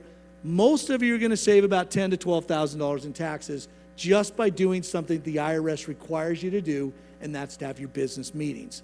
Guys, every year I do this. I take this every year, and I've been doing it for the last 15 years. I know I've got 12 to 14 grand off my taxes every year when I start filling it out. It's a great deduction. Everybody can do it, and it's something you can take advantage of. Now, some of you are even going to take advantage even more, and that's why we put this card on your desk. Some of you live in bigger homes, you live in maybe a resort area or a metropolitan area where you can get more than $2,000 a day. Well, if you want to find out how much you can save on taxes using this deduction, fill this card out, give it to us at the end, and then it'll get back with you a couple weeks and explain how much you can really save in taxes on that. All right, let's talk about R&D tax credits. R&D tax credits. Now, for us a little older, we remember back in the day, everyone took tax credits. That's how we used to do this. There were no deductions. Well, in 1981, they stopped all that. Except for the pharmaceutical companies. They were able to continue to take research and development tax credits, and it was a great thing for them. Now, over the years, every year they had to go back in and renegotiate that. Well, in 2015, they wanted to make it permanent. So by making it permanent, Congress very quietly, and I say very quietly because not all of us know this, they opened this up to every business owner. can now take R&D tax credits. Now, what does that mean? Well, if you have a practice, you bring in a new piece of equipment or a new piece of software or a new phone system, there's training that has to go into those things. Some of them can take months to do that, okay? The training that goes into it, you take your hourly rate, times that by the number of hours you were trained on that, that's your tax credit. And all of your employees that had to be trained on that, you get their hourly rate times the number of hours that they get trained on as well. The first time you do this, you can go back up to 3 years. So most doctors, when they do this first time, eliminate the tax bill for the year they're in right then. And if you have money left over, you can roll that over up to 5 years if you need it later on. But great tax, and by the way, a tax credit is different than a tax deduction. If you have a $30,000 tax deduction and you're in the 30% tax bracket, you just save $10,000 in taxes. That's a great deduction. You have a $30,000 tax credit, you take $30,000 off the top of your taxes. They're great. But don't try to do it on your own. Get someone that knows what they're doing. That's what a tax specialist would do for you, to take care of that. And just so you know, I'm here representing a company that actually does this all the time, so we can help you out with that. All right, well, let's talk about how much it costs to do this. You go to a regular attorney, there's very few attorneys that actually specialize in tax reduction strategies and so forth. It's just not their specialty. And so you go to a boutique place, a law firm, and you're going to spend a bunch of money, probably about 25 to 45 grand. And by the way, it would be worth it. Be worth it. It really would. But the biggest problem is the headache that you're going to get trying to get all those 3 attorneys, the asset protection attorneys, asset protection attorneys, estate planning attorneys, and tax strategists. Try to get them on the same page. Good luck, okay? It's going to be a nightmare. But again, still worth it if you can get it done. Well, that's what Legally Mine does differently. We have in-house tax attorneys, in-house estate planning attorneys, and in-house asset protection attorneys that work in conjunction one with another to make sure that that this works together. And by doing that, we can actually reduce the cost. Our everyday price is $13,800. That's what we charge the doctors all around this country. And by the way, that's our focus, is we focus on the medical profession. We've been doing it for years. Now, when we come to a conference like this, because I'm speaking to about 100 people, we can do some things as far as price-wise that we can't do on a one-on-one basis. If I had to go to each one of your homes and meet with you or across your table at your office, it would cost me a lot of money to get there, right? A lot of time, a lot of money. If you call our office next week and you want to do business with us, we have to pay high commission salespeople. So what Dan McNeff decided to do is take the money we'd spend on those things and discount it down when we're at these meetings. So what we've done is we've taken that price and we've reduced it to $8,400. That price is for everything that we talked about here today, and it's blocked up by the screen up there, but $8,400 is what we would do that for based upon this conference. Now, I've just got a couple of things to go through and then I'll be done. But I do want to break down exactly what you're getting for your $8,400. The first $6,000 is a one-time fee. You pay it once, you never pay it again. That's for unlimited entities throughout your life. You get everything you need right now: living trust, a will.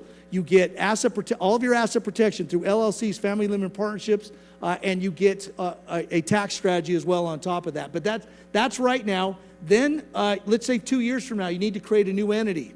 We'll create that for you. You have an investment you're doing with some friends. We'll create an entity for you for free. If you want it, you buy a new home, we'll create that entity for you for free for the rest of your life, whether you're doing business with us or not.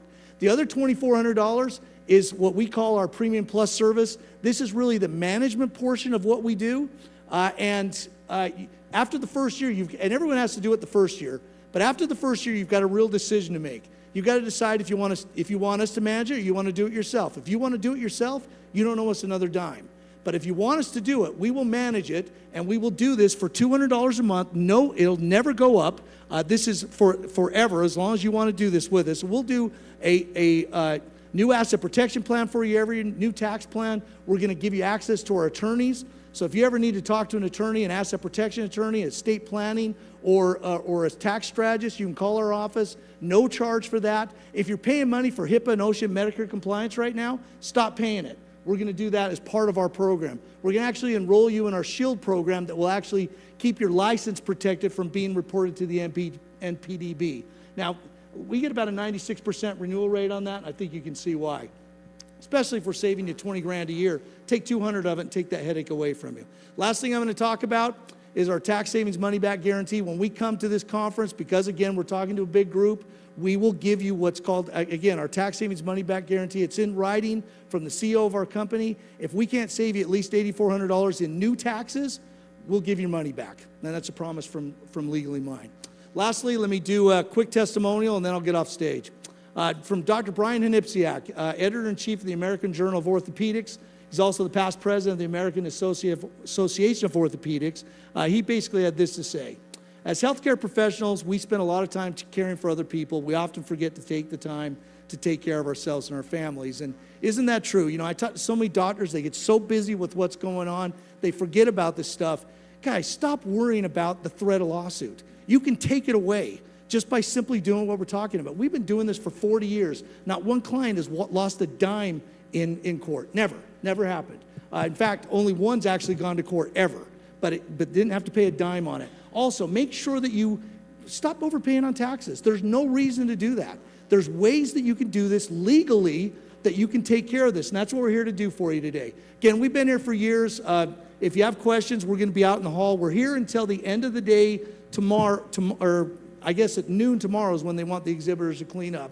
So you've got until noon tomorrow, but if you know you want to do it, we got a simple form for you to fill out. Jarrett, raise your hand. He's here with me. You can also work with Jarrett. Go talk to him. He can help you out there. But folks, let me take one or two questions and then I'll get off stage. Anybody have any questions for me? Any questions? Yes. Does your services include filing the taxes? We don't. Oh no, he asked if we include filing your taxes. No, we don't. But you get a tax impact plan every year from our company. You give to your accountant. If you want us to do that, we do have services that can do that. But it's not included with what we talked about. One more question, and then I'm gonna be done. I heard of a situation where you can, if you have a second home, you stay in the second home 2 out of 5 years. Doesn't have to be consecutive. If you sell it, you can get a 250. If you're in the range where it sells for that much money, you can get a $250,000 tax credit. I had a church member who got that. Is that still available? You know, every state's different, but yet, from what I understand, it is. And that's the great thing, guys. There are a lot of tax benefits I didn't even get into, right? There's a lot of other things that we do. I could just hit on a few of them, but yet, that is definitely something that's available. But if for your state and for your situation, if you're a client of Legally Minded, you can call up and talk to a tax strategist, an attorney that will walk through that and look exactly what that is for. That's part of our services. Folks, that's my time. I know you need to get back on schedule. I thank you so much. I'm so grateful to be here, and hopefully we can get back out to Hilton Head next year. You don't have to. This was great anyway, but thank you so much. Have a great one. All right, let's give them a hand. Thank you so much. We appreciate you. Where would you like for us to give our cards back to? Do we leave our cards with you? Yeah, you can give us those cards. Okay. Now, just so you know, this is not enrolling in our services. This is just to get that 288 deduction and find out what that was. But if you want to enroll, we've got a different form for you to fill out. We'll have that for you. Thank you very much. All right, and thank you so much. Dr. Williams, I think we're in your section. Did you want to still moderate for us? All right, continuing on with managed care.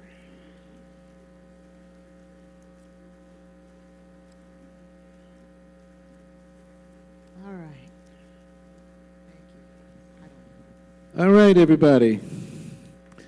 We're going to continue on. I think we're on schedule. And our next speaker is Ms. Michelle Brown. Now, let me just say, Ms. Brown is the CEO of, you heard me mention earlier about our Accountable Care Organization, ACO, and we also have an IPA, Independent Physician Association, and an MSO. All of these work together. I'm saying a lot of words, but most importantly, we are in a value-based environment. And whether you know it or not, that's the environment we're in.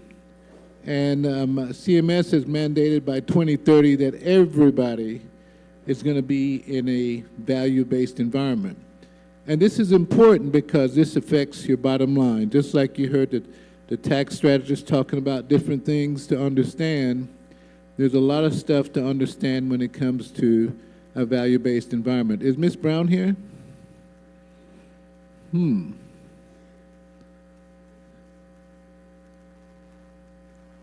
wonder. Let's see if we can find her, because I don't want to sit up here and tell jokes for the next 20 minutes and take her thunder. But if she's not here, I might move up someone.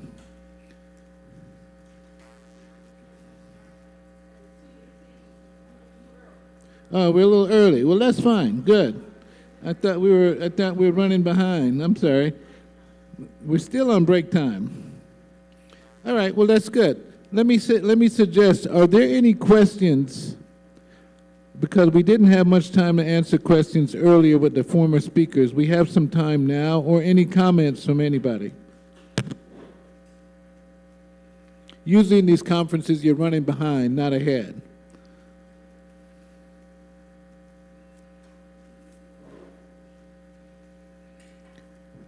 While she's coming, I'm just going to talk just a little bit about managed care and value-based environments. In the West, in California, they've been in a managed care environment for years, and they understand it well. It really just came to Georgia around 2005. And what is it? Basically, it's organizations, and you've heard of them: Centene, AmeriGroup, Peach State, CareSource. These organizations contract with CMS in the local level at Georgia. And what CMS does is they select them, they bid. And what they're bidding is they're saying, we will take care of all these patients that you have. I'm speaking right now about Medicaid. In Georgia, there's about 1.5 billion Medicaid members, something like that. And it's a million. And what they do is they say, we will take care of them. And they bid it out to 3 or 4 companies, and each one gets a certain amount of patients. Like Peach State has maybe 400,000 patients.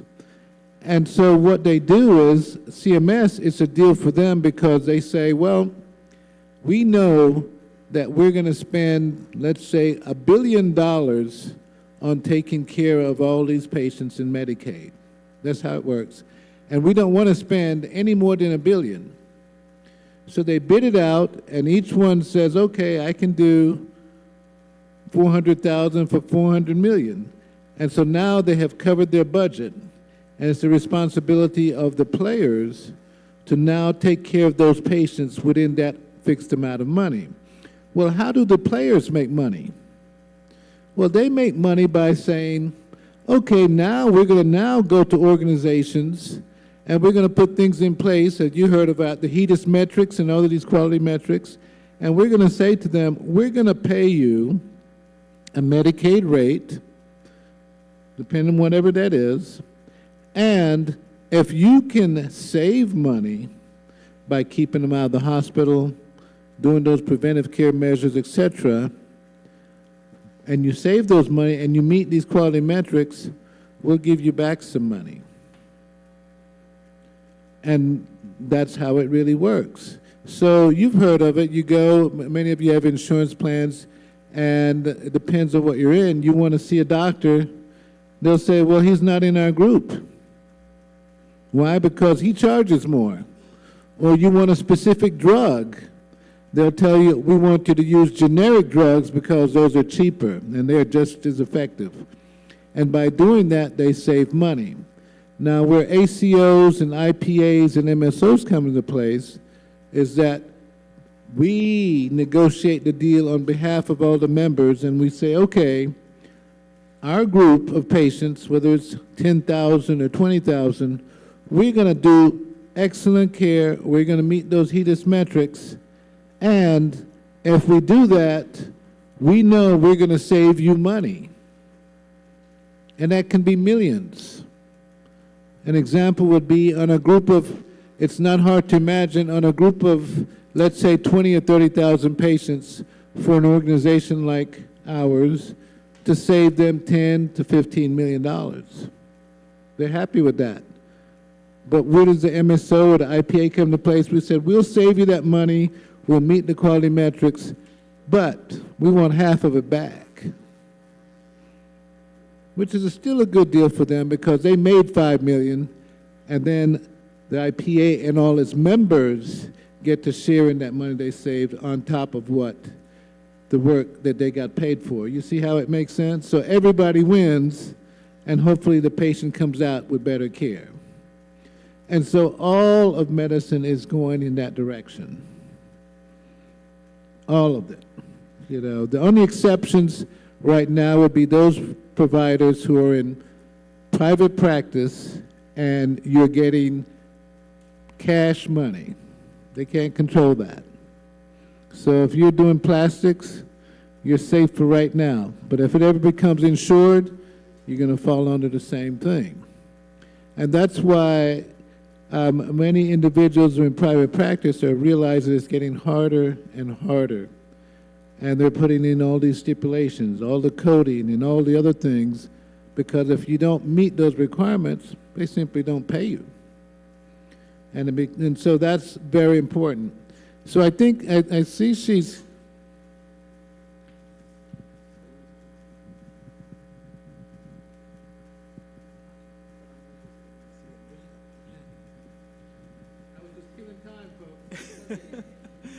Hi, we're going to be starting in another 6 minutes or so on our next presenter. Was everybody able to get their CME for yesterday put in correctly? Anyone still having problems? Okay. So just make sure you create an account. If you don't have an account, when you come to that platform, you create an account. When you click the sign in, create an account, and once you do that, you will see the Georgia State meeting, and then you will put in the code when you're going to complete the survey, and you'll get your list of number of hours that you're going to claim. You do that. If you queue up that last slide.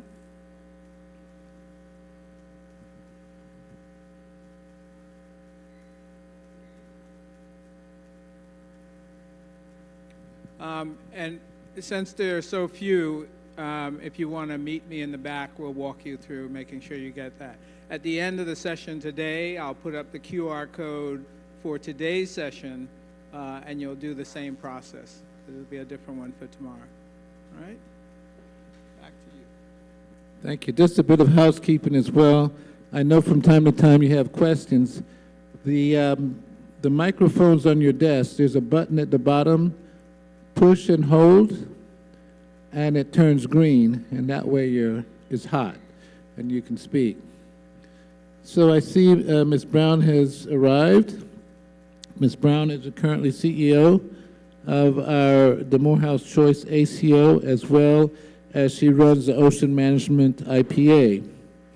I'm not going to go into her long history, but she's Ms. Brown has run our organization since 2005,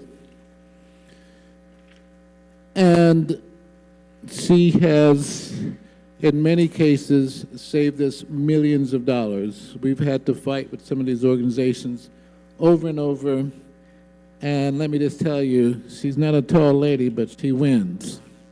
And so her expertise today has to do with shared savings, value-based medicine, and it's a lot of information, so I'm going to invite her to come up and speak to us about value-based medicine.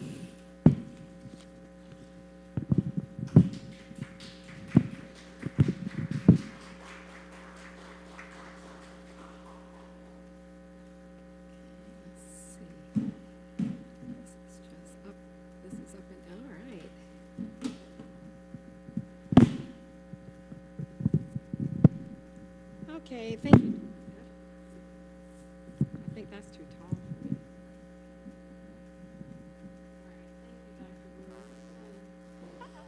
Look, I see some familiar faces, but thank you, Dr. Williams, and I want to thank everyone. for allowing me to, thank you. Let me take, should I just take, I'm kind of a walker, so should I do this? All right. So thank you, everybody, thank you, Dr. Williams, for the introduction, and everybody else, thank you for staying on a Friday at 2:15 to hear me talk about managed care. I was actually talking about managed care even at GSMA maybe around 12 years ago. And it's particularly exciting for me to talk to you all today because there's a slide in my deck that's called Show Me the Money. So if you feel like managed care is something that you're familiar with, our story today is going to be a lived experience as to how we implemented a lot of tools and resources to go after the money. And as I was walking in, I heard Dr. Williams talking about the health plans and how much money the health plans have. And so my job really is to, I refer to myself as kind of the protagonist for the physician, the patient, and the community. And I've always taken that as a passion because I spent about 12 years of my professional career, of 38 years now in health administration with a health plan. And I built networks for that health plan. And so that 12 years ago was my opportunity to come back and be on this side of the table and help organizations like yours be successful following the money. So I'm very much interested in ensuring that under this new arena of managed care, which we call value-based care, that our doctors and our practitioners, not just physicians, because everybody's a part of the team, are getting their equitable share of what's available. So let's take a look at how much money is in the system. So you guys, I'm going to be talking about managed care and value-based care because managed care sits inside of the house. Gosh, I'm getting my, is this supposed to make me go? Should have been at the dress rehearsal.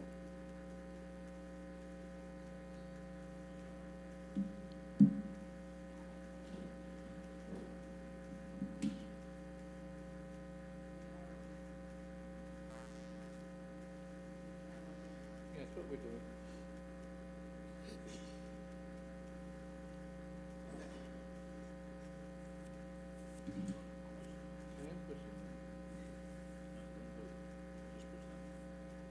Gentle push. All right. All right, so that first slide talks about money related to Aetna. And I didn't pick Aetna because I have any particular interest in Aetna as a health plan. I feel like we should treat them all equally. But it remained a huge focus for them. And you can see in this slide that Aetna, I think, is the third largest. They're probably capitalized to be the wealthiest insurer because they have many verticals and horizontals, and they provide a lot of our pharmaceuticals.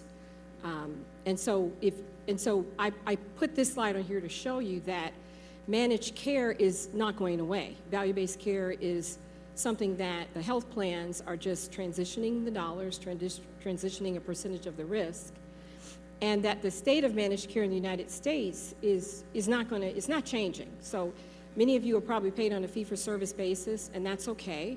But what you're going to see before the 15 minutes that I'm going to be talking are over is that you can supplement that revenue with more money just doing what you do every day. And you don't have to take on a lot of burden because there are supports out there like management services organizations like Ocean Management. There are many others, some that are private equity backed, which is an indication that the private equity groups feel it's important enough to follow the money, that they're investing in it.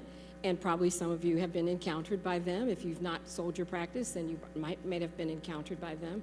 And so, but it's important because the health plans are really controlling a lot of the money. And if they're not private carriers, there of course are entitlement programs, Medicare and Medicaid, that are administered through the federal government. But look at this chart, which shows that in just a few years ago, it's just a plummet. That 75% of the amount of money that they want to apply to providers are tied to value-based care business. And that was not even, it was just a little smattering, just a time ago. So let's take a look at, just one quick click there. Let's take a look at exactly how much money is flowing through there. Now remember, total healthcare expenditure, $4.7 trillion. And somewhere between, depending on how you're looking at it, you're going to see a slide about this, 700,000, 900,000 are waste. And that's where the opportunity lies. But look at our big carriers. I talked about Aetna, and this slide is a couple years old. So for example, you can use United Health Group as a reference, $287 billion flowing through there. And really it's like $324 billion now. And so Aetna's got that big bubble, which means that they have a lot of membership and they're controlling a lot of money. And then if you go back to that prior slide, you can see that they want to put that money through value-based programs, which live, for which managed care lives inside. So really quick refresh from 12 years ago, what managed care is, because managed care as a technical term has not really changed. It's health maintenance organizations, it's those payers, preferred provider organizations, exclusive provider organizations, point of service plans. And because I'm just going to really speak high level, if anybody has a question, you could just raise your hand. We don't have to save them to the end because I want to be sure I don't miss anything. And if I can't get your answer today, I will get it to you. But so we think of managed care as health plans. And it's got some features and benefits like everything, right?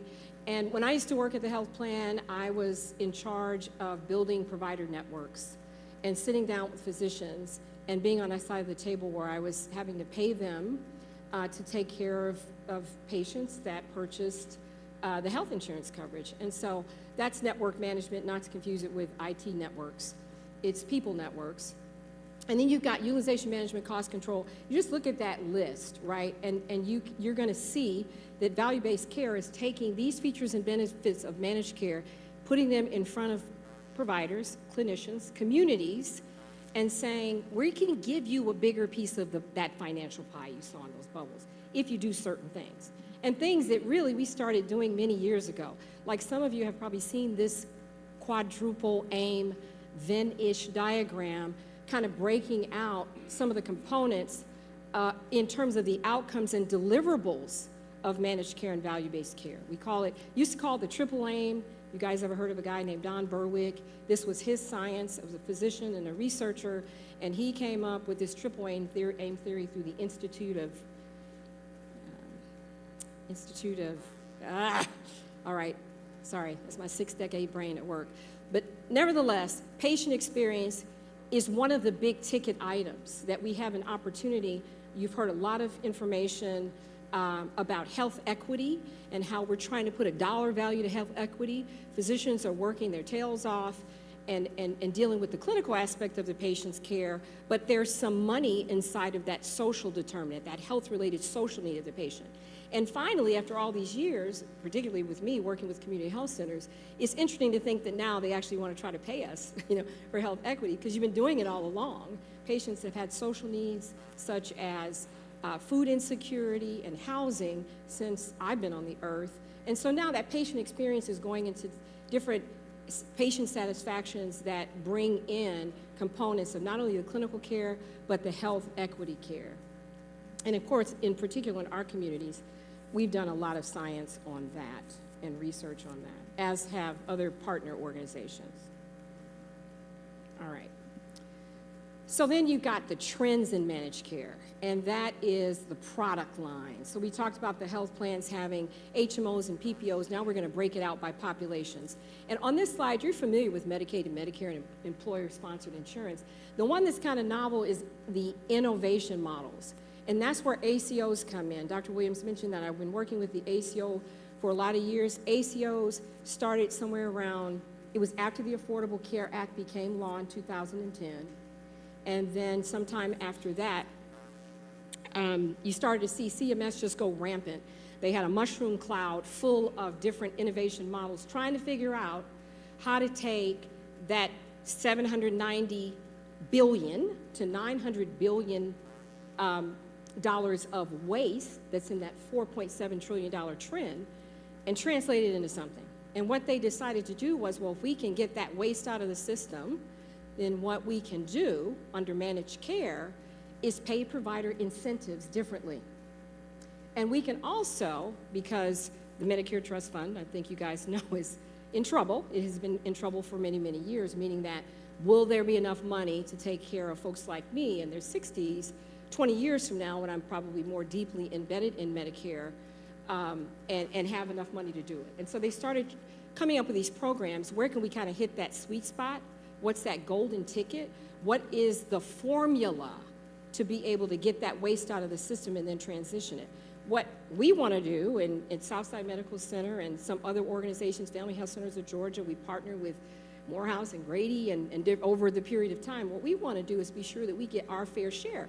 So we've been working within these models, and that goes back to what I was saying in the beginning. It's very exciting for me to come to you today and talk about what happened 10 years ago, what happened today that we started 10 years ago, when these organizations decided to take that leap and make that investment into managed care.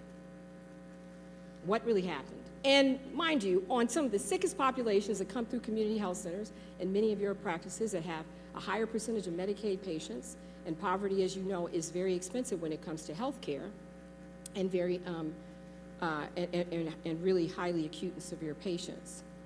So I'm clicking two buttons here. It's playing with my brain.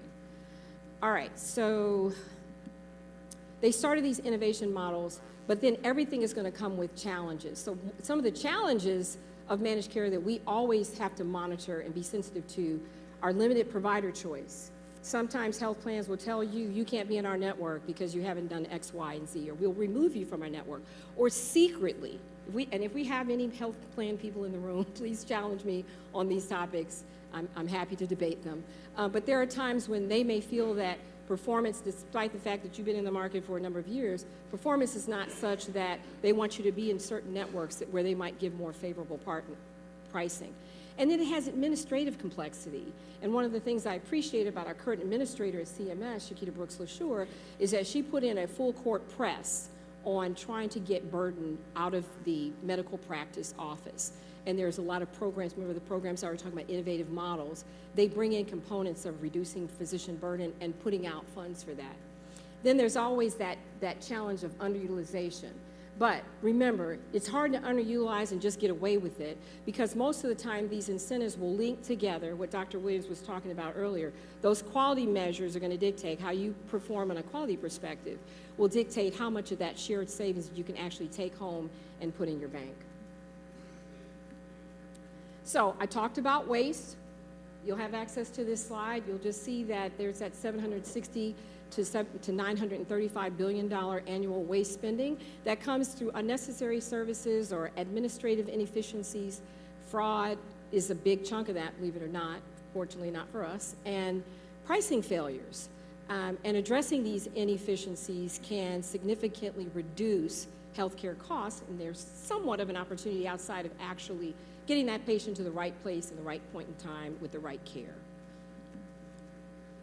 So what they did was they took that waste, and we looked this up on our team and said, okay, how much really does waste affect the impact? In other words, when you want to show me the money and bring the money home and it's in your bank account, what's that delta? How do I close that gap between the opportunity of that $790 billion or $900 billion, whichever time period you're in, and how do I translate that into an incentive as a part of alternative payment models that I connect through ACOs? And it's through financial incentives. So these programs offer money aside from what you're getting on your base pay. So if you're fee-for-service, it's going to be your regular fee-for-service rate. This is like an extra add-on. This is like a surplus. However, you have to do the work because it also could generate a deficit. That will be an industry trend, that at some point you'll start to see the fee-for-service component, even if you're specialists, decrease and decrease and decrease, because they're going to want you to jump in and integrate and collaborate with primary care providers, and you share in that pot of money that generates that incentive. And so aligning those provider incentives is really one of the key components of the cost-saving goals. Quality improvement will never go away because of what I described before. Underutilization will be protected if organizations just say, well, we'll just see the patients less and, we won't spend that much money and we'll come out and get greater profits. It will get tested and reconciled on the quality outcomes. And that is the world you live in under your payer contracts. As busy folks, maybe you have people in your office that are running those things, but that's what you're living with today. Most of those plans with the big bubbles at the beginning are all instituting. You saw Aetna, 75% of the time, they're going to offer you a contract that has provisions like this. And this is why. So effectively addressing healthcare spending rates is crucial. It's basically crucial for the direction that we all want to be in coming into these value-based formulas and, and having access to those incentive components. So let's look at this just as a point of history, walking through this kind of, like I said, this 10-year journey. So CMS, which drives all these innovation programs, and guess what happens? After the innovation programs are successful, then guess what happens? The health plans go and they copy them, they duplicate them, and then they bring more contracts to you. They have free reign to do certain things that Medicare as an entitlement program or Medicaid will say it's a blanket contract. That's why Medicaid, it's not really a unit cost or pricing discussion. They're going to pay you Medicare. You get more than Medicare if you have a really good contract negotiator with private payers. When it comes to traditional Medicare, it's going to be Medicare. So they're saying, well, we want to move all those payments by, this was before, this was in 2020. They said we want to have 29% of every payment that we make. This is Medicare right now, right? 59% of those payouts are going to be value-based payments. So it could be fee-for-service, but you're going to have this incentive opportunity, or it could be that you could be under capitation, which is actually not a bad thing if it's calculated properly and it's the right dollar amount. So don't be shy about capitation. Sometimes it could be very lucrative. And then in 2022, fast forward, 41.3% of those healthcare payments in the United States flow through these innovative advanced payment, value-based care, whatever, that all kind of means the same thing. So in 2020, we didn't try to necessarily hit that 59%, but the goal is to have 100% by 2030. So we're on track for that. And the Medicare Shared Savings Program is the program I'm going to talk to you about, which has been in place for 10 years as one of the compelling, by compelling I mean science has shown and established over periods of time that these models were not working, and then they were it's like what they say about coffee. It's good for you 1 year and then it's not. It's the same kind of thing. But overall, organizations like the Commonwealth Fund that have been around forever and evaluate these types of programs have supported that they actually are reducing costs and improving outcomes. And in 2020, while 41.3% of some of those payments were going under value-based programs, there was 60% participation in value-based models. So my suggestion is if you're not in any sort of ACO or IPA or some sort of organized integrated delivery model, whether it's you're linking to the hospital or you're selling your practice, the model that we've worked with is you stay as you are as an independent company or whatever, but you get to come in and partner with other organizations that are independent and then amass and aggregate that risk and work through it together. So there are a lot of supports in that way that are affordable to practices. So how does that success work? We basically have to get a lot of data. You guys have heard about this. It's more than your EHR. We have a lot of back office data we take out of EHR. We take in claims. We do all of these statistical evaluations, and we figure out beforehand how much money do we think we can save. So literally hot off the presses, on my way over here, our data vendor, Alliant Health Solutions, that crunches our numbers, told us, for example, that 3 of our tax IDs that will be hopefully participating in a new contract for the ACO next year are on target to save about $1,000 per patient. So we have enough data that we can look and take all those factors into consideration and determine is a type of program work for you. But there's many, many ways to participate in value-based programs and not just ACOs. Like I said, your health plan payers are gonna kind of put you onto that. So we have to turn the quality measures. I talked about this. I'm not, this is kind of self-explanatory, but what I do want to show you is a slide. I haven't gotten to that one yet, but I want to talk about data because data is important. And so again, if you're going to be a part of these kinds of plans, you have to be sure you work with your EHR vendor, like we work with the THESO, to be sure that they're going to transpose the data and that there will be no extraneous demands on your organization. And remember, the federal government has done a lot since I was here 12 years ago talking about this in terms of bringing standardization from a legislative perspective so that people don't get charged for just, submitting their data. A lot of practices, we were absorbing fees, just trying to get data into places so we can do analysis. So some of that's been taken away. But this is my show me the money slide. So 10 years ago, we started the ACO. We made an investment of about $1.8 million because we were very, very efficient in realizing if you're going to go into these programs, it's not just about making the savings. It's about how efficient are you running the operation. Your practice becomes not only a revenue center, it becomes a cost center. And I talked a lot about that. But at the end of the day, when you're looking at those things, we experienced that on average, about 9,000 beneficiaries could generate, first of all, the government, this is all Medicare, the government would allow us to manage $89 million instead of maybe the 2 or 3 million that were just coming into the practice for primary care. We said, look, we give you the 89 million, you manage total cost of care, work with your partner organizations, your specialty partners, and we'll let you manage this money. If you hit a surplus, we'll share it with you. At some point, right now, sharing rates are 50%, 75%. We're going after 100%. We're like, if physicians and care teams are doing the work, what are you guys doing? Why are you keeping 15% of the premium or 20%? Give it over to us. But in this real life, real case scenario, that was $89 million or so that we managed every calendar year. Some years we managed 150 to 160 million. One year we managed over 200 million. But in the case of just 9,000 beneficiaries, if you think about your practice, maybe having 2,500 patients or so, unique patients, and say half of that being, you know, Medicare, depending on what you're practicing, it's not hard to get to $9 million and 9,000 Medicare members, and every time you do that, you have control of something like $89 million. We generated shared savings of $5.5 million. This is in 1 year. Over a 5-year period, we generated almost $40 million in savings. Now, how you get access, right, to that shared savings rate is a talk in and of itself. So if you're interested in that, you know, let me have your card and we can get into the details, but it's no way I can do that in 20 minutes. But the big point I'm trying to bring home here is that's $5.5 million that if this were not coming into your pockets, it would be staying with the government. Or if you're under Medicare, if you're under one of those big bubble private carriers that I mentioned in the beginning, they get to keep that $5.5 million.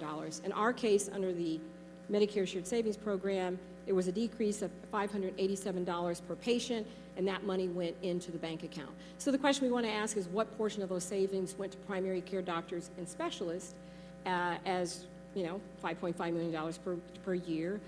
If we increase those numbers, you know, you can do the math. If you double 9,000, there are some ACOs out here that have 100,000 or, you know, 1 million patients. For that matter, we kept it at this scale because we wanted to be able to track the science, and we wanted to be able to not necessarily engage with such a large operation, so we would understand if we were to move to a larger setting, we would understand all the bells and whistles and the components of managing this type of value-based program. This is showing the house that you can build. In other words, when you look at this slide, just understand these are things that the health insurance companies were doing when they were keeping that percentage of the money, right? But now, if they shift that over and you're a part of a value-based program, hopefully you'll have a management services organization or an ACO back office engine that does all of these types of things. So you just continue to practice medicine and dentistry and whatever your specialty is. And all these things are happening behind the scene in aggregate. You could think of it as the scale economy because you're sharing those, you know, those overhead expenses with lots of other providers that you don't know. Going back to that point about it's not just a matter about generating the savings, it's being very cost efficient in how you price out the leadership and the governance, the health technology, the clinical integration, and all the components it takes to integrate this book of business under managed care. So, again, these are just, I like to give punch lists, but I don't like to talk through 95 bullets because you're all smart people. But if you were to say, I just want to know, what are all the different things that maybe some of these things I'm doing in my practice currently, but some of the things I'm not. Like maybe you don't have a pharmacist doing medication therapy management. There's a fair amount of money and impact on savings, even if you may not be funded for pharmacy, it might be excluded out in some contracts, but whether or not it can have a big impact. The other thing to take away is on risk stratification. That's how sick are your patients. And the government relies on a certain type of coding called risk adjustment coding for that. Nobody in your practice is dealing with risk adjustment coding. You'll want to address that. It can account for a very significant amount of impact on your overall savings. So almost 2 more slides left. I don't know what my right at the mark. So CMS in 2022, they started a initiative saying, all right, we have primary care out here in a lot of innovative managed care, value-based programs, but now we want to get specialists more actively involved.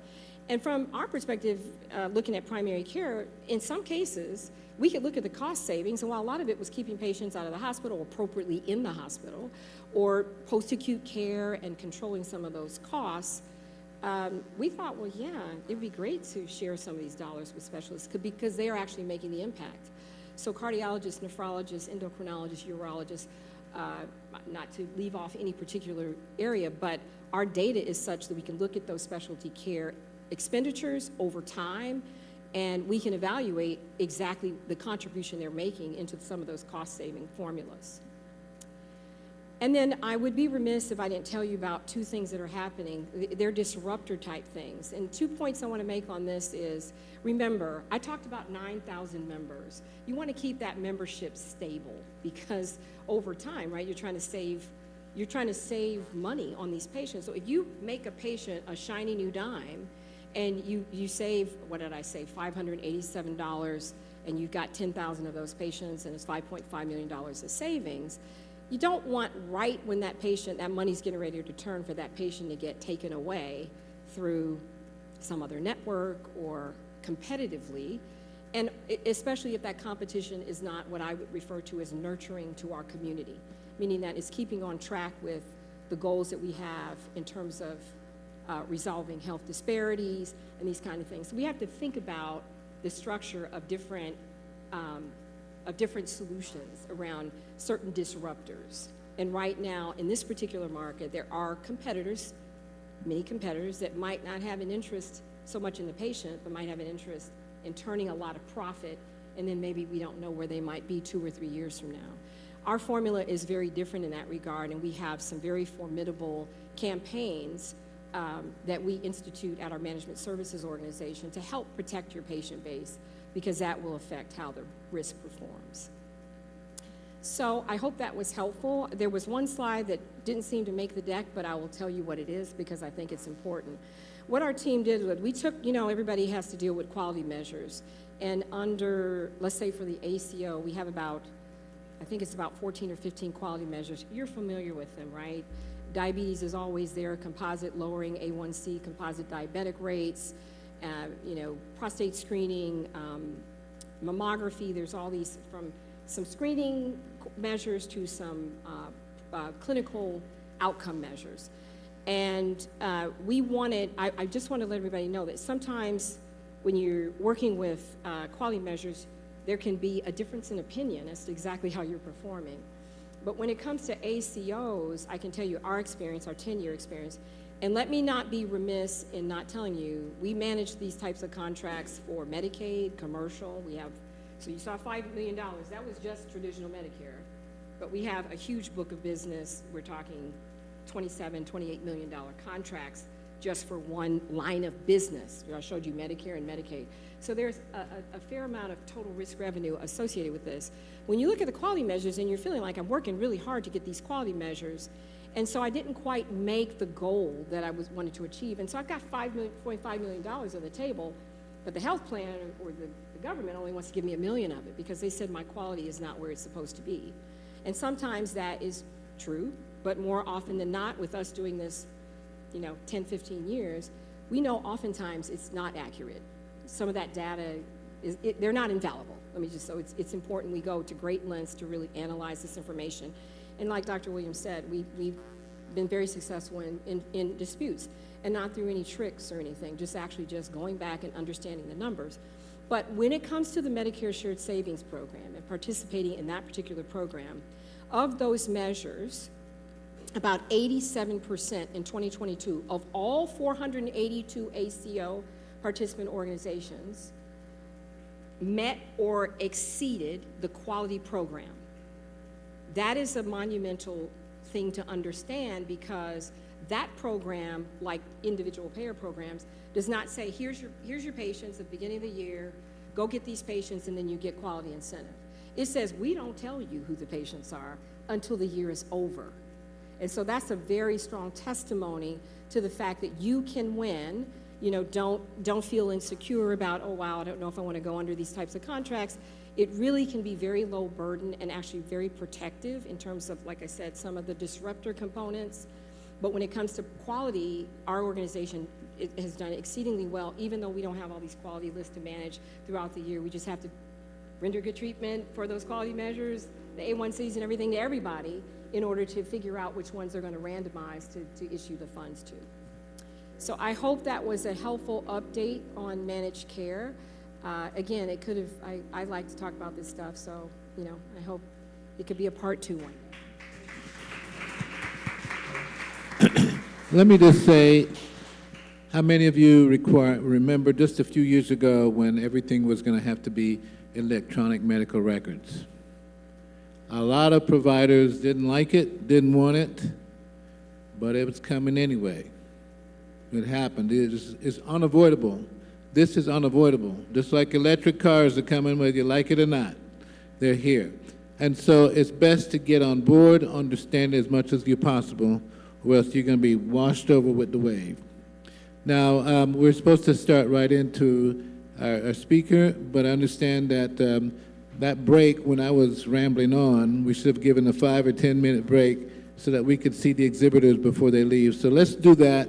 Very short, no more than 10 minutes. Would you mind just going out there so the exhibitors can leave? Give them a quick audience, and we'll start back here in, I'm going to say 5 minutes to 3. We still want to finish on time.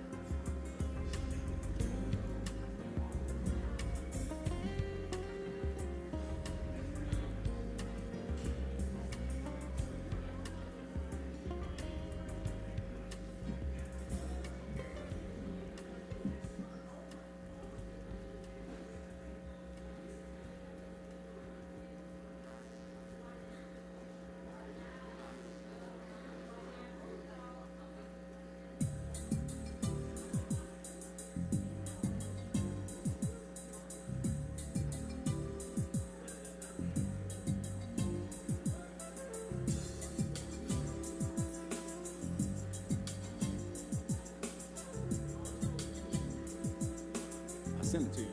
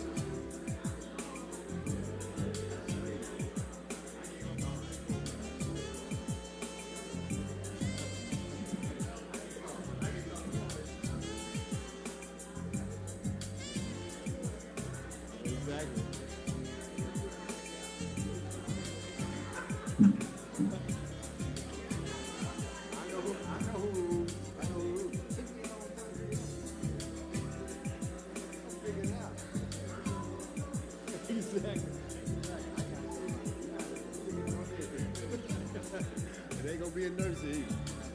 That's what I need. I don't need to spend all my last bit of money on a nurse.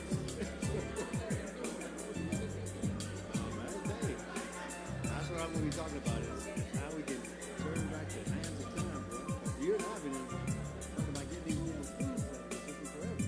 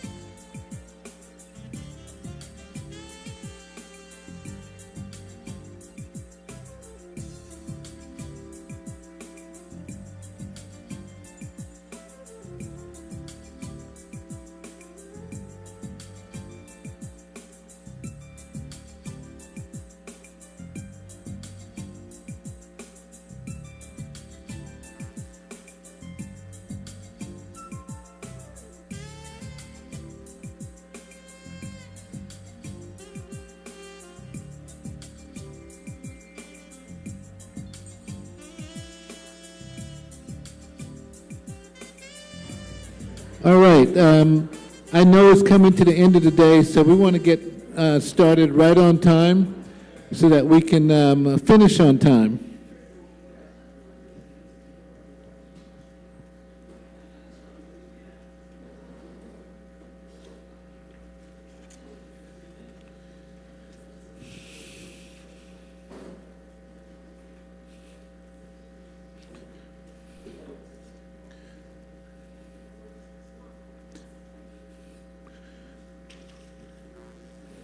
Before our next speaker comes up, I was told that there's a couple of winners for the raffles. There's a knife set by Kyocera, and the winner is Dr. Michael Young, co-founder and director of HYH USA, and he wins the knife set. Here it is here. And there's also another winner for a gift certificate. How much is it? $500? Oh, 25. Well, this is off by a couple of zeros. Dr. Richard L. Allen, Associate Chief of Obstetrics and Gynecology. Don't spend it all in one place. And see the tax attorney. That's a gift. Okay, the next individual is someone who at Southside we hold in high esteem. I'll tell you again, when I was in training, there was Dr. Turner. And before I ever came to Southside, there was Dr. Turner. And he's still here.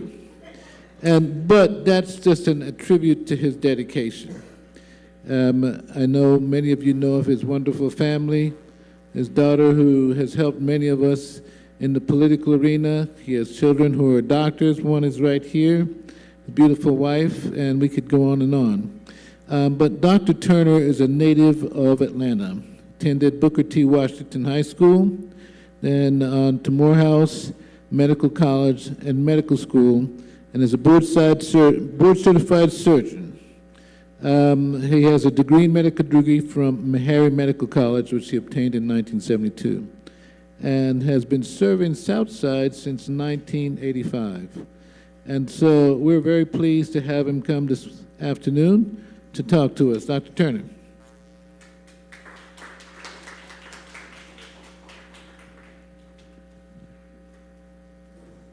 Thank you, Dr. Williams. Can everybody hear me? Since I've been coming to the Georgia State, I've seen a lot of faces and I've seen a lot of folks who have been here years and years and years. My first Georgia State Medical Association meeting was in 1973 when I was in the military, so I've been coming all those years. And I see some folks who've almost been here the same amount of time. So, Dr. Blake, I'm just going to ask the folks who have been here at least over 20 years to please stand, because I think that's remarkable that these folks still come. Come, stand up, Paul, and Bill, and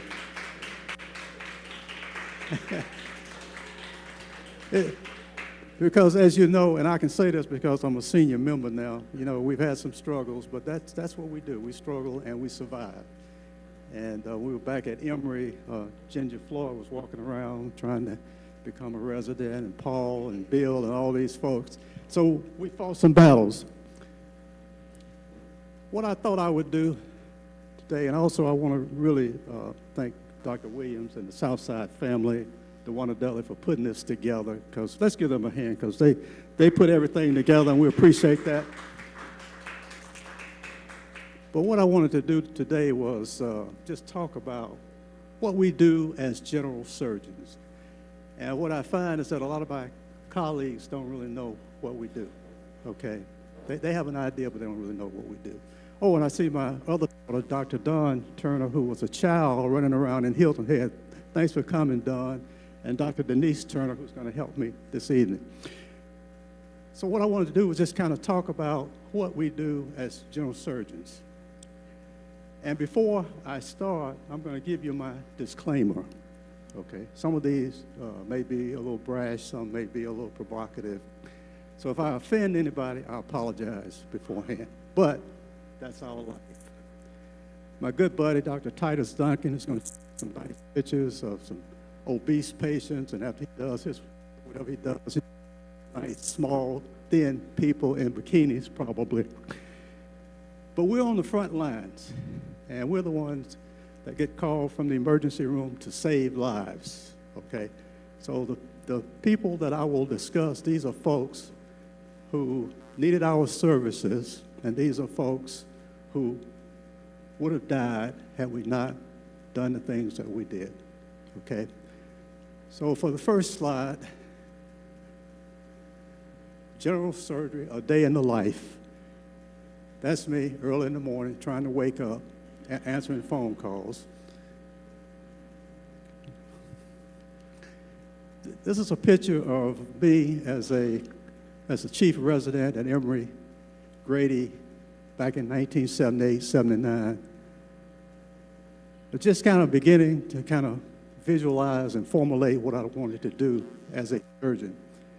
I was the first African-American chief resident in general surgery at Emory Grady, 1978, 1979.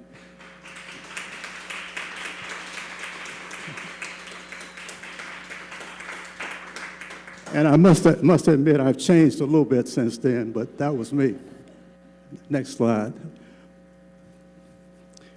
That was also an article that was in the Atlanta Daily World, just acknowledging me as the first African-American to finish general surgery at Emory. Next slide. One of the things that we do is to provide immediate care for patients who have an acute abdomen. Patients who have an acute abdomen. And what we mean by that is that these patients need surgical intervention right away, okay? They don't have time to wait. We have to go in, do what we need to do. And this is a patient who came to the emergency room with abdominal distension, had not had a bowel movement for a few days, and was an alcoholic. So they called us to come see him. Next slide. We opened the abdomen, and this is what popped out at us. This is what we saw. It was like an inner tube. That's the colon for those of you who have forgotten your anatomy. This is the colon from the ileocecal area to the sigmoid area. Next slide. We took this guy to surgery, and we took out his colon. I've been in practice for almost 50 years. I've never seen a colon that big. It looked like an anaconda snake. At one end is the appendix, the other end is the sigmoid colon. Dr. Duncan remembers those days because he used to do this. So we took it out, and we put 2 tables together because it was so big. And we extended the colon from one end of the table to the other end of the table. Next slide. Another picture. Next slide. Next slide. That's a close-up view of it, and it looks almost like a snake. But this thing was so long and so big. Next slide. That's another view taken from the end of the table. Dr. Densler, you remember these days. Next slide. Next slide. This is what it looked like after we took that huge colon out, okay? We did a left paramedian incision, we closed it, and we brought out the ileum. That represents an ileostomy. So we took out everything from the ileum at the cecal area all the way down to the rectal sigmoid area. So he has an ileostomy. But this guy is so happy.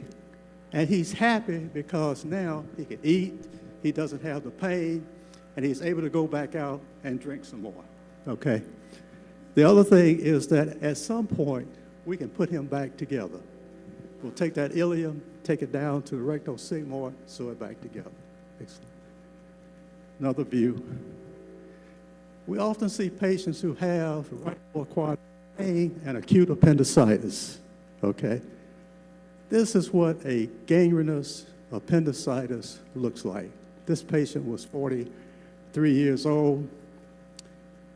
We initially went in with a laparoscope, looked around to see if we could do it with the laparoscope so we could make those nice small incisions.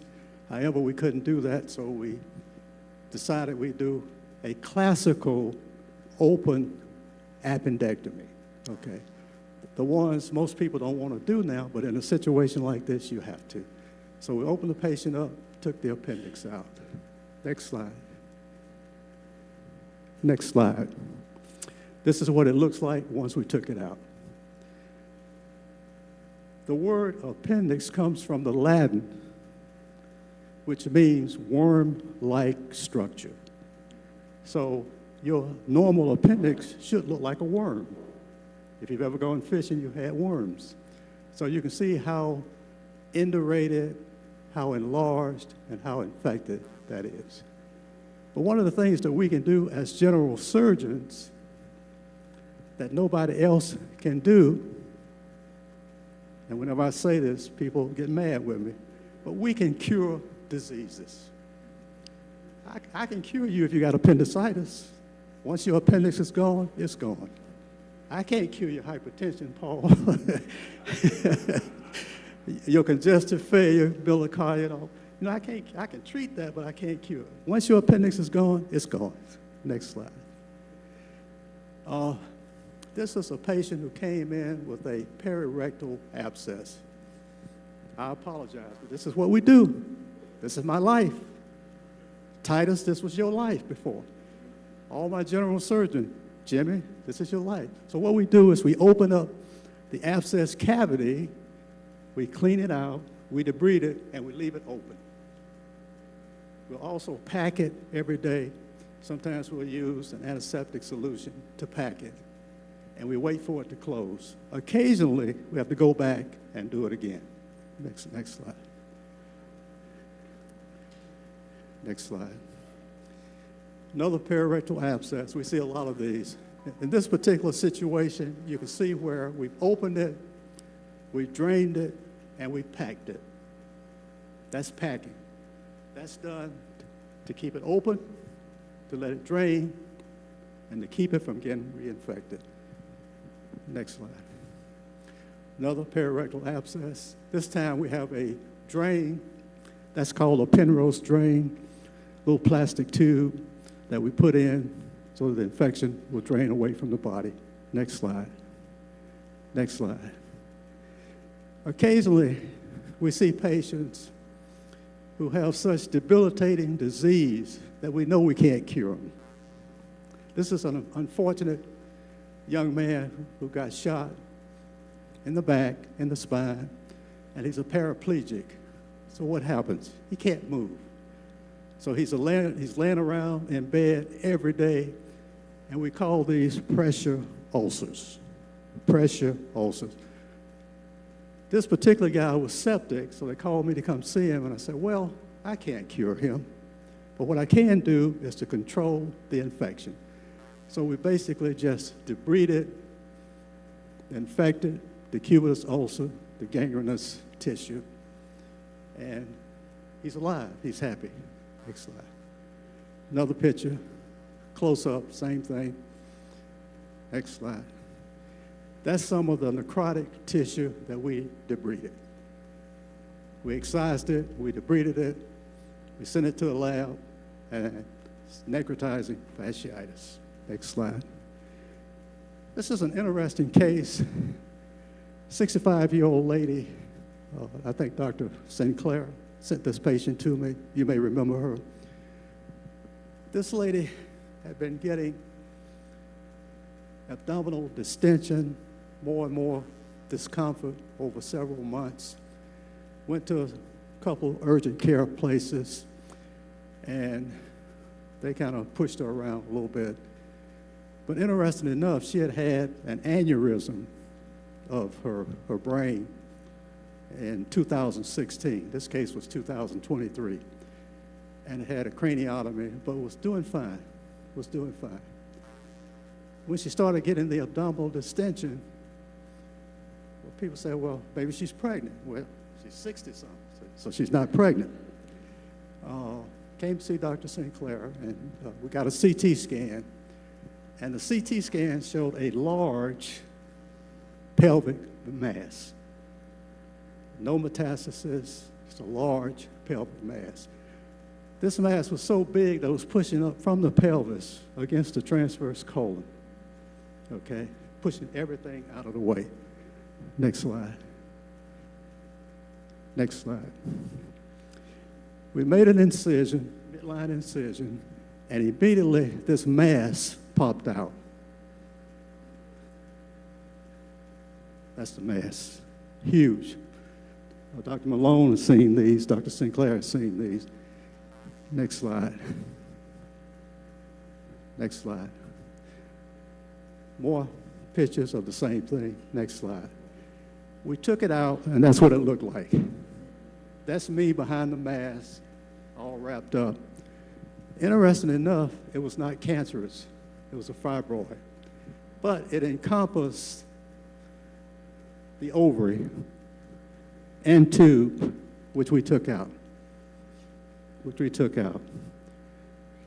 Sent it to the lab, and it came back as a fibroma. No cancer. This thing weighed almost 3,600 grams. 3,600 grams, huge. I had seen one other mass like this as a resident at Grady, but it wasn't quite this big. So it came out very nicely, minimum bleeding, no problems. Okay, next slide. Close up, same mass. Next. This is a guy who was in the hospital, had an IV in his right arm. But guess what? The IV got infiltrated. So when it gets infiltrated, the fluid comes out, get the edema, you get the infection. So all this was infected. So what we do as surgeons is to excise all of that necrotic tissue, leave it open once again, and at some point, we'll go back and put a skin graft. It's too wide to close, so at some point, he'll need a skin graft. But he has function of his fingers and his hands. Okay, next slide. Next slide. Another decubitus ulcer, another infected bed sore, if you will.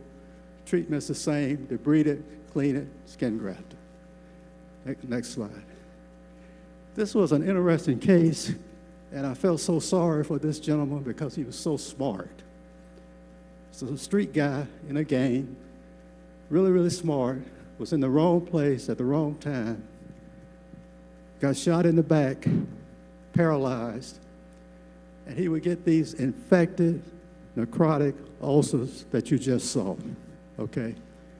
Well, the problem is every time he had a bowel movement, the infection would get into the ulcers and reinfect it, okay? So we debride him, a few weeks later, he's reinfected. So the medical folks said, well, Dr. Turner, can you bring out a colostomy? And you know what a colostomy is. Bring it out to the abdomen, put a bag on it. Every time you have a bowel movement, it comes in the bag, okay? But something interesting happened to him was that every time I'd bring out a colostomy, Jimmy, it would herniate. In other words, it's like a sock. You push it out, and the peristalsis would keep pushing this tissue out and out and out. So I had to go back and resect it. So this is all right colon. Right colon. Just hanging out. By the time we got there, all of this was gangrenous and necrotic and dead. Next slide. So we took it out. We took it out. That's what we do as surgeons. We take stuff out. So we took out ileum, cecum, part of the appendix, and all that stuff that you saw hanging out. Next slide. More of the same. Next slide. That's him after we did the surgery. But this time, I fixed him. I brought out an ileostomy as opposed to a colostomy. Not as much motion, not as much mucosa to push out, smaller lumen, and we left the skin open once again to close. So his head is actually up this way. That's the ileostomy. His feet are down that way. Next slide. Okay, so everything is not dirty and gangrenous. This patient presented with a mass of the shoulder. This is the patient with the arm across the chest. And we drape it out. And as I was taught in plastic surgery, we kind of draw a line around where we want to make the incisions and where we want the scar to be. We want the scar to be in a place that's anatomically and physiologically in a good position. That way you have mobility of the arm, mobility of the shoulder. Next slide. So as we made our cut, incision, if you will, you can see the fatty tissue pushing out. It's just a lipoma, okay? So we go all the way around it, underneath it, and once again, we have to be mindful of the anatomy. You have to know what's underneath there, where the nerves are, where the blood vessels are, arteries, veins, lymphatics. That's the mass after we took it out, okay? We took it to the lab, sent it to the lab. It's just a fatty tumor, no cancer. Next slide. That's what it looked like when we finished.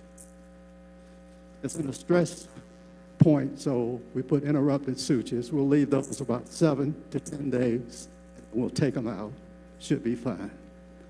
Next slide. This is the Bible. This is the Bible. Swartz, Textbook of Surgery, Principles of Surgery. I've been through this book multiple times. Those of you who've had surgery have been through this book. But this gives us the principles and the basis for what we do and how we do it. And I tell my students all the time, this is the Bible.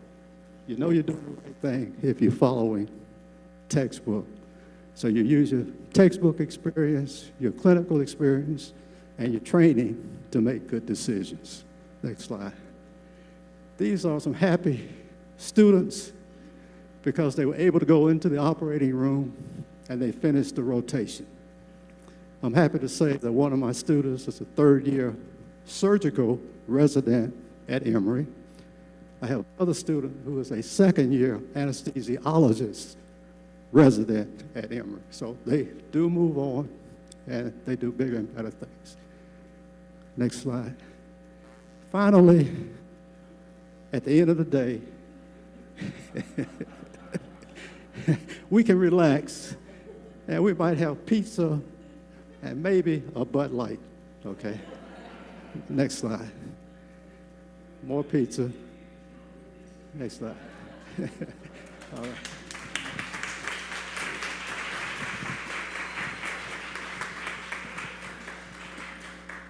I don't know about you, but after seeing those other slides, pizza did not look too good.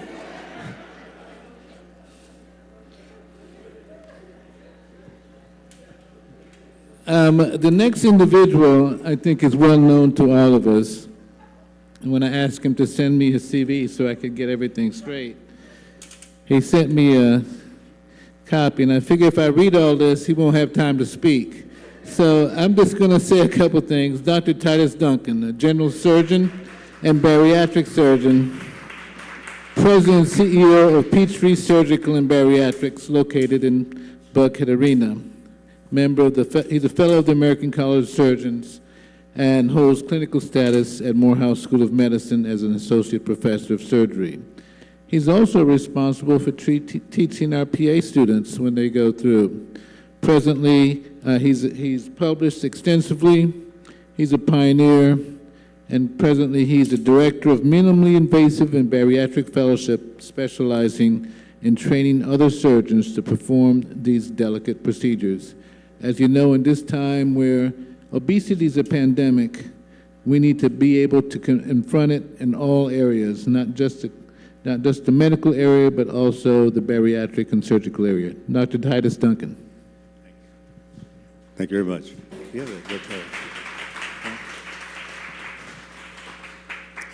just wanted to recognize that I was with Dr. Dennis Turner for the first few years of my adult life, and that's literally what Dr. Turner did in one day, the day of a life, general surgeon. So Dennis was a very, very big inspiration for me to become a general surgeon and continue on, along with Dr.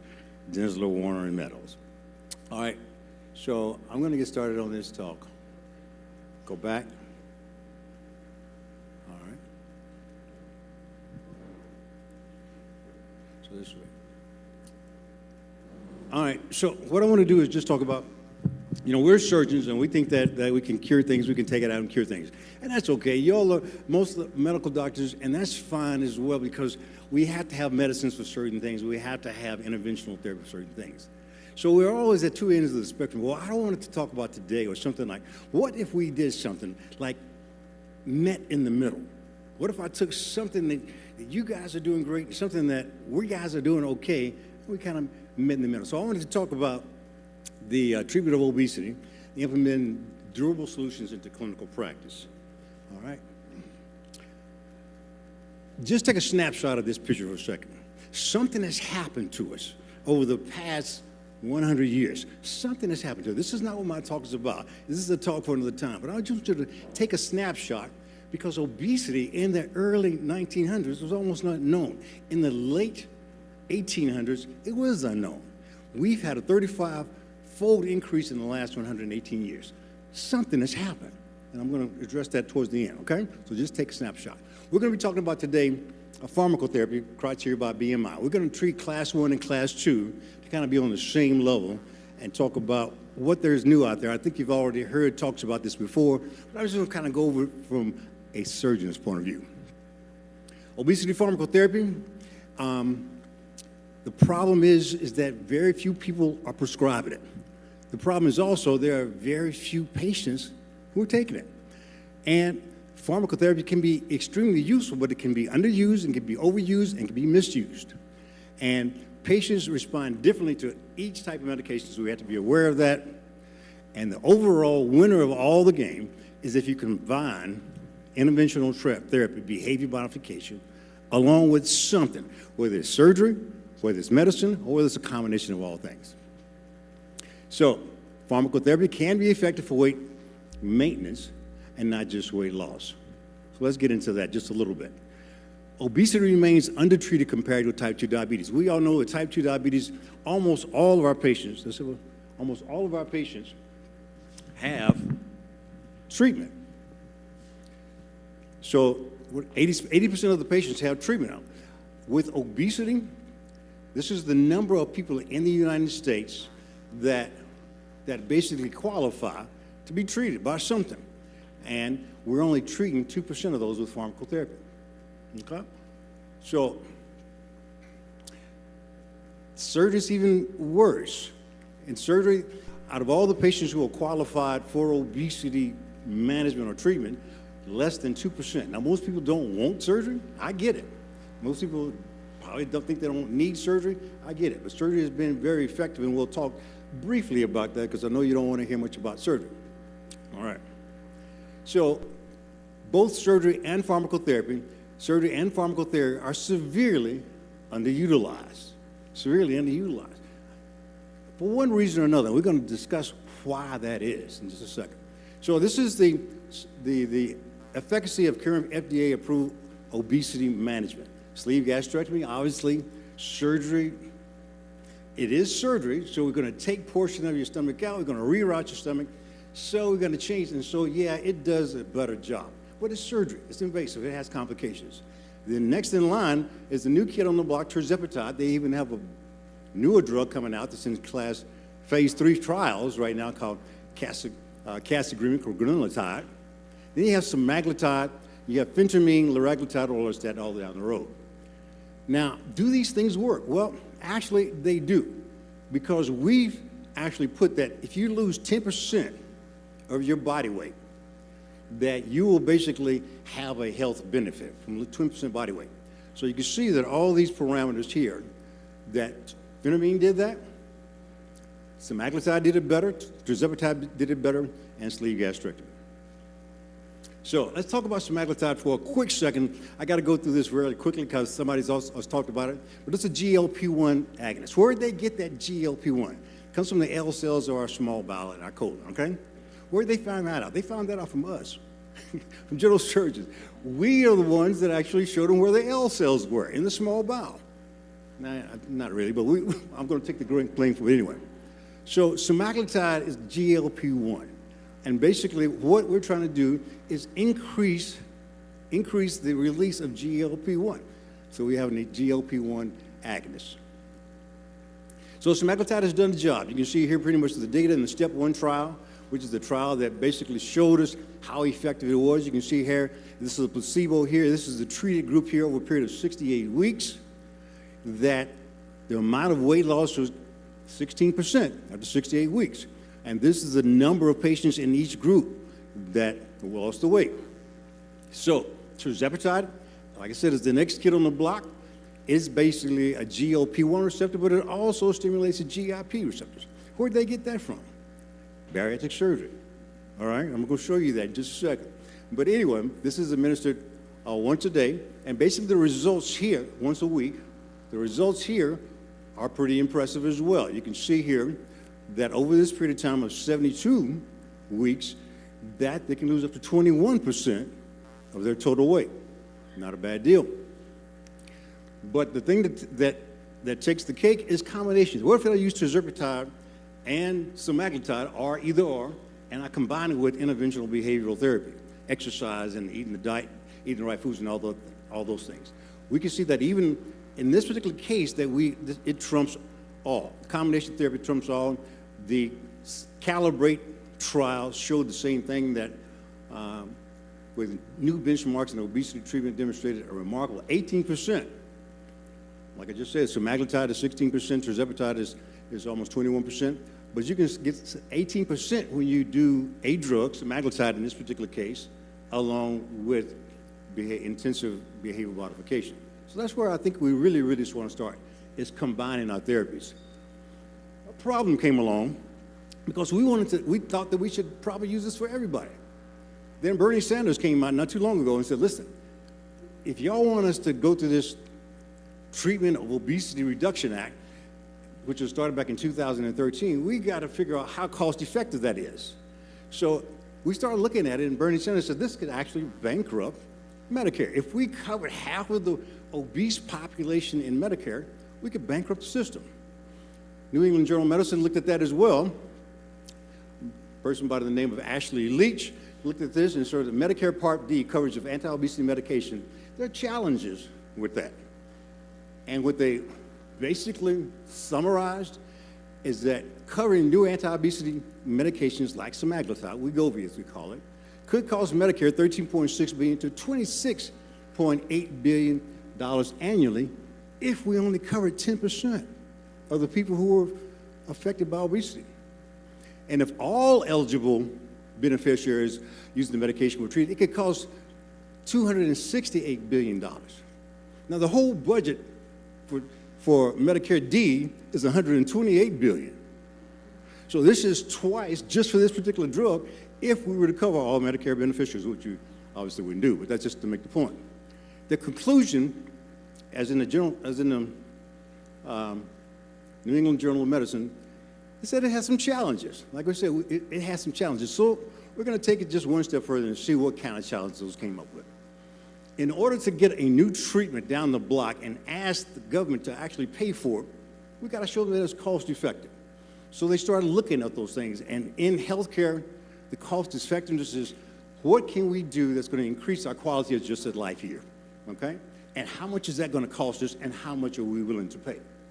So for those three parameters, we gauge every particular treatment, whether it's a drug, whether it's a surgery, whatever it is, if it's new, we're going to use that to see if it's something that we should be doing it. We first started using this back in 1989 when I first did a laparoscopic laser cholecystectomy, and it cost $9,000, and they paid it. Cholecystectomy shouldn't cost that much. We added a laser that was unnecessary. So they said, we got to put some controls on this.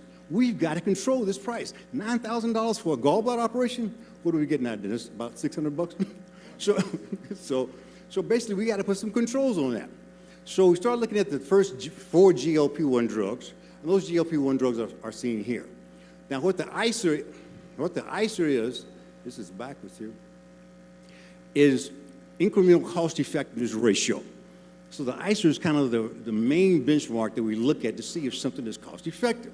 And you divide that by the quality of life, the difference between the quality of life of two entities, and you'll get a particular number. And what this particular study showed that of the GLP-1, liraglutide, semaglutide, daluglutide, and exenatide, with a cost effectiveness, a willingness to pay at $100,000, this willingness to pay is different in different countries. I believe in Canada it's between $20,000 to $30,000. In the United States, our willingness to pay for an increase in quality of life measure is about $50,000 to $100,000. So they use the upper end of $100,000 as the willingness to pay for this additional quality of life unit. And what they found out is that none of these things were essentially cost effective. And especially with the semaglutide, it wasn't cost effective. The one thing that was cost effective that we stopped using was the phentermine. All right? So here it is, basically show you here. Here's the phentermine and semaglutide at 1 year, 3 year, and 5 years, blue, green, and red. And so at 1 year, you can see there's a willingness to pay line here, $100,000. $100,000 is our willingness to pay. So at 1 year, 3 year, and 5 years, phentermine is cost effective. But at 3 years and 5 years, semaglutide is nowhere close. It's just not. It doesn't cost for that extra added benefit that we're getting to use semaglutide. So that's the problem that we're going to get into. So again, the study shows that semaglutide does a great job as far as weight loss. Losing 10% will give us health benefits, but it's cost, and it costs a lot. And it shows you basically right here that they want you to take this medicine forever. You got to, because it shows you basically here that this is the trial for 68 weeks. And then after you stop the drug, what happens? After you stop the drug, you regain the weight. So this is 68 weeks, and this is for the other 52 weeks afterwards. You can see the line going back up that shows that the weight loss is coming back. To put it in another perspective, this is the area here where that 10% benefit is obtained, where you get the cardiometabolic risk factors that are going away after you've lost that 10%. This area right here, after you stop the whip, after about 100 weeks of the whole thing, in that 100-week mark, you start to lose that advantage of that previous lost weight. And at 120 weeks, that advantage is totally gone. So the bottom line is that these drugs are meant for you to be on for life. Not really cool with that. To give it another perspective, this is weight loss and weight regain in GLP-1 medication trials. So this shows in the Surmont trial, the Step 1 trial, and the liraglutide study, that they lost 21% here, 15% here, 13% here. This part in the red here is the amount of regain of once they stop the medicine. So you can see that in this area here, they regained 14% of that lost weight, 10% of that lost weight, 20% of that lost weight. And then taking it one step further, let me just kind of see what this basically says. The Surmont trial, in phase 3 randomized clinical trial, participants who stopped taking tirzepatide regained approximately 14% of their lost weight within a year. Those who continued on the medication experienced additional weight loss and maintained improvements in cardiometabolic risk factors, which went away after I said like about 120 weeks. This gives you an idea, okay, fine, I lost some weight. Well, then I regained the weight. Well, look at the amount of weight that they regained. So in the Surmont trial, the amount of the lost weight that they regained was 66%, 67% in the Step 1 trial, and in the liraglutide trial, they regained all their weight and more. So, let's take a look. So let's take a look at the cost effectiveness of newer weight loss drugs, and it basically the basic premise and the results that they published in the New England Journal of Medicine in 2022 were that newer anti-obesity medications are not cost effective compared to lifestyle modifications and older generic drugs, i.e. phentermine. Semaglutide is priced at $13,000 a year, and that's unsustainable, especially if you're talking about putting the people that we treat who are more susceptible to obesity on these medicines. All right? So, obesity remains untreated. So should we do surgery? No, we should not just jump to surgery. Surgery is good, but still less than 2% of the people choose not to have surgery because there are complications, and there's cost, of those complications. So no, we shouldn't jump in the surgical market every time we do it. So what I'm going to present to you today is the ESG, endoscopic sleeve gastroplasty, which we started doing over the last 4 years. And what we basically do, this is a non-surgical procedure, and what it is ESG is basically a sleeve without the surgery. So we make a functional sleeve. A sleeve is where we take out 90% of the stomach. It's an operation. It's done outpatient, but it can get complications. You can have a leak. The sleeve is doing that same procedure by turning that stomach in, suturing it from the inside endoscopically, where it's not a surgical procedure. You go on the same day, and you get back to work in 2 or 3 days.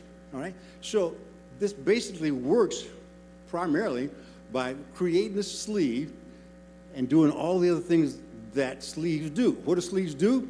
The hormones that have been affected by the sleeve gastrectomy and by the endoscopic sleeve gastroplasty are these things. It decreases ghrelin. So it slows the gastric emptying, and the food that you eat feeds those ghrelin cells, and it basically decreases ghrelin, it just turns it off. It increases GLP-1, the thing that we want the medicines for.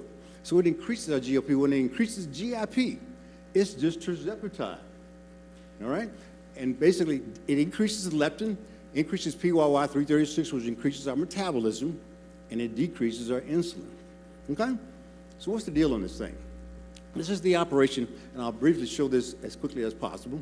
This is not an operation, this is actually the endoscopic procedure. So we go inside endoscopically through the esophagus, and it takes us around about 45 minutes to 2 hours, depending upon the size of the stomach, and we suture this, and we continue to suture it till we make where 90% of the stomach is excluded, and you have a narrow tube left as your stomach. This is the instrument that we use endoscopically, and I won't show you all this, but basically what it shows is that we go inside and we pull up the tissue with this thing here. We pull it back into the jaws, and I'll show it in just a second. But what we're trying to do is to make a sleeve without the complications. No leaks, no infections, no abdominal infections, no problem. So you take the tissue, We're taking all of this greater curvature over here, and we're imbricating it in. As we imbricate it in, then we'll be left with this lesser curvature, and your new stomach will be based on the lesser curvature. Again, it slows the gastric emptying, so the food feeds back to the ghrelin receptors, turning off the ghrelin. It actually, because it's a tube, it actually increases the stimulation of GLP-1, causes the fiber and the protein and the healthy fats that we tell them to eat down to the L cells a lot quicker, and they stimulate the K cells and the GIP as well. All right, so that's what we do there.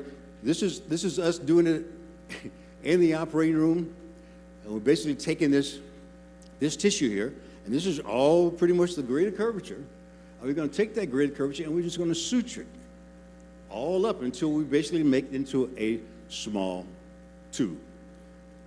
I don't have time to show all this, but if you're interested, I'll be glad to show it to you. So, this was done by a multi-center ESG randomized study done back in 2022, and it showed that it works. But this picture right here shows that, yeah, the weight loss that it does works, and then they did a crossover trial. So for those people who were in the placebo group, they crossed over, and those patients lost a similar amount of weight. So the weight loss, you can see here, the safety of it, the safety profile is extremely great. There were 3 complications in this particular trial. One of those complications was a perigastric abscess, one upper GI bleed, one of them malnutrition, but none of them required surgical intervention. So all of these patients, you know, perigastric abscess has to be drained and treated with antibiotics. Upper GI bleed, they basically went back in and clipped the bleeder, and then the person with malnutrition, we went back in and cut the sutures, causing the patient to regain their weight.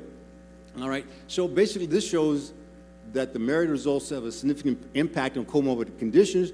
Diabetes decreased by 92%, metabolic syndrome, hypertension, all significantly decreased with this operation.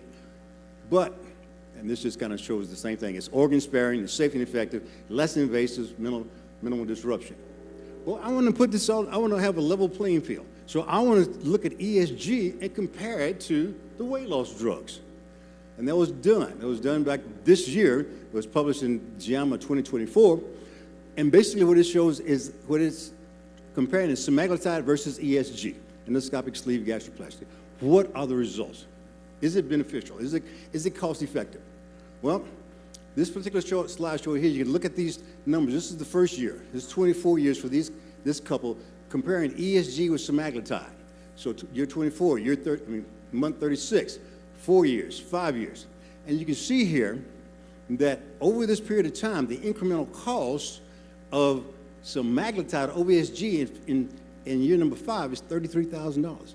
Semaglutide costs $33,000 more than what we paid for the ESG. Did it make a difference? Is it cost efficient? And so over here we use that same model, the ICER, over the quality of life that you either gain or lose. And basically, the smaller the number, the worse the results.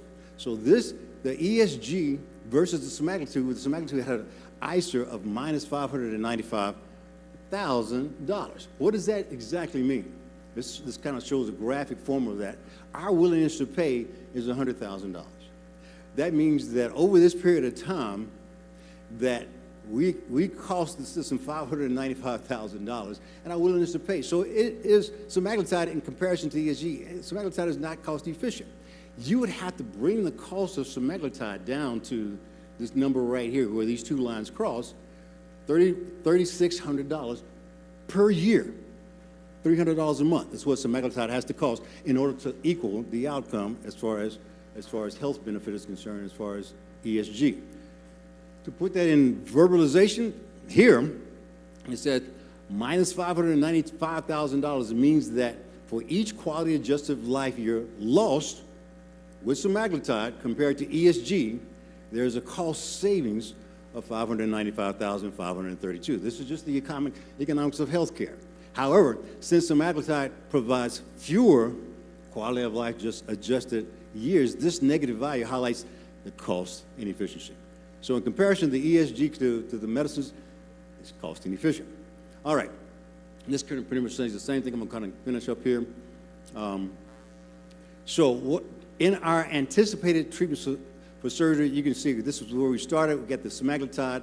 In this area, we got the ESG that's kind of popped up in there, which gives us around about 26, 27% excess body weight loss, and the sleeve gastrectomy and the surgeries are pretty much as they always were. So what is the role of the ESG? I think that we ought to give it a shot. I think it fills the gap. It can be done by gastroenterologists or general surgeons. Doesn't matter. All right? So basically, it basically fills this gap between diet and exercise, medication, intragastric balloon, which didn't give us a whole lot of weight loss. But then you got the more invasive procedures, which require surgery and several weeks off of work. You got the ESG, which doesn't do anything, and it's cost effective.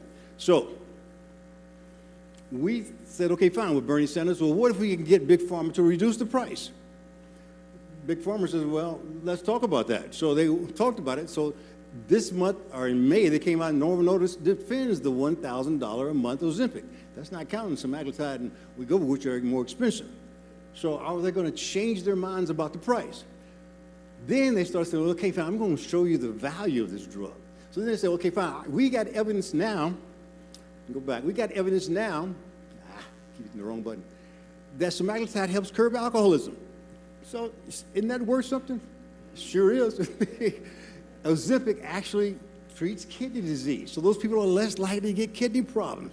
Isn't that worth something? All right. And Wegovy actually decreases heart attacks, strokes, and cardiac deaths. That's got to be worth something. So with Novo Nordisk making this, the chances of them decreasing the price, what do you think? All right? So they're telling you all the benefits right up front, so you know where they can really come with the next. Huh? Yeah. How much? Was it cruise time to $300 a month? All right, $300 a month, what it needs to be. The conclusion is that the results show that semaglutide is significantly less cost-effective than ESG, with ESG offering better health outcomes at lower costs.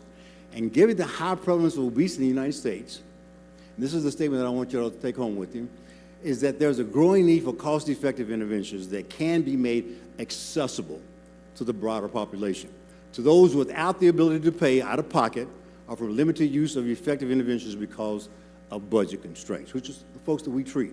This has to be in place in order to address the obesity epidemic.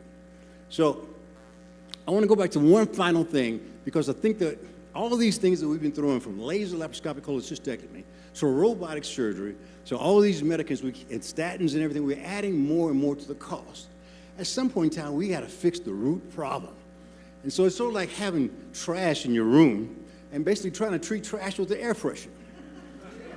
It's not going to work too well, all right? And basically treating that, you can spray that all day long. Or in surgical terms, are we addressing the problem? Our surgical terms, what if you had a foreign body in your foot? That foreign body then became infected.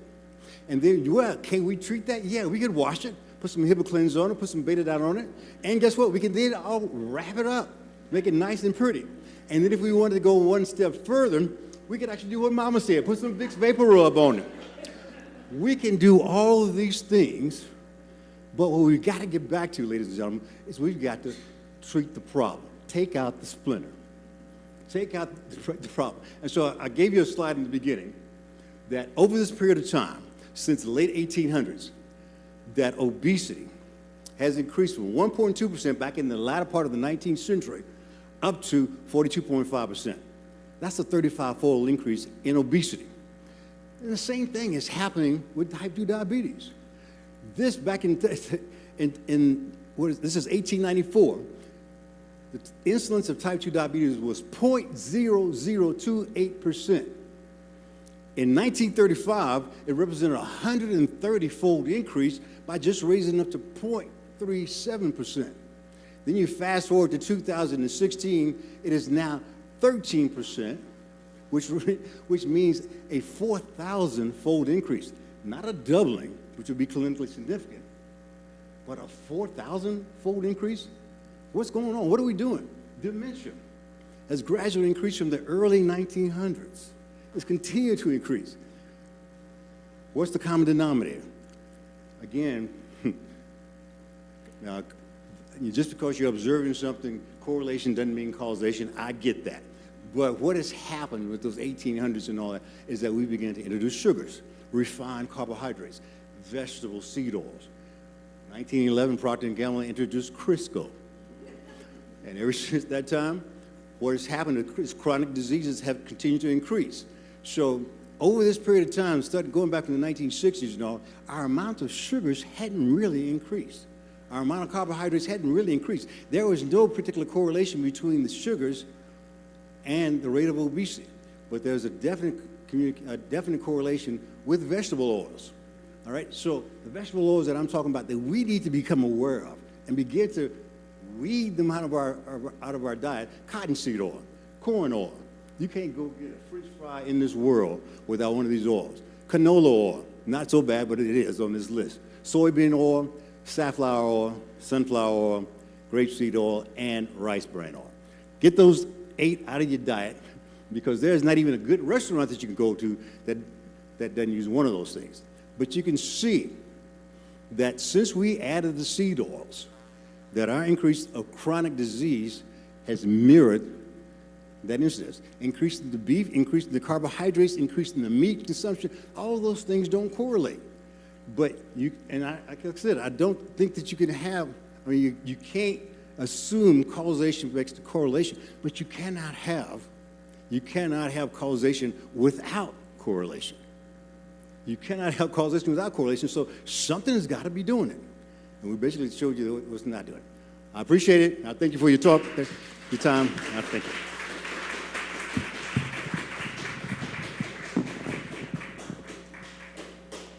I think we have time for a few questions. Any questions? You mentioned the oils. What about olive oil and avocado oil?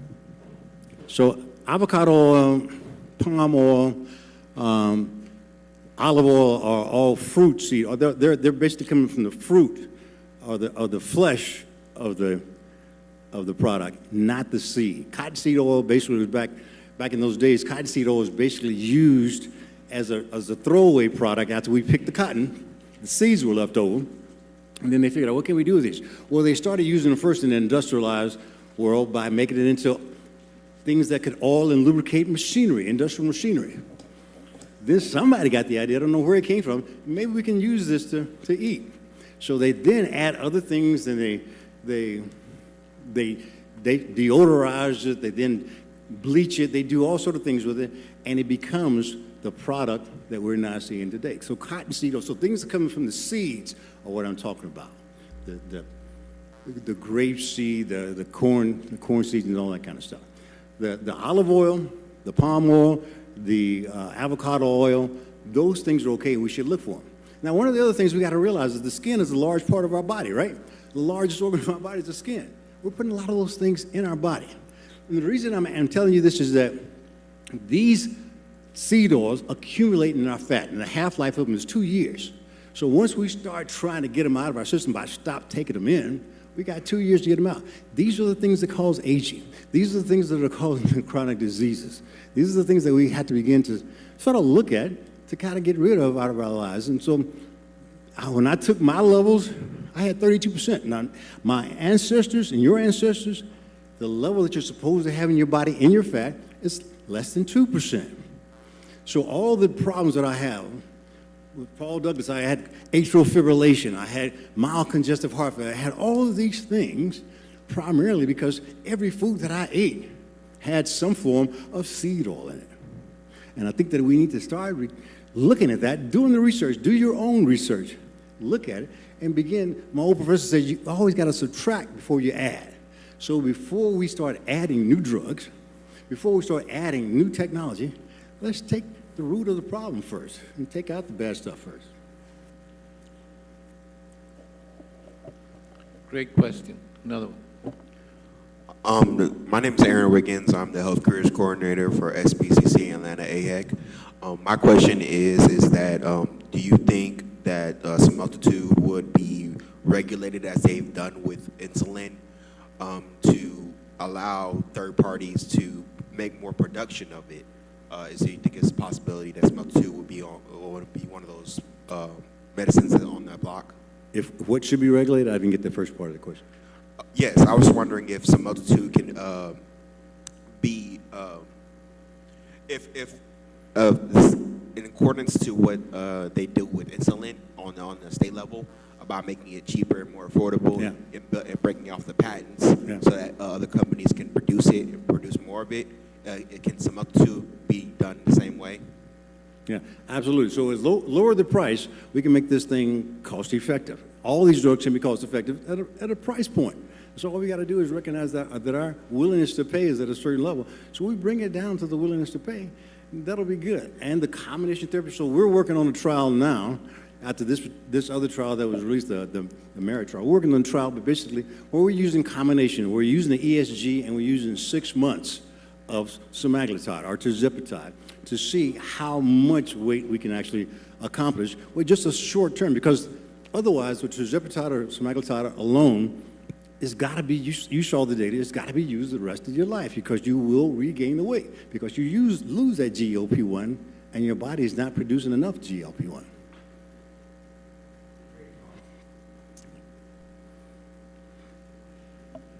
Great talk, Dr. Duncan, as always. You and I were having a conversation earlier about the costs, and one of the things over in Europe is $250, and you walk up to the pharmacy, you don't even need a prescription to get it. So, only in the United States are these outrageously priced medications not cost effective compared to, they seem to work quite well over there for that price.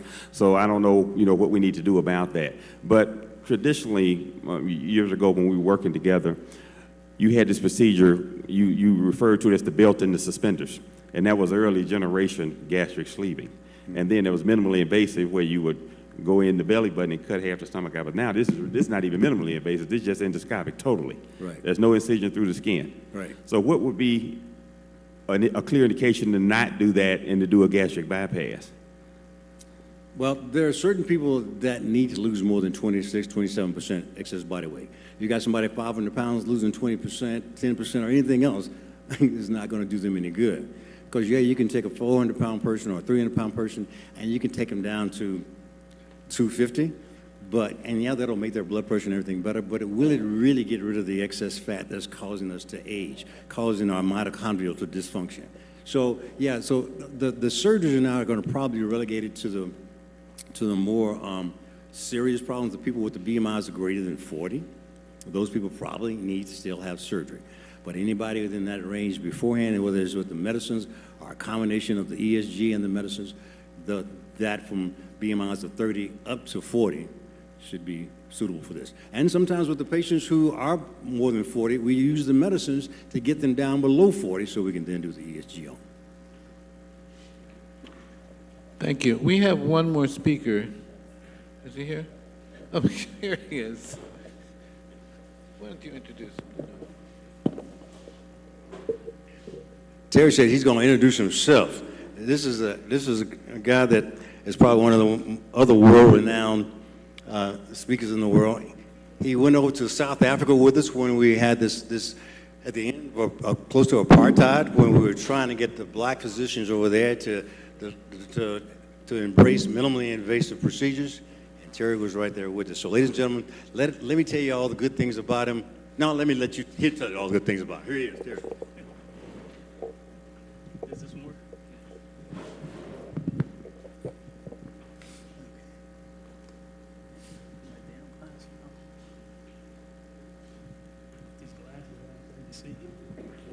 Hi, my name is Terry Seymour. Just a little bit about me. I'm from Minnesota, graduated '85, medical school, trained in California, chief resident Connecticut, fellowship in New York, MBA in Tennessee. I've been here now about 30 years, starting next month, and I guess I've been in this game about 40 years now. So I guess for all the people here, there's a lot of people here who can identify with the fact that time just goes really fast. I mean, it's like we've just started, and next thing you know, all these years have passed by. So today I'm going to talk to you about ENT, head, neck, which I practice facial plastics and total body cosmetics, as well as sleep medicine. I'm going to combine all of these in one patient and show you how I do it. So therefore, it's been a pretty good, it's really good for me to follow a couple of people here who just talked, Titus and also Ms. Michelle Brown. for the things that they said, because hopefully I will be able to follow them and say something that's decent about these things.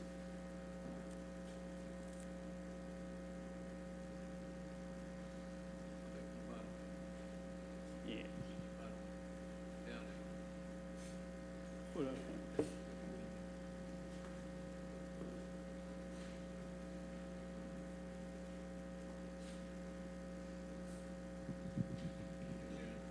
The down arrow is not working.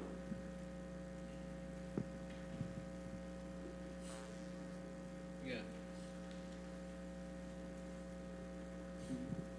Hit the button, hit the top arrow, maybe.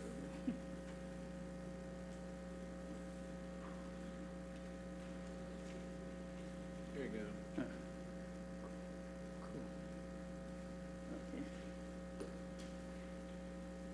Okay.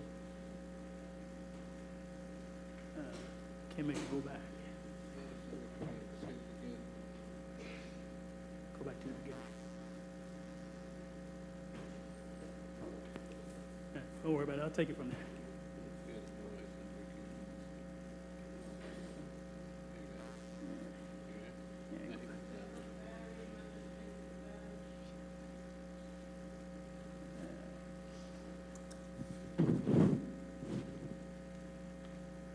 Do y'all have another battery back there in case it's the battery?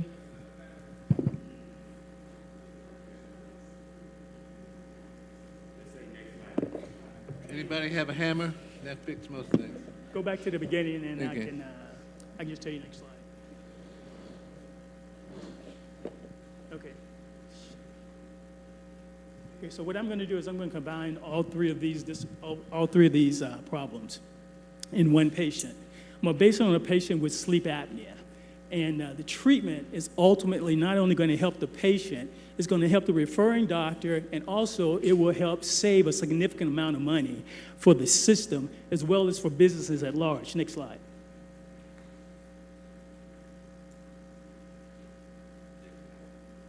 Next slide. Sleep apnea, what is it? Sleep apnea is a problem that affects 42 million Americans. We're talking about 5% of the population. That means that millions of people are suffering from this problem. I mean, there's a tremendous dollar loss, a tremendous cost loss, and it's needlessly occurring. Next slide. There we go. Some people are experiencing this problem. They have a significant airway obstruction, especially during REM sleep. REM sleep is what we call rapid eye movement. That's a situation whereby you are paralyzed, and the only thing that's moving is your diaphragm. So in that situation, people get in trouble really quickly. The oxygen saturation can drop. I saw a guy just this week, his oxygen saturation was in 44%. That's significant. Normal oxygen saturation is 97 to 100%. What will happen is people will arouse at night. They'll stop breathing for 1 or 2 minutes sometimes, and all of a sudden they'll do this.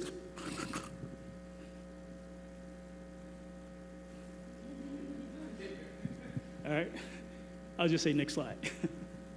And suddenly people will arouse, next thing you know, they are not breathing, and they'll do this at night, and they'll start snorting. Next slide. And some people can have obstructive sleep apnea. That is an anatomical problem, versus if you have no anatomical problem, but yet the brain will not allow you to breathe. It's not asking you to breathe. Next slide. This problem can occur in anyone. Infants, children, young adults, young athletes, elderly people. It doesn't care. It's like AIDS. It don't care who you are. Next slide. This therapy can significantly impact all of these diseases that you're looking at right now. Hypertension, diabetes, congestive heart failure, somebody with ejection fracture of less than 45, COPD, combine that with someone with obstructive sleep apnea, now you got complex disease. It can have dysrhythmias. As some of the cardiologists know, as a result, people have atrial fibrillation. They cannot get cardioverted. The OBGYN doctors are having trouble with the FSH and LH hormones. As a result, the people cannot get pregnant because they don't have enough oxygen. The ghreline and your leptin are changing. As they say, greater ghreline, lower leptin. And this is what's happening. With this problem, as we take care of this, we can reduce stroke. We can reduce myocardial infarction. We can decrease the renal failure as a result of decreasing the blood pressure. We can decrease the amount of people who have to have hip replacement, who have to have knee replacements. Why? Because we're decreasing all of that weight. And, okay, next slide, good. These people can have abnormal facial growth. What I mean by that is their face will grow long. We all have seen someone with a long face. What it is these people are having trouble breathing, so their face grew longer to compensate for the fact that they cannot get air to go through because of those large tonsils and those huge adenoids in the back of their nose. We all know someone like that. And have you ever stood next to someone and when you're standing there, their nose is whistling? Has anyone ever seen that? What's happened is their nose is obstructed and air is trying to get through. I can purse my lips and I can whistle, but they're sitting there just simply trying to breathe. Next slide. This gentleman here, I'm going to use two different patients. One's going to be male, one's going to be female, but I'm going to explain the situation. We're going to assume it's one patient. Next slide.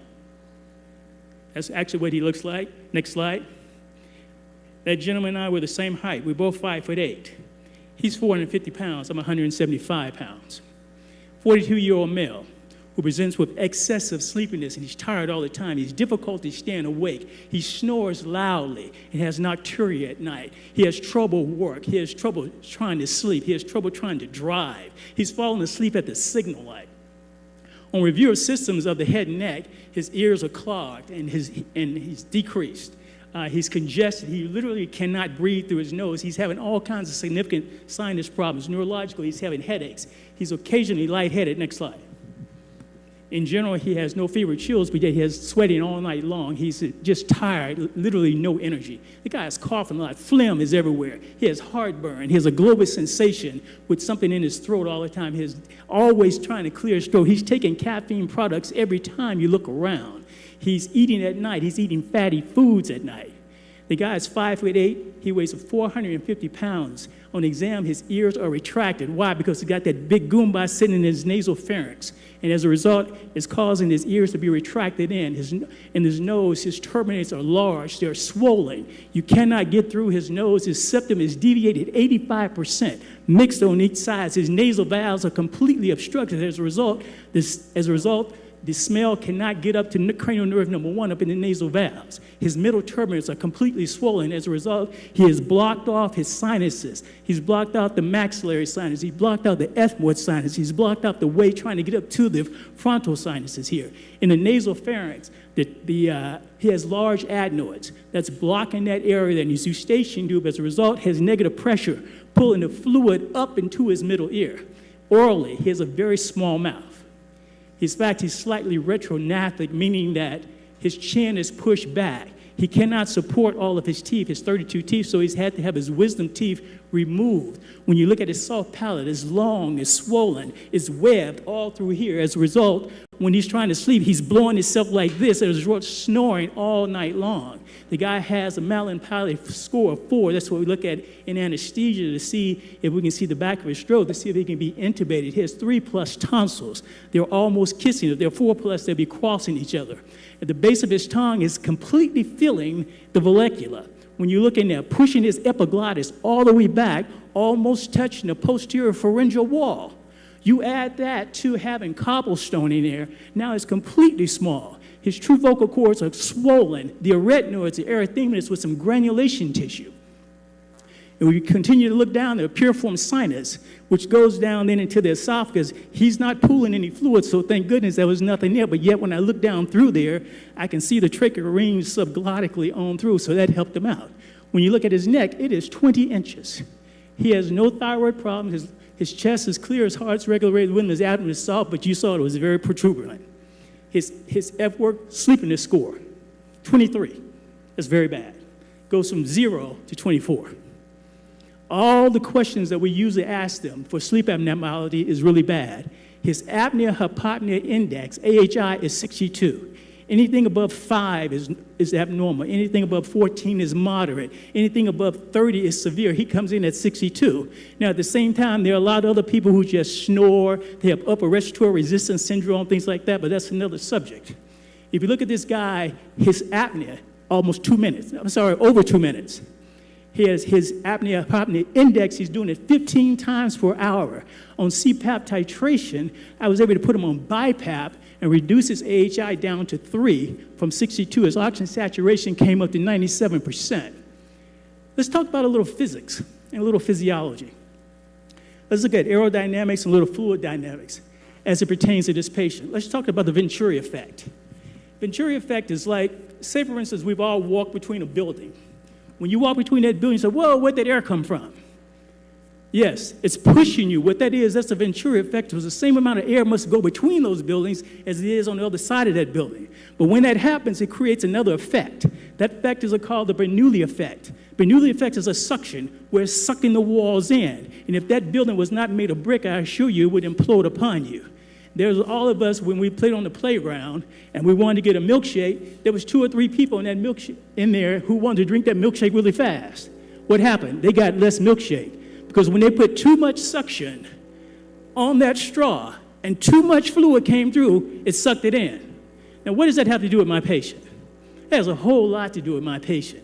Because my patient's nose is swollen. I got 2 big balloons in my chest. If I open my big mouth, it seems reasonable that I could blow up these balloons. I close my big mouth, all I got is 2 little holes. That's it. I got to get the same amount of air into my lungs at the same physical time as I do if my mouth was open. If I did that, the only thing I could do is one thing, increase the velocity. We all know that vehicles deal with T if we drive a car. So if you do that and you increase the velocity, that is the Venturi effect. And what's going to happen? The Bernoulli effect is going to close his nose down. Now all of a sudden you're going to get less air. You continue that, go to the back of his nose, now he's got obstruction with the adenoids that he has. Then you look through his mouth, you can't even see the back of his throat, yet he got 2 big tonsils there. And then the back of his tongue is pushing backwards. Therefore, all I have now is a straw going back there. But it isn't over yet, because now it has to go to his lungs, has to go into the trachea, where the trachea is anterior. So therefore, it has to make a 30-degree turn. When it makes that 30-degree turn, it goes across it goes across the esophagus. And he ate at night. If he ate at night, now he has acid. Now he just sucked the acid up and created his reflux, which swells the airway. And now he's in even more trouble. Are you guys with me so far? And then what happens is, when I take this guy to the operating room, and I'm getting ready to take out all this stuff, what's going to happen? Remember now, this guy's been breathing against negative pressure for a long time. So everybody remembers something called Stalin's forces and Stalin's curve. Well, when I get in there, I got to run this guy on PEEP. I got to put him on positive end expiratory pressure. Why? Because as soon as I remove that obstruction, he suddenly switches to positive pressure. If he switches to positive pressure, all of a sudden, he can dump fluid in his lungs. Next thing you know, he's in pulmonary edema on my operating table. Now all of a sudden, I got fluid coming up through the endotracheal tube. You guys understand where I'm going? Next slide. So if you look at the brain, what we're looking at, these are the things that control sleep. Hypothalamus, the forebrain, the thalamus, the midbrain, the pontine tegmen. Next slide. If we look at the neurotransmitters here, in the neurotransmitters up here, the VLPO controls people who have non-REM sleep. We got the histamine to keep you awake. We have all the other stuff. DA. No, I'm sorry, go back. Next slide. There you go. All of these, the PPT, all of these keeps us awake, keep us asleep, depending on what it is I need to talk about at this time. Next slide. These are the hormones that are regulated by sleep, and I'm going to talk about that next slide. The melatonin, we've all heard of DLPO, dim light melatonin level. All these things are affected by sleep. Next slide. If you look at this slide, the CBT, the core body temperature, it is lowest at 4 o'clock in the morning. Cortisone, secreted mostly at 8 o'clock a.m. Urine. You decrease your urine between 12 o'clock and 8 o'clock. At 12 o'clock at night, 8 o'clock in the morning, your thyroid functions at 12 o'clock midnight. Your prolactin level between 4 and 8 o'clock in the morning. Your growth hormone is around 1 to 2 o'clock in the morning. Next slide. All of these things are affected by sleep. So everything Dr. Duncan was just talking about was very significant when you look at these overweight patients. If you look at his blood pressure, post-apnea, the blood pressure is going to rise. Why? Because he stimulated himself and he woke up. And what happens when you reduce the blood pressure? Right before the apnea, there's increased venous return. When that blood comes back and gets to the right atrium, it's going to push that septum over. When it pushes that septum over, it's going to make what we call antidiuretic hormone. It's going to make that person think he's fluid overload. Now he's got to get up at night and go to the restroom. You guys know people got to get up every night and go to the restroom because they can't, because they're big and they can't sleep. Next slide. And these people who have the high blood pressure and they're causing this problem, they call non-dippers for all my primary care doctors who cannot get that blood pressure down. They're non-dipping because they cannot dip their pressure at night like it's supposed to, like a normal-sized person would. Next slide. This is called central sleep apnea when people have Cheyne-Stokes. This is a typical central sleep apnea right here, and Cheyne-Stoking with that little diamond there that you're looking at. Next slide. We're looking here at someone who has obstructive sleep apnea. I don't have a central sleep apnea there, but they have this. Next slide. And of course, as you know, you got to look at these curves. You got to look at the lung capacities. You got to know what happens in these people when they get obstructive sleep apnea. All of a sudden, it's going to rise up. But we'll go through that next slide. Next slide. You must look at the spirometry. You must know, is this patient restrictive? Does this patient have obstructive sleep apnea? Do they have a restrictive lung disease or obstructive lung disease? We got to put all those things together when we're dealing with these type of patients. Next slide. When you look at the anatomy, he took my clip, he took my pointer. Damn it. He took my pointer. When you look at the anatomy, can I have that pointer back?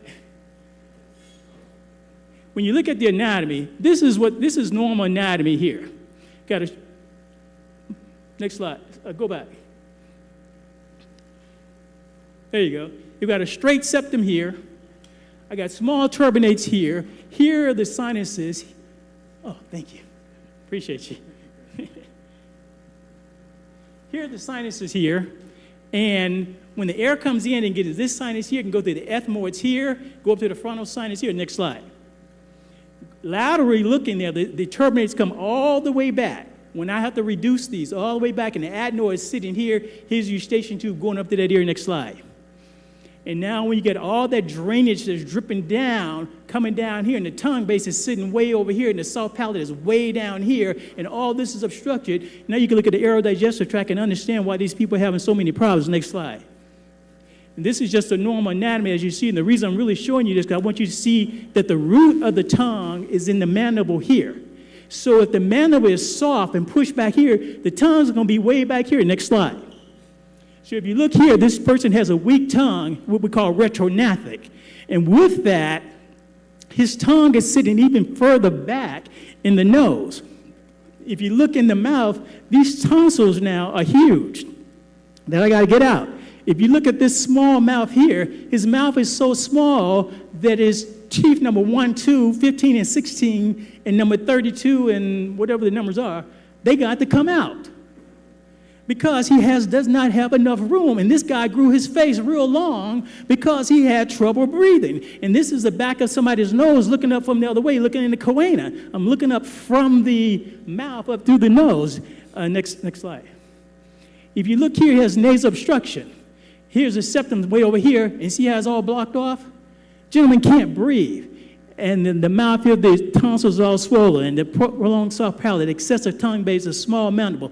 And how about the small mid-face? That's what we call a dish face, where the person's face is pushed in. Anybody ever seen those little pug dogs? They all have sleep apnea, they all snore bad, and most of them die of sleep apnea. If you look at this slide here, this represents a soft chin, the tongue is pushed all the way back, and like I said, the airway is now a pencil, but it has to go anterior. Once it goes anterior, just like any fluid dynamics, it's going to suck whatever it is out of this esophagus. So if you ate last night, or if you got up in the middle of the night like most of my people eat, now you got acid. When that acid comes up, it's going to burn. The first thing it's going to see, which is those vocal cords, and the red nodes are going to go all the way up to the eustachian tube, and then because of negative pressure, it gets sucked into the middle ear. Next slide.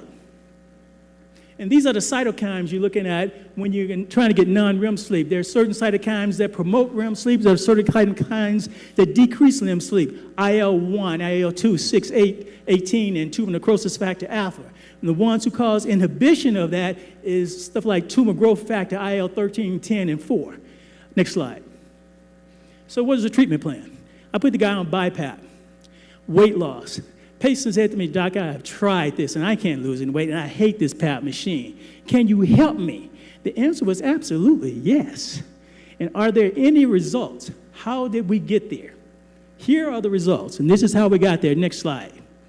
We got there by me doing a multitude of surgeries that benefited this patient, and I did them a la carte. Now, when I first came to town, I used to do them all at one time 30 years ago. But when 50% of my patients suddenly became African American, that became a very different animal.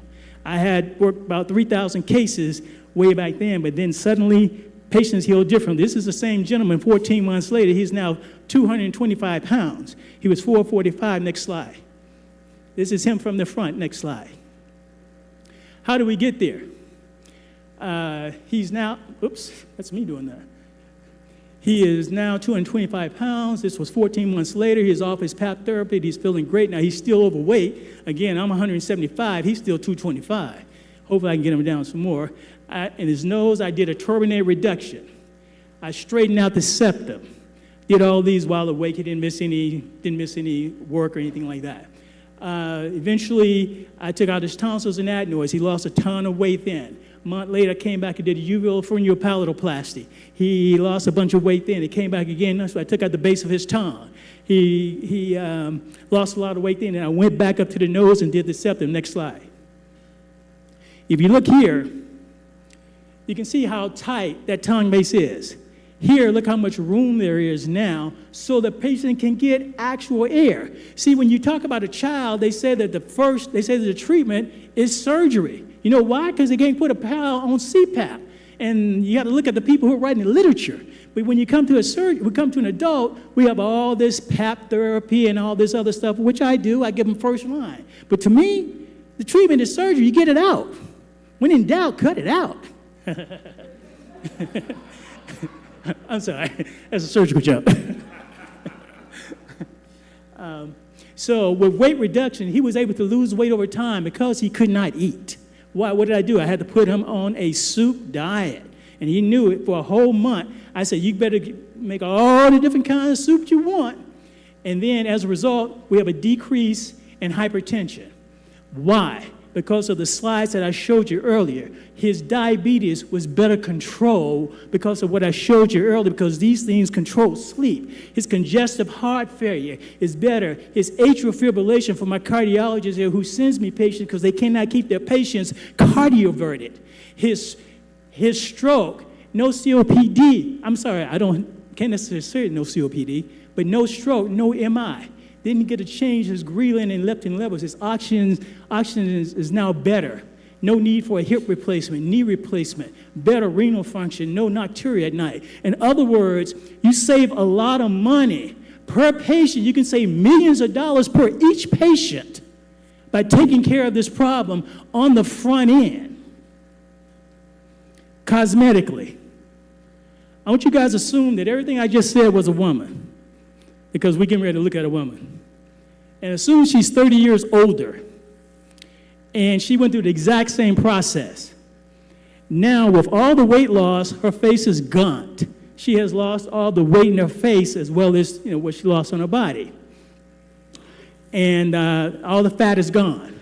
So what you're going to see now are a couple of pictures, wrong one, a couple of pictures and video, before and after photos of this patient. Okay, this was her after she lost all this weight. This is her after I did facelift and blah, blah, blah on her. So what did I do to rejuvenate her? I took out the facial molds. I did an upper and lower blepharoplasty. Did a lateral facelift, mid facelift, lower facelift on her. I did fat transfer with a little bit of liposuction up in her face. Video.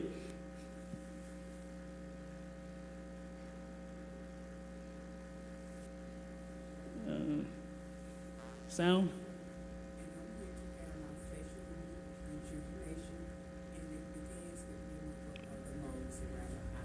Any sound with that video? Hello, and I'm so happy to have you here. And yes, start it back over. Facial rejuvenation. Start it over. Hi, it's May the 4th, and I'm here to have my facial rejuvenation, and it begins with the removal of the moles around my eyes. Well, hello, and I'm so happy to have you here. And yes, we're about to start her facial rejuvenation, and we're going to take her all the way back couple generations here. And she is going to look absolutely marvelous, and you will then see her post-operative videos. So stay tuned. And I'm Dr. Terry Seymour. That's me. Next slide. Next video. I'm sorry, the other way. Okay, this is September 6, 2023, and this is my post-op interview. My process started in May, in which I came to Dr. Seymour, wanting him to remove some moles from my face, and he did an excellent job. He removed approximately 30 moles, and that immediately brightened up my skin. And then we did the eye lift, because my eyes was drooping. I told someone that I looked like my mom when I look in the mirror. But he did the eye lift, and then we did the face lift, chin lift. Very pleased with the work that he's done. I like the fact that I look natural. Unless I tell someone, they do not know that I've had my eyes done. They know that I've had my moles done because it's very obvious, but the rest of the procedure is well done, well pleased, and even my husband said I look like a different person. Thank you so much. I have really enjoyed working with her. This is Dr. Seymour. She looks at least 2 decades younger compared to the pictures we were looking at, and you will see some of these pictures there. I'm so happy that you are so pleased and that she looks great. But thank you so much for coming in, and I appreciate all the people that you're going to see today. And she does. Next slide. Next slide. Next slide. Next slide. There we go. In conclusion, this is the typical example of how I treat these complex patients here. I achieve the rate reduction, and we reduce many of these other medical problems that accompany this type of diagnosis. These patients was able to return back to work. She had a wonderful cosmetic output, and so she's much happier. And we've saved the system millions of dollars, no rehab for strokes. That's where the most money is spent. Most money is spent in the ICU. Most money is spent after the person has a myocardial infarction. Most money is spent when trying to rehab someone who had a hip replacement or a knee replacement, or someone who's on chronic renal failure and now they're getting dialysis for the rest of their life, or they need we call it a kidney replacement. So what I'm trying to say is that when you catch these people on the front end, the way that, that Dr. Duncan is treating them, he's catching them on the front end. He's saving all of this kind of money. When you catch these people on the front end, from what I'm doing, you can save the system this type of money that's being spent on the patients. And I would like to thank everybody for listening to me. And I'm Terry Seymour, ENTfacialplastic.com. Are there any questions? Yes, sir.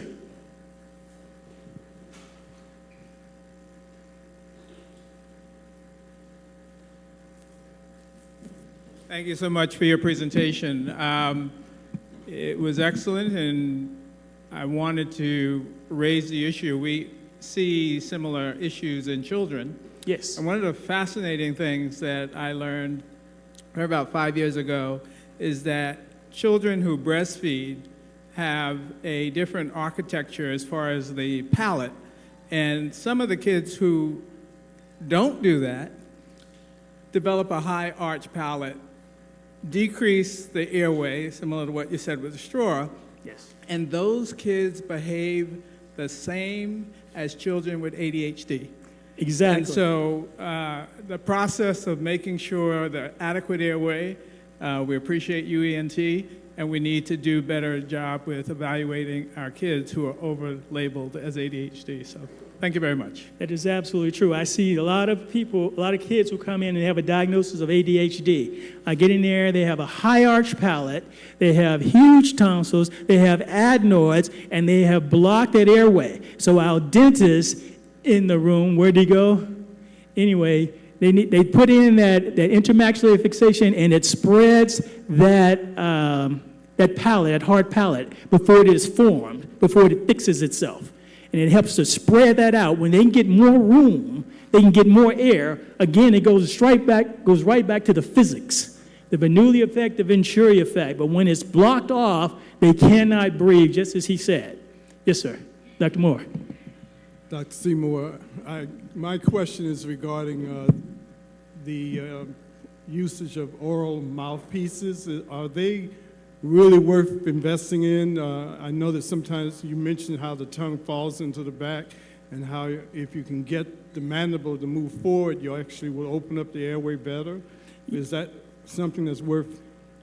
Absolutely. I put most of my patients on an oral splint after I finish. For me, I use oral splints as the icing on the cake. That allows me to keep them from going back the other way. See, with a gentleman like this, with obstructive sleep apnea, with a severe obstructive sleep apnea, it would not help him. I had to get him back all the way. See, it starts like this. You snore. You could have upper respiratory resistance syndrome where your AHI was significantly less than 5, but yet your oxygen saturation may be 89, 88, something like that. And so then you might go to mild obstructive sleep apnea, then moderate obstructive sleep apnea, then severe obstructive sleep apnea, and then you might even go up to obesity or hypoventilation syndrome. But the one thing you got to look at is the trend line. From statistically, you look at the trend line, they're all on the trend line. So if they're all on the trend line, it's like being a little bit pregnant. A lot of bit pregnant. They both on the same trend line. I guarantee you the treatment is the same. If the baby come out here, you know what it means. If the baby come out here, you know what it means. I guarantee you one thing, that baby coming out. So the trend line is the same, so you're absolutely correct, but it depends on where they are on that line. But for me, do I use oral splints? I use them all the time, but there's a time and a place for them. For the folks who use them inappropriately, that's when I see the patients. And they come in and go, I'm not on this splint. I'm going, you're not a splint person yet. Dr. Seymour, this Yes, was ma'am. excellent. I just want to know, what can we do, because I know a lot of us treat patients who have sleep apnea, and unfortunately, many of the patients who come to me have been on medicines like trazodone and Ambien, and they've never had a sleep study.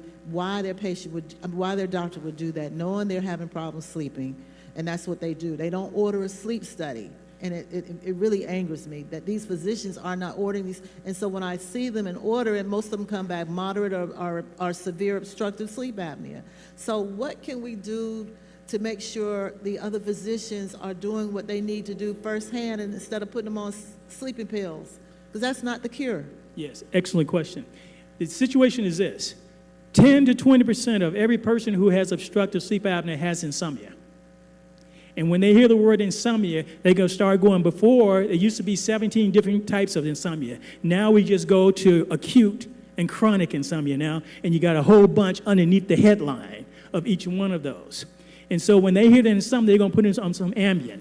And all of a sudden, that's going to make my situation worse. All of a sudden, you just gave a person with sleep apnea Ambien. You put them on some trazodone, and, that's what they give the older people and stuff like that, and that creates a problem there. Well, you're not supposed to go there yet. What they need to do is be worked up.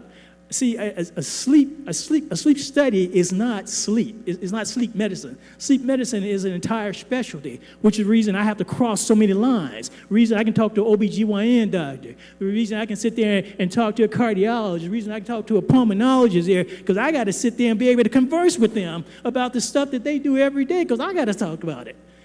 And so the question to answer your question is that you got to tell them, say, look, I know they said something about insomnia, but look at their body habitus. I think they got a problem. But at the same time, remember this.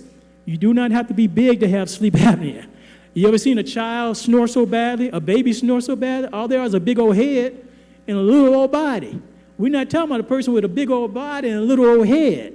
See, when they got that big old head, they still got the big old adenoids in there. They still got the big old tonsils in there, and they can't breathe worth jack. And then the problem that I have with the mothers get angry because I tell them, I say, look, when I take this out, that baby gonna get a growth spurt. First they're happy. They come back in a month later, they're not happy because they just had to buy new clothes. And then they're gonna buy some more new clothes and some more new clothes. They said I should have kept them a little runt, and I was happy. But yes, that's exactly what happened. And when the kids are doing this, all like this and all like this, and they're trying to turn around and they get ADHD, they're trying to stay awake. You ever seen a child, they're in bed, and when they wake up, all the bedclothes are everywhere. They're in the bed with their head cocked like this because they're trying to get some air. They sleep in the weirdest positions trying to get air. So you guys got those babies at home? That's exactly maybe what may be going on. Next question. Okay, well, I thank you for your time, and I appreciate you guys listening to me.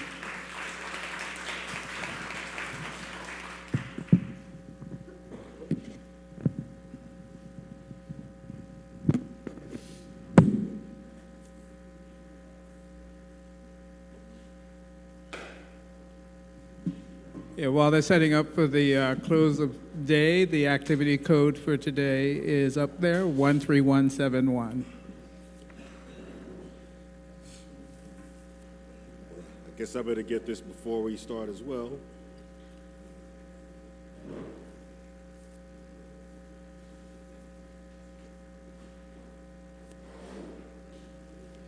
Well, all right. Well, we've had another fun-filled day of education, very informative lectures. Thank you, everybody, once again for coming out. We had standing room only on this day. Let's see if we can do it one more time tomorrow and close out. And before we get ready to go into our next activity, let me please remind you that tonight at Lock and Key, there'll be a party starting at 6:30 until you decide to go home. Just remember to be back here by 8 in the morning. Stay as late as you like, enjoy as much as you want. But Lock and Key at 2 Interlock Avenue Northwest in Atlanta. Tomorrow, that is the closing out process, the President's Ball. That's going to start off at Rice, which is the Russell, if I can see this from Dr. Carter, the Russell Innovation Center for Entrepreneurs. Going to be a cocktail hour from 5 to 6. There's parking there, $10. There are other events going on in the area. That's over by the Mercedes-Benz Arena, so there's something going on there. So $10 special rate to park. At 6 o'clock, everybody's going to migrate across the street to historic Pascal's Restaurant, where there's going to be a dinner program there. You get a chance to come and have a buffet meal.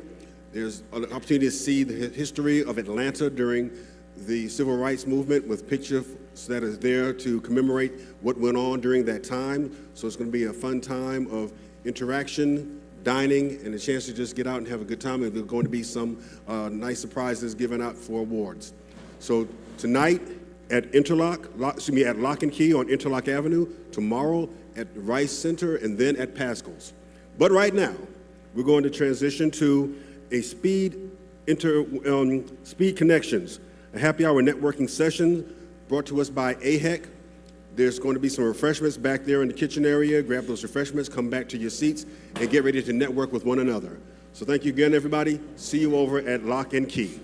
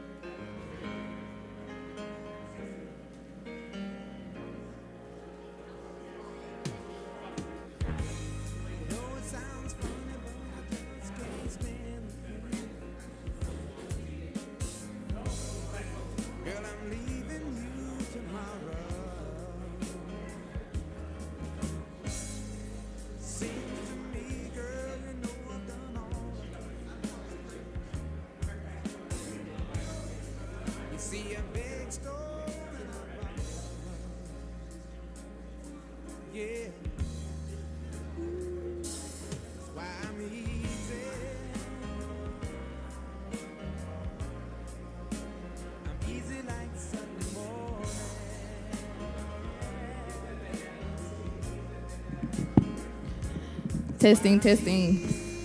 Hey, good evening, good afternoon, everyone. My name is Larania Burnett, and I'm the Continuing Education Coordinator with SPCC Atlanta AHEC. I am very grateful for having the opportunity to be with you all today.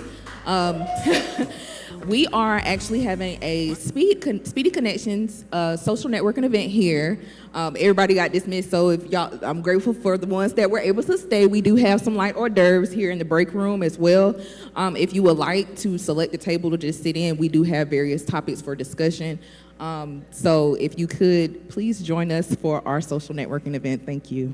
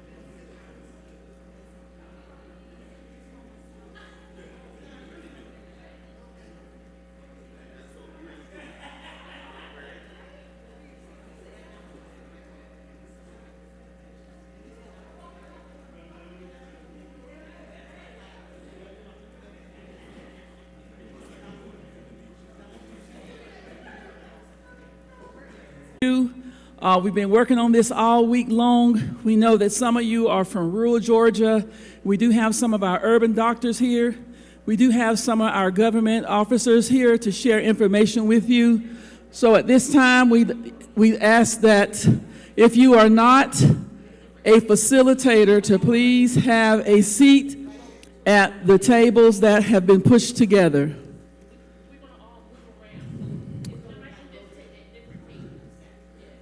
Yes.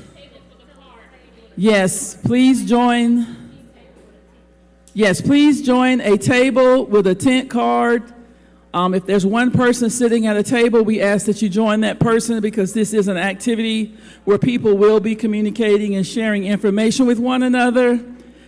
I must not be speaking loud enough because we want everyone in the room in a seat at a table with a card. Dr. Shelby Wilkes, we would love for you to join this activity. I forgot he's an eye doctor, not an ear doctor. Can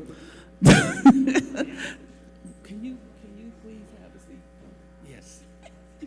We'd like y'all to join us because y'all can continue to do talk or whatever. Just, come on. That's fine. You all can still communicate with one another and continue to have the conversations that you were having prior to this session, because that's what this is all about. We want you to openly share with one another regarding the information and talking points that we have on the table. Today, facilitating this event, we have Ms. Shanitra Pearson, who is at the podium. She is SPCC Atlanta AHEC's preceptor coordinator. She works with physicians to get them engaged as preceptors for our medical students and our other health profession students throughout the state of Georgia. We do represent AHEC, and there is an AHEC in every corner of this state. So if you need assistance, she is going to tell you a little bit more about our services when it's her turn. We also have our lead coordinator, Ms. Laronia Burnett. She is our continuing education coordinator. And we have some volunteers here with us today. We have Ms. Marcia Watson, who is a board member. We have Ms. Francesca Lopez, who is also a board member and the chair of SPCC Atlanta AHEC. We have Ms. Benita Bowers, who is a consultant and a very long-time friend of Georgia State Medical Association. We have Sharonia Burnett, who is a recently certified community health worker. And did I leave anyone out? Yes, I sure did. Please forgive me. We have Dr. Richard Wild, who is the chief medical officer from the Center for Medicare Services. So we put together a team of individuals who are familiar with the topics that you have at your table to share in this communication. We won't be long. Okay, we also have with us representing the Office of the Assistant Secretary for Health under the U.S. Department of HHS. You all know what that is, Health and Human Services. His name is Dr. Kevin Green, and he is representing that department. We also have Ms.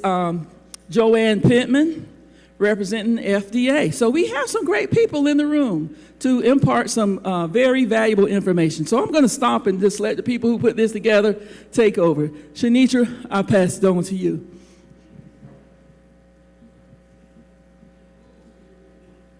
Good afternoon again to everyone, and thank you for staying and participating in our Speed Connections networking session. So this networking session is designed to help you connect with your fellow medical professionals, share some valuable insights, and discuss some important topics related to this year's theme. We want you all to get to know each other a little better throughout this session. So we have developed an interactive game for our networking hour.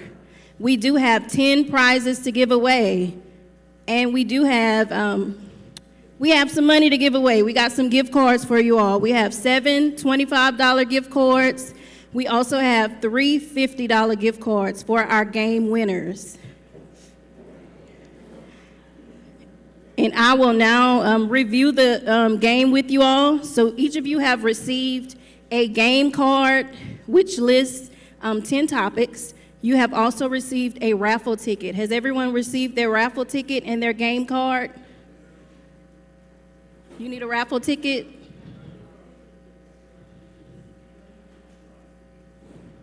Raise your hand again if you need a raffle ticket.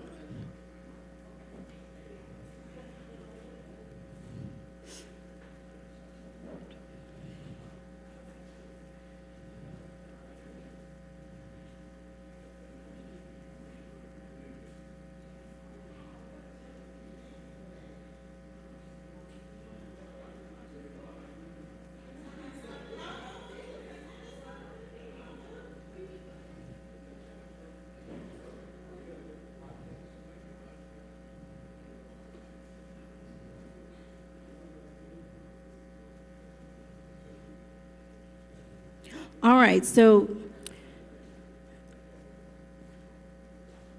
we have 8 tables, and each table features a different theme. So the goal is to visit each of the 8 tables, participate in the discussion, and jot down one key takeaway on your game card.